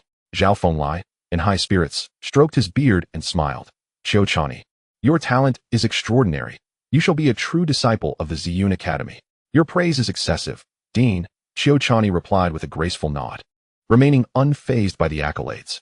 Dean, this Qiuchanyi would be better served under my tutelage. I will certainly teach her with utmost diligence and never slacken, bellowed the burly elder, Qiuchanyi, making a resounding promise. Another elder stepped forward. Dean, my own disciples have all graduated, and I now have the time and energy to instruct a new disciple. Soon, several other elders, including Lu Qingzhu and Li Tsunyue, also spoke up, eager for Qiuchanyi to become their apprentice. The scene was on the verge of spiraling into chaos once again. Zhao Fenglai cleared his throat, signaling for silence. The elders immediately fell silent, their eyes fixed on Zhao Fenglai, awaiting his pronouncement. Zhao Fenglai addressed Qiuchanyi. You possess the innate Luo sword body. It is only fitting that you pursue the path of the sword. Why not choose Lu Qingzhu as your master? Both of you are endowed with exceptional talent and excel in swordsmanship, which will undoubtedly benefit you. Upon hearing Zhao Fenglai's words, Qiuchanyi pondered briefly before responding. Thank you, Dean. I am willing. As she spoke, Qiuchanyi looked toward Lu Qingzhu, who smiled back, nodding in approval, clearly pleased with the arrangement. Qiuchanyi, endowed with the innate Luo sword body, is undoubtedly a genius in the art of swordsmanship. Lu Qingzhu, herself a sword practitioner, had already contemplated taking Qiuchanyi as her disciple upon learning of her innate talent. The elders who had previously wished to claim her as their own now displayed expressions of disappointment, but with Zhao Fenglai's decision made, they could only acquiesce. Among the 13 elders present, Lu Qingzhu was indeed the sole master of swordsmanship. Certainly, Zhao Fenglai is indeed well versed in the art of swordsmanship. Yet he has chosen not to take on any disciples. Qiuchanyi pondered for a moment before speaking. Director Zhao, I have another matter to discuss. The northern borders are beset by demons and chaos, and I must return shortly. Qiuchanyi's roots lie in the northern territories, and with the ongoing turmoil and strife, she cannot remain indifferent. Zhao Fenglai nodded, his demeanor not one of reproach, but rather filled with admiration. That is commendable. As disciples of Ziyun Academy, we possess the freedom to traverse as we please, without stringent constraints. Your commitment to vanquishing demons is indeed a boon to both the nation and its people. Should there be significant matters within the academy that require your presence, you may return at that time. Zhao Fenglai's succinct declaration of his stance allowed Qiuchanyi to exhale in relief. Thank you for your understanding, Director. It is no trouble at all. Zhao Fenglai waved his hand dismissively. As their conversation concluded, a wave of astonishment rippled through the multitude of young cultivators. They were well aware of Qiuchanyi's reputation, but had thought her talents comparable to Li Waner. Little did they know she surpassed expectations so remarkably. At that moment, the young cultivators discreetly turned their gaze towards Qin Beiluo. As Qiuchanyi's newlywed spouse, the prince of the northern territory was indeed a figure of envy. Among the crowd, Li Waner fell silent, believing herself at least equal to Qiuchanyi, only to find herself overshadowed. In an instant, she transformed from an object of admiration to a mere backdrop.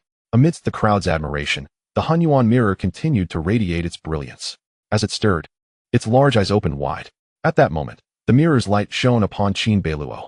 The young cultivators participating in the assessment were taken aback, their curiosity piqued by his previous performance, eager to discover what evaluation the Hunyuan mirror would bestow upon him. Qin Beiluo felt as if he were enveloped in sunlight, warmth spreading throughout him. Simultaneously, his mind became crystal clear, as if undergoing a form of purification. After the brilliance of the Hunyuan mirror illuminated Qin Beiluo, it suddenly retracted its glow and cried out, "Oh dear, my eyes, my eyes." Elder? Zhao Fenglai was momentarily taken aback. It was his first encounter with the Hunyuan mirror in such a state. The other elders exchanged puzzled glances. Before everyone, the small bronze mirror kept its large eyes tightly shut, tears streaming down as it rolled about, lamenting, "My eyes." Zhao Fenglai waved his hand, and a torrent of spiritual energy surged forth, flowing into the bronze mirror, nurturing the Hunyuan mirror. How delightful. I'm fine now. The mirror's wails ceased, and it quickly regained its composure, reopening its eyes. Elder, were you just speaking to Zhao Fenglai? The Hunyuan mirror did not respond directly, but instead fixed its gaze intently upon Qin Beiluo. Young man, you possess the chaotic devouring body. Such a tyrannical constitution nearly blinded me with a mere glance. How will you compensate me? Just one look at you drained a vast amount of spiritual energy and nearly left me sightless. Qin Beiluo's eyes flickered slightly. He possessed the chaotic devouring body. Yet it was astonishing that the primordial treasure mirror could discern this. Indeed, the primordial treasure mirror was remarkable. Chaotic devouring body. Zhao Fenglai narrowed his eyes and inquired, "Could you elaborate further, esteemed elder?" The primordial treasure mirror huffed, "The chaotic devouring body, and it has already awakened. You at the Ziyun Academy have stumbled upon a treasure. Those who possess the chaotic devouring body exhibit unparalleled roots and comprehension. There is no need for further assessment. It is undoubtedly top tier." Chapter 27. Director Zhao, young Master Qin's talent is too exceptional. You cannot contain it. The evaluation from the primordial treasure mirror left Zhao Fenglai momentarily stunned, and the other 13 elders were equally astonished, gazing at Qin Beiluo with a mixture of surprise and desire. Top tier. To be rated as such by the primordial treasure mirror signifies an extraordinary talent. The power of the primordial treasure mirror was widely trusted. It had accompanied the first director, gaining extensive knowledge and possessing the ability to perceive all things. Its judgment was undoubtedly authoritative. Zhao Fenglai muttered to himself, pondering, the chaotic devouring body? Why have I never heard of such a physique? The previously mentioned Jade Fox charming body and the innate Great Luo sword body were familiar to him. Yet this chaotic devouring body was entirely unknown. Such a formidable name, yet its nature remained a mystery. The primordial treasure mirror widened its eyes and calmly explained, "Those who possess the chaotic devouring body initially appear as wasted physiques, entirely incapable of cultivation. They require rare celestial materials or fortuitous opportunities to open their meridians and awaken their physique. Once awakened, their bodies become like bottomless black holes, capable of devouring the essence of all things, exceedingly domineering. Of course, I have never witnessed the chaotic devouring body myself. I merely heard that old fellow mention it in passing, knowing the signs of its awakening and the state of its roots. Else I would have found it difficult to recognize. The old fellow referred to by the primordial treasure mirror was none other than the first director." Zhao Fenglai and the other elders finally understood. Upon hearing the explanation from the primordial treasure mirror, Zhao Fenglai glanced at Qin Beiluo again, feeling a sense of familiarity, and hesitated. Noticing Zhao Fenglai's gaze, Qin Beiluo clasped his hands in respect. I am Qin Beiluo, honored to meet Director Zhao. It has been 5 years. Yet you remain as impressive as ever. Zhao Fenglai was taken aback and suddenly realized, Qin Beiluo, you are the son of the Northern King. No wonder you seem familiar. 5 years have passed in the blink of an eye. So, you are not a natural null vein, but rather the chaotic, devouring body. Zhao Fenglai sighed deeply. Indeed. Qin Beiluo had met Zhao Fenglai 5 years ago when the Northern King had invited the illustrious director of Ziyun Academy to assist in diagnosing Qin Beiluo, hoping to transform his innate null vein into a normal cultivation path. Naturally, Zhao Fenglai had been at a loss. Thus, Qin Beiluo had a fleeting acquaintance with Zhao Fenglai. Zhao Fenglai lamented, astonished to discover that Qin Beiluo was not a natural null vein at all, but a chaotic, devouring body. Now that his physique had awakened, he was destined to soar to great heights. Zhao Fenglai, upon contemplating this matter, clapped his hands and laughed heartily, feeling a profound sense of satisfaction. What a remarkable prodigy. The Northern King's long-held aspiration has been realized in a single day. Today, the truth shall be unveiled. It turns out he is the son of the Northern King. How intriguing that all 3 princes have come to participate in the assessment.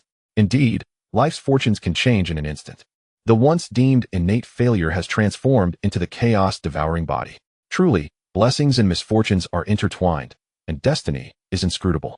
Nearby, the 13 elders engaged in hushed discussions, expressing their astonishment. Qin Beiluo maintained a calm demeanor, yet within, he pondered the true value of the primordial mirror, which could perceive his chaos-devouring body. What other wonders might this mirror possess? After Zhao Fenglai shared his reflections with the elders, Lu Qingzhu approached and whispered a few words to him. Zhao Fenglai was momentarily taken aback. Beiluo, did you truly comprehend the Divine Sky Sword technique from the Enlightenment Steel? Indeed. Upon hearing Qin Beiluo's affirmative response, Zhao Fenglai raised an eyebrow. The other elders' eyes sparkled with excitement, gazing at Qin Beiluo as if he were a rare treasure. Throughout the illustrious history of the Ziyun Academy, fewer than 3 individuals have grasped the Divine Sky Sword technique from the Enlightenment Steel. This technique is a mid-tier celestial art, not only formidable in power, but also concealing a certain secret pertaining to the founding dean. Zhao Fenglai nodded, about to speak, when the burly bald elder, Qiuchanyi, interjected, Dean, young Master Qin is undoubtedly a rare gem. Such talent must not be squandered. Let him train with me, and I shall impart all my knowledge without reservation. Qiuchanyi, known for his fiery temperament, could no longer contain himself and spoke out. Meanwhile, Lu Qingzhu's expression shifted slightly, her delicate brows furrowing. That is unacceptable. Young Master Qin has comprehended the Divine Sky Sword technique passed down by the founding dean, indicating his suitability for the sword path. I am the most qualified to instruct him. The elder, who had previously accepted Li Wanner as grandson, swiftly shook his head. This is ill-advised. Young Master Qin should join my sect. My Qian's Hufeng is historically rich in resources and possesses the strongest overall capability, making it the most fitting for him. No way. Let me. The elders voiced their objections, their hearts racing at Qin Beiluo's exceptional talent. They all began to vie for Qin Beiluo, and the scene erupted into chaos. The young cultivators below were astonished. In their minds, these esteemed elders of the Ziyun Academy were paragons of virtue, yet now they resembled vendors quarreling in a marketplace. It can only be said that Qin Beiluo's talent is simply too astonishing for anyone to overlook. Such a rare gem cannot be relinquished to another. The elders, having come to recruit disciples, were now embroiled in heated debate, their faces flushed with excitement. Qiuchanyi, the most irritable among them, could no longer restrain his temper and declared, let us settle this with a contest. Each shall rely on their own abilities, and whoever prevails shall take young Master Qin as their disciple. Agreed. I consent. Let us compete. Who fears whom? As soon as Qiuchanyi's voice fell, several elders responded in unison. At that moment, Lu Qingzhu, without a word, summoned his celestial sword. The sword's brilliance flashed, pointing directly at Qiuchanyi. With a low shout, Qiuchanyi radiated a dazzling light, his body glowing like the sun. The surrounding young cultivators felt an overwhelming pressure, almost suffocating under its weight. Impudent. Zhao Fenglai's voice was stern.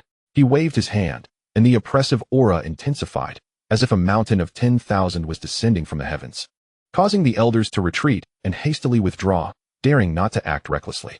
The elders fell silent, bowing their heads slightly, resembling children caught in wrongdoing. Zhao Fenglai's tone was frosty. The Ziyun Hall is a solemn place of learning. How dare you behave so wildly? Where is your dignity as educators? Furthermore, As elders of this institution, you share a teacher-student relationship with the disciples. How can you display such favoritism? The elders lowered their heads in shame. Observing this, Zhao Fenglai nodded in satisfaction.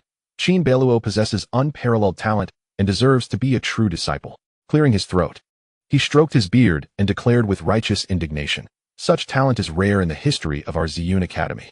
Generally, the elders cannot adequately nurture such potential. It is best that I personally take on this responsibility." The elders were taken aback, staring blankly at Zhao Fenglai. Particularly, Li Wanner, who was seated below, was utterly stunned. Just moments ago, Zhao Fenglai had refused to take her as a disciple, citing his busy schedule. Yet now, it was clear that he was not averse to accepting disciples, but rather found ordinary ones unworthy of his attention. Qiuchanyi regained his composure, fuming with anger. "Shameless old thief, how dare you steal my disciple?" As he spoke, he could not contain his fury, channeling all his true essence. "Who is the chief?" "Breakthrough." Qiuchanyi's voice thundered, echoing throughout the Ziyun Hall and even across the mountains. His rage was palpable as he unleashed his true essence, bathing himself in golden light. A spectral figure appeared behind him, manifesting his cultivated Dharma body, towering 6 zhang high, radiating a brilliance that resembled the sun, blinding all who gazed upon it. In his quest for Qin Beiluo, Elder Xiong had even summoned his Dharma body. Below, Li Qian gasped in astonishment, muttering to himself in disbelief. Elder Sun Wuxia snorted coldly, adding his voice to the fray. "Director Zhao, did you not claim you would not take on disciples? How can you say we are incapable of nurturing talent? What utter shamelessness for someone in your position. Indeed, old scoundrel, I shall go to Her Majesty the Empress and lodge a complaint against you." Qiuchanyi retorted angrily. Zhao Fenglai, unfazed, coughed lightly, his demeanor unflinching. "With Qin Beiluo's talents, it would be a waste to entrust you with his guidance. This is my reluctant decision." Qiuchanyi sneered. "I scoff at you. Old scoundrel, may you meet your end." Qiuchanyi, brimming with ferocity, unexpectedly chose to engage in combat. In the blink of an eye, his 6 zhang golden form shifted, and his palm descended towards Zhao Fenglai. Zhao Fenglai narrowed his eyes, and with a gentle flick of his right hand, a brilliant sword radiance erupted, effortlessly intercepting the golden palm. Simultaneously, he waved his left hand, and the onlookers were momentarily dazzled, noticing that both Zhao Fenglai and Qiuchanyi had vanished from sight. Soon after, intense fluctuations of true essence emanated from outside the Ziyun Palace, revealing that Zhao Fenglai and Elder Qiuchanyi were engaged in a magical duel in midair. Qin Beiluo's heart tightened as he comprehended the unfolding events.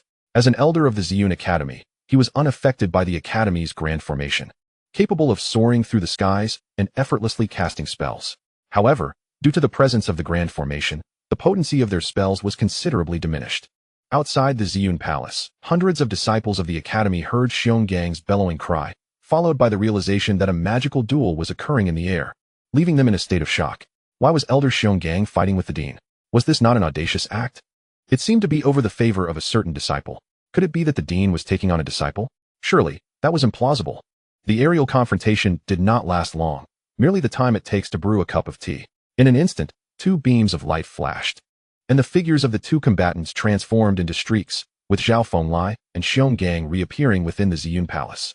Zhao Fenglai maintained a composed demeanor, still exuding the charm he had moments before, while Qiuchanyi appeared quite disheveled, his garments torn and his face bruised and battered, with noticeable swelling around his eyes and a handprint on the right side of his face. It was evident that Qiuchanyi had endured a severe beating. He resembled a wilted eggplant, silent and withdrawn. Zhao Fenglai reveled in his triumph, casting a glance at the other elders, clearly asserting his dominance. The expressions of the elders stiffened, their earlier tension dissipating as they beheld Qiuchanyi's pitiful state. It was no jest. Qiuchanyi was undoubtedly one of the strongest among the elders, and if he had been so thoroughly bested by Zhao Fenglai, who among them would dare to act rashly? Zhao Fenglai surveyed the elders and inquired nonchalantly, "Do you gentlemen still have any objections?" "I refuse to yield," Qiuchanyi retorted defiantly, his throat taut. Upon closer inspection, it was apparent that he had regained much of his former composure. At least the bruises and swelling on his face had subsided significantly. The onlookers could not help but admire Qiuchanyi's remarkable resilience. Zhao Fenglai frowned slightly, his aura imposing. "Oh." Qiuchanyi gritted his teeth and replied, "You old scoundrel. I concede your strength, but I remain unconvinced in my heart. Is that not permissible?" Zhao Fenglai chose to disregard Qiuchanyi's words, stating, "I am burdened with numerous responsibilities and may lack the capacity to provide individual instruction to Qin Beiluo. Thus, while he may be considered my disciple in name, You all are equally entitled to impart knowledge and guidance. Our Ziyun Academy, unlike a sect, allows all teachers to enlighten their disciples and resolve their queries, free from the constraints of sectarian thinking. Upon hearing these words, the elders were momentarily taken aback, as if a revelation had dawned upon them, and they nodded in agreement. Zhao Fenglai spoke wisely. Although the Ziyun Academy has its own hierarchy of teachers and students, it does not possess the rigid distinctions seen in sections. Overall, it resembles the atmosphere of a university in a past life. Students are assigned to a particular instructor, yet other teachers may also offer guidance and impart knowledge. Additionally, there are public lectures lasting 3 days each month, during which several different elders impart teachings to all disciples. This fosters a more harmonious environment within the Ziyun Academy. Zhao Fenglai's words prompted frequent nods of approval from the elders, who found his insights commendable. Naturally, dissent was unlikely given Zhao Fenglai's formidable stature. Satisfied, Zhao Fenglai nodded and declared, "Since there are no objections, let it be decided. Beiluo, you shall henceforth be my disciple. Are you willing?" "Thank you, Dean. I am willing," Qin Beiluo replied. Although, as Zhao Fenglai mentioned, he had numerous responsibilities and would likely struggle to attend to every detail in guiding Qin Beiluo. This was the most influential figure at Ziyun Academy, and Qin Beiluo would naturally not refuse. Zhao Fenglai smiled and nodded, signaling for the Hunyuan mirror to continue assessing the talents of the others. The Hunyuan mirror continued to evaluate the talents of the crowd. While there were indeed some individuals of commendable aptitude, they paled in comparison to the dazzling performances of Qin Beiluo and Qiuchanyi. Soon, all the young cultivators had been evaluated by the Hunyuan mirror. A total of 12 individuals with outstanding talents were selected as true disciples, while the remaining disciples were admitted to the inner sect. At this point, Qin Beiluo finally became a true disciple of the Ziyun Academy. He cast a glance at Li Wanner, who stood not far from him, reminding him of the system task. Li Wanner seemed to sense Qin Beiluo's gaze, slightly raising her head to meet his eyes, offering a forced smile. Proud and self-assured, she considered her own talents exceptional and looked down on everyone except Qiuchanyi. However, Qin Beiluo had delivered a resounding blow to her ego. Li Wanner suppressed her simmering anger, unable to express it before Qin Beiluo, and instead feigned friendliness with a smile, which only deepened her frustration. Qin Beiluo, on the other hand, felt secretly pleased. How delightful it is to see her humbled, he thought. According to tradition, a chief disciple must be chosen from among the true disciples. At that moment, one of the 13 elders spoke up, indicating the need to decide on the chief disciple. The chief disciple, akin to the top scholar in the imperial examination, is the foremost among the disciples of this assessment.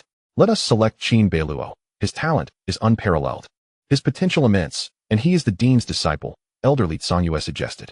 That is inappropriate, Sun Wuxia countered. Although young Master Qin possesses the finest talents, he still lacks in cultivation, being only at the mid-stage of Golden Core. Historically, the chief disciple has always been at least at the nascent soul stage. What about selecting Qiuchanyi? I believe Li Wanner could also be a candidate. Inappropriate. Qin Beiluo remains the best choice. The elders began to voice differing opinions once more.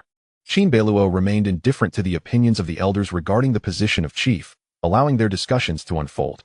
Yet, at that moment, he felt a stirring within him, as a surge of true essence emanated from his dantian, coursing through his limbs and veins. The shackles within his body seemed to loosen imperceptibly, signaling an imminent breakthrough. Chapter 29. Late-stage Golden Core, Celestial Phenomena. Qin Beiluo sensed the eruption of true essence within him, from his dantian to his entire being, as warm currents surged through his body, reminiscent of a mighty river. He was on the verge of a breakthrough.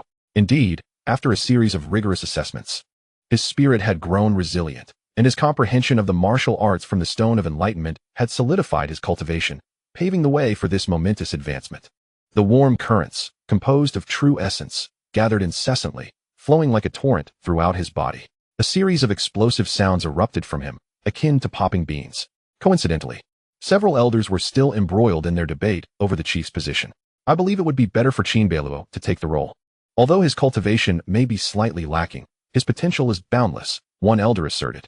If the chief's cultivation is inadequate, it would tarnish the reputation of our Ziyun Academy. Indeed, if Qin Beiluo's cultivation matures in the future, it would not be too late to bestow upon him the title, another elder concurred. The elders voiced their opinions, each unable to sway the others. At that moment, one elder noticed Qin Beiluo's condition and gasped in astonishment. His tone was laden with disbelief. The other elders, along with Zhao Fenglai and various cultivators within the Ziyun Hall, fixed their gazes intently upon Qin Beiluo. Within him, blood and qi surged like a torrential river. while the surrounding spiritual energy surged wildly, drawn into his being. In this instant, everyone felt the shift, though their expressions varied. Qiuchanyi's eyes sparkled with brilliance, reflecting her astonishment as she gazed at Qin Beiluo. Li Qian, with a face of uncertainty, muttered, "How could he have broken through? This is illogical. His cultivation is about to rival mine." Li Waner, caught between shock and fury, clenched her fists tightly, her nails digging into her flesh, her knuckles turning pale. The remaining elders exchanged glances of disbelief, scrutinizing Qin Beiluo, and discerned subtle hints of his breakthrough. "He has indeed made progress. I knew Qin Beiluo was exceptional," one elder exclaimed. "The commotion he has stirred is quite significant for one at the Golden Core stage. Is it truly warranted?" "Indeed, something feels amiss," another elder remarked. As they all recognized that Qin Beiluo was indeed cultivating a breakthrough, and the commotion surrounding it was considerable. As the surrounding spiritual energy surged, Qin Beiluo's body rose and fell rhythmically.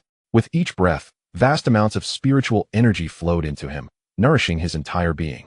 With his eyes tightly shut, he felt the shackles within him gradually shatter. The true essence within him grew stronger, and the intake of spiritual energy increased exponentially. With each inhalation and exhalation, he absorbed and released the abundant spiritual energy surrounding him. In this moment, the golden elixir within Qin Beiluo began to swell, as if imbued with sentience, gradually leaping forth from his dantian. The sudden emergence of the golden elixir dazzled all who beheld it. This radiant, golden orb shone with a brilliance akin to that of a miniature sun. As it materialized, the onlookers were once again taken aback, for at this instant, Qin Beiluo's elixir was remarkably solid, having doubled in size since the previous time, its hue a rich, lustrous gold, reminiscent of molten metal. Upon the appearance of the golden elixir, the surrounding spiritual energy began to swirl around it, as if acknowledging its master. The spiritual essence encircled it, and the heavens resonated with a harmonious symphony. Such a phenomenon. Was it merely a breakthrough to the elixir stage? Qin Beiluo's foundation was indeed far more profound than I had imagined. He was merely at the mid-stage of the elixir realm. And yet such a momentous disturbance signified a transition to the latter stage? One might mistakenly believe he was on the verge of transcending to the nascent soul stage. I myself, upon breaking through to the transformation stage, did not create such a commotion. How embarrassing, how humbling. The manifestation of the golden elixir triggered a cosmic anomaly, a rare occurrence typically associated with significant breakthroughs in cultivation. Such phenomena are generally reserved for those of exceptional potential and deep-rooted foundations. When a celestial anomaly arises, it signifies that the practitioner has gained the recognition and blessings of the cosmos, ensuring a solid foundation post-breakthrough, a considerable advantage indeed. Under normal circumstances, such celestial events are exceedingly rare, occurring only in one in myriad instances. Yet, Qin Beiluo's advancement to the latter stage of the elixir realm incited such a spectacle. As the golden elixir spun in midair, the spiritual energy surged around it, becoming increasingly dense and palpable to the naked eye. Qin Beiluo's aura had grown significantly more robust, his momentum soaring, both his physical form and spiritual essence ascending. He effortlessly crossed a threshold, the latter stage of the golden elixir, successfully achieved. Among the crowd, Li Qian's eyes widened as he murmured, "This fellow has merely transitioned from the mid to the latter stage of the golden elixir? I had assumed he had already attained the perfected state. No one would doubt him to be a fully realized practitioner given that earlier display of might." Others echoed similar sentiments. Qin Beiluo's foundation was exceptionally solid, his true essence surging like a tidal wave, and the techniques he practiced remained shrouded in mystery, exuding an enigmatic aura. Even the elders present found it challenging to fathom. Qin Beiluo possessed a steadfast foundation and immense potential, although he was at the golden elixir stage. Bestowing upon him the title of chief would not be unwarranted. Each elder harbored their own thoughts, and upon witnessing Qin Beiluo's breakthrough, they recognized that despite his apparent lower cultivation level, his potential was indisputable. Although his surface cultivation seemed somewhat lacking, being appointed as chief remained well within reach. The elders were contemplative, some observant, none rushing to express their opinions, and the prior dissenting voices had all but vanished. Zhao Fenglai remained silent. The golden elixir continued to hover in midair, constantly rotating, radiating beams of brilliance. For practitioners of the golden elixir stage, the elixir is akin to their life essence, intrinsically linked to their very existence. Thus, Qin Beiluo could distinctly perceive the state of his golden core. It was extraordinarily swollen, reaching the very limit of the power it could endure, while the spiritual energy it absorbed continued to surge, as if it were on the verge of a cataclysmic transformation.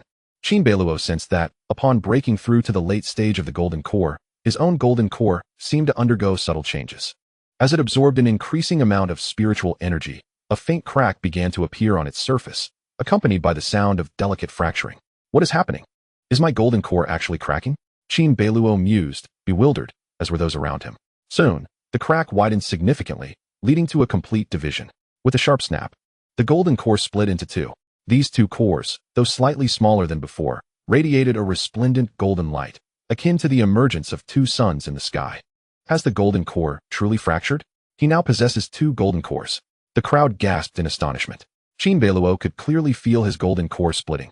Yet both cores were indistinguishable from the original. They were both his. What was this phenomenon? Qin Beiluo was perplexed.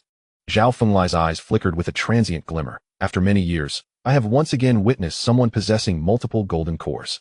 Among the crowd, Qiuchanyi's beautiful eyes sparkled with intrigue as she contemplated. Has my husband's golden core actually split in two? I have heard that such an anomaly occurred when the Taoist master attained his golden core. It is said that the Taoist master possessed 9 golden cores, which I had always thought was mere legend. Yet, it seems there may be truth to it. The 2 golden cores hovered in midair, swirling around Qin Beiluo, exuding an aura of vitality. Qin Beiluo acutely sensed that his cultivation had significantly expanded, doubling in strength compared to before. To possess an additional golden core was tantamount to doubling one's cultivation. Qin Beiluo was filled with elation. Chapter 30, System Rewards. Lottery. As the golden core divided, Qin Beiluo felt the tangible benefits manifest. His true essence surged dramatically, spiritual energy overflowed, and every aspect, vitality, bones, dantian, and spirit, grew exponentially stronger, almost doubling in potency. This sensation was akin to the refreshing and invigorating effect of consuming a ginseng fruit. Qin Beiluo collected his thoughts, focusing his mind on the golden cores. Suddenly, the 2 golden cores shrank to the size of marbles and were swallowed by Qin Beiluo, returning to his dantian. The 2 golden cores coexisted harmoniously within his energy sea. Without any conflict, Qin Beiluo felt utterly relieved and exhaled deeply, casting his gaze over the assembly. Director Zhao, esteemed elders, I apologize for the abrupt disturbance caused by my hasty breakthrough. Elder Qiuchanyi fixed his gaze upon Qin Beiluo, astonished. I never imagined you could condense 2 golden cores. Such a remarkable phenomenon indeed. You are truly a prodigy in cultivation. Alas, how regrettable it is that you chose to follow Zhao Fenglai. How much better it would have been had you pursued your training under my guidance. Elder Qiuchanyi expressed profound regret, believing that it was a grave loss for Qin Beiluo to study under Zhao Fenglai instead of himself. The other elders largely shared similar sentiments. If there were any lingering doubts regarding Qin Beiluo's extraordinary talent, they have now been firmly dispelled. The phenomenon resulting from his breakthrough from the mid to late stage of the golden core is nothing short of astonishing. Zhao Fenglai pondered aloud. Beiluo, your foundation is profoundly solid and your constitution is exceptionally unique, which is why such a remarkable spectacle has manifested. I have witnessed individuals during the golden core stage manifest multiple cores, and none of them were anything short of prodigious talents. Particularly, it is said that the Taoist master, during his golden core phase, produced 9 cores, leading mortals to mistakenly believe that there were 9 suns in the sky. A flicker of realization sparked within Qin Beiluo. He certainly did not believe that he alone could cultivate multiple golden cores. However, Zhao Fenglai's mention of the Taoist master's feat resonated deeply with him. The Taoist master, a legendary figure from ancient times, now recognized as the esteemed ancestor of the Tao sect, possessed unparalleled cultivation that placed him on par with other great beings such as the Buddha. If the Taoist master held 9 golden cores, would that not amplify his strength 9-fold? He would be deemed invincible among golden core cultivators. Even those at the nascent soul stage would likely avoid confrontation with him. The chasm between the golden core and nascent soul stages is immense. Yet a golden core cultivator with 9 cores would undoubtedly overpower even the most ordinary of nascent soul practitioners. This ignited a fervor within Qin Beiluo, illuminating a new path before him. If one could divide a golden core into 2, why not into 9? With sufficient accumulation, he could potentially give rise to additional golden cores. The onlookers turned their gaze towards Qin Beiluo, unable to suppress their comparisons of him to the legendary geniuses of lore. Filled with admiration and awe, noticing Qin Beiluo's contemplative demeanor, Zhao Fenglai smiled gently. Let us set aside the matter of the golden cores for now. Earlier, we discussed the position of the chief disciple. At this, everyone listened intently, awaiting Zhao Fenglai's verdict. The only disciples eligible for the chief position were Qin Beiluo, Qiuchanyi, and Li Waner. Among them, Li Waner lacked the talent of Qin Beiluo and the cultivation of Qiuchanyi, making her the least likely candidate. However, due to her brother, Li Suifeng, a favored son of the Southern King, she garnered the support of several elders. 6 years ago, Li Suifeng had entered the Ziyun Academy and had been the chief disciple of that year, renowned for his extraordinary talent. It was said that he had ventured out to seek opportunities and had yet to return. Because of his influence, several elders leaned towards supporting Li Waner for the chief disciple role. However, following Qin Beiluo's breakthrough and the resulting earthly phenomena, those elders fell silent. The terrifying talent displayed by Qin Beiluo overshadowed their previous arguments in favor of Li Waner. Thus, all eyes turned to Zhao Fenglai, as his opinion would decisively determine the outcome. Zhao Fenglai remarked, "The position of chief disciple has always been held by the most formidable, resourceful, and promising individual. Since opinions among us diverge, why not await the opening of the sword ruins next month? We can determine the chief based on the contest within. What do you all think?" Indeed, with the sword ruins opening next month, all true disciples shall have the opportunity to enter and demonstrate their prowess, which seems quite reasonable. Came the agreement from the assembly. "The sword ruins. I have no objections," another voice chimed in. "Excellent. I concur," replied yet another, with the elders expressing no dissent. The sword ruins exists as a realm unto itself, a unique paradise filled with various spiritual weapons and artifacts, awaiting those fated to discover them. This site opens every 3 years, allowing all true disciples the chance to compete for opportunities. Not only the true disciples of Ziyun Academy, but also those from other sects have corresponding quotas to enter and seek their fortunes. Upon hearing the mention of the sword ruins, Qiuchanyi's eyes sparkled with anticipation. Having been reborn, she knew well of the opportunities scattered throughout. And one of her purposes for coming to Ziyun Academy was indeed this sword ruins. Zhao Fenglai nodded. "Then it is settled. All true disciples shall have the chance to vie for the position of chief. In this month, exert yourselves diligently." Qin Beiluo and the other true disciples immediately nodded in agreement. Zhao Fenglai continued, "Thus, it is decided. The assessment is concluded. Songyu, you shall draft the list of all passing disciples and make it public. Tomorrow, all disciples will gather before the Ziyun Hall for the initiation ceremony. Additionally, prepare a copy of the true disciple list for me to submit to the Empress. Such is the weight of being a true disciple. After becoming one, they would also be reported to the Empress, who would personally inquire." "Understood, Dean," Li Qiuchanyi replied. Internally, Qin Beiluo thought, "At last, it is over. The entrance assessment has come to a complete end." At that moment, a notification echoed in Qin Beiluo's ears. "Congratulations, host, on successfully completing the task of showcasing your talents during the entrance assessment, surpassing Li Waner in the final ranking. Task reward, 3 random draws. Friendly reminder, Li Waner's favorability towards you has diminished, escalating the enmity between you." Hearing the system notification, Qin Beiluo narrowed his eyes. The task completion and the resultant reward of 3 draws were indeed splendid. However, the notification also indicated that Li Waner's favorability towards him had declined once more, deepening their animosity. Casting a glance at Li Waner, he utilized the system's probing feature. After his examination, he discovered that her favorability had plummeted to a mere 6 points. Prior to the assessment, her favorability had stood at 10 points, which was already quite low. Now, with it reduced to 6, it was nearly equivalent to an irreconcilable feud, a conflict that could only end in mutual destruction. This was sufficient to raise Qin Beiluo's vigilance and concern. A glint of coldness flashed in his eyes as he regarded Li Waner. The assessment had finally reached its conclusion. Next, the elderly woman in a black robe, Li Qiuchanyi, stepped forward to register everyone. Following this, disciples brought forth garments and items symbolizing their identities. Additionally, accommodations were arranged for all, situated on the summit of Ziyun Mountain. The architecture here was clustered together, resembling a grand palace, sprawling across the landscape. Over 100,000 souls resided within, the majority serving as menial workers, attendants, grooms, and chefs. The mountain boasted an array of establishments including taverns, inns, weapon shops, and trading houses, resembling a miniature city. The quarters of Qin Beiluo and his companions were notably tranquil, situated closer to the abodes of the elders of Ziyun Academy. The residences were spacious and well-lit. Designed in a courtyard style, though they did not rival the comfort of the Northern Kingdom's royal palace, they were still quite pleasant. Moreover, each true disciple was assigned a maidservant to attend to their daily needs. This made Qin Beiluo reflect that indeed, the life of a true disciple was more comfortable than that of some nobles. The lodgings of Qin Beiluo and Qiuchanyi were adjacent to one another, a deliberate choice to facilitate their private meetings. Once everything was settled, Qin Beiluo finally found some leisure. He reclined on the redwood bench in his chamber, closing his eyes to communicate with the system. The system inquired, "Host, shall we commence the lottery?" A lottery, with 3 chances to draw. It was an opportunity not to be missed.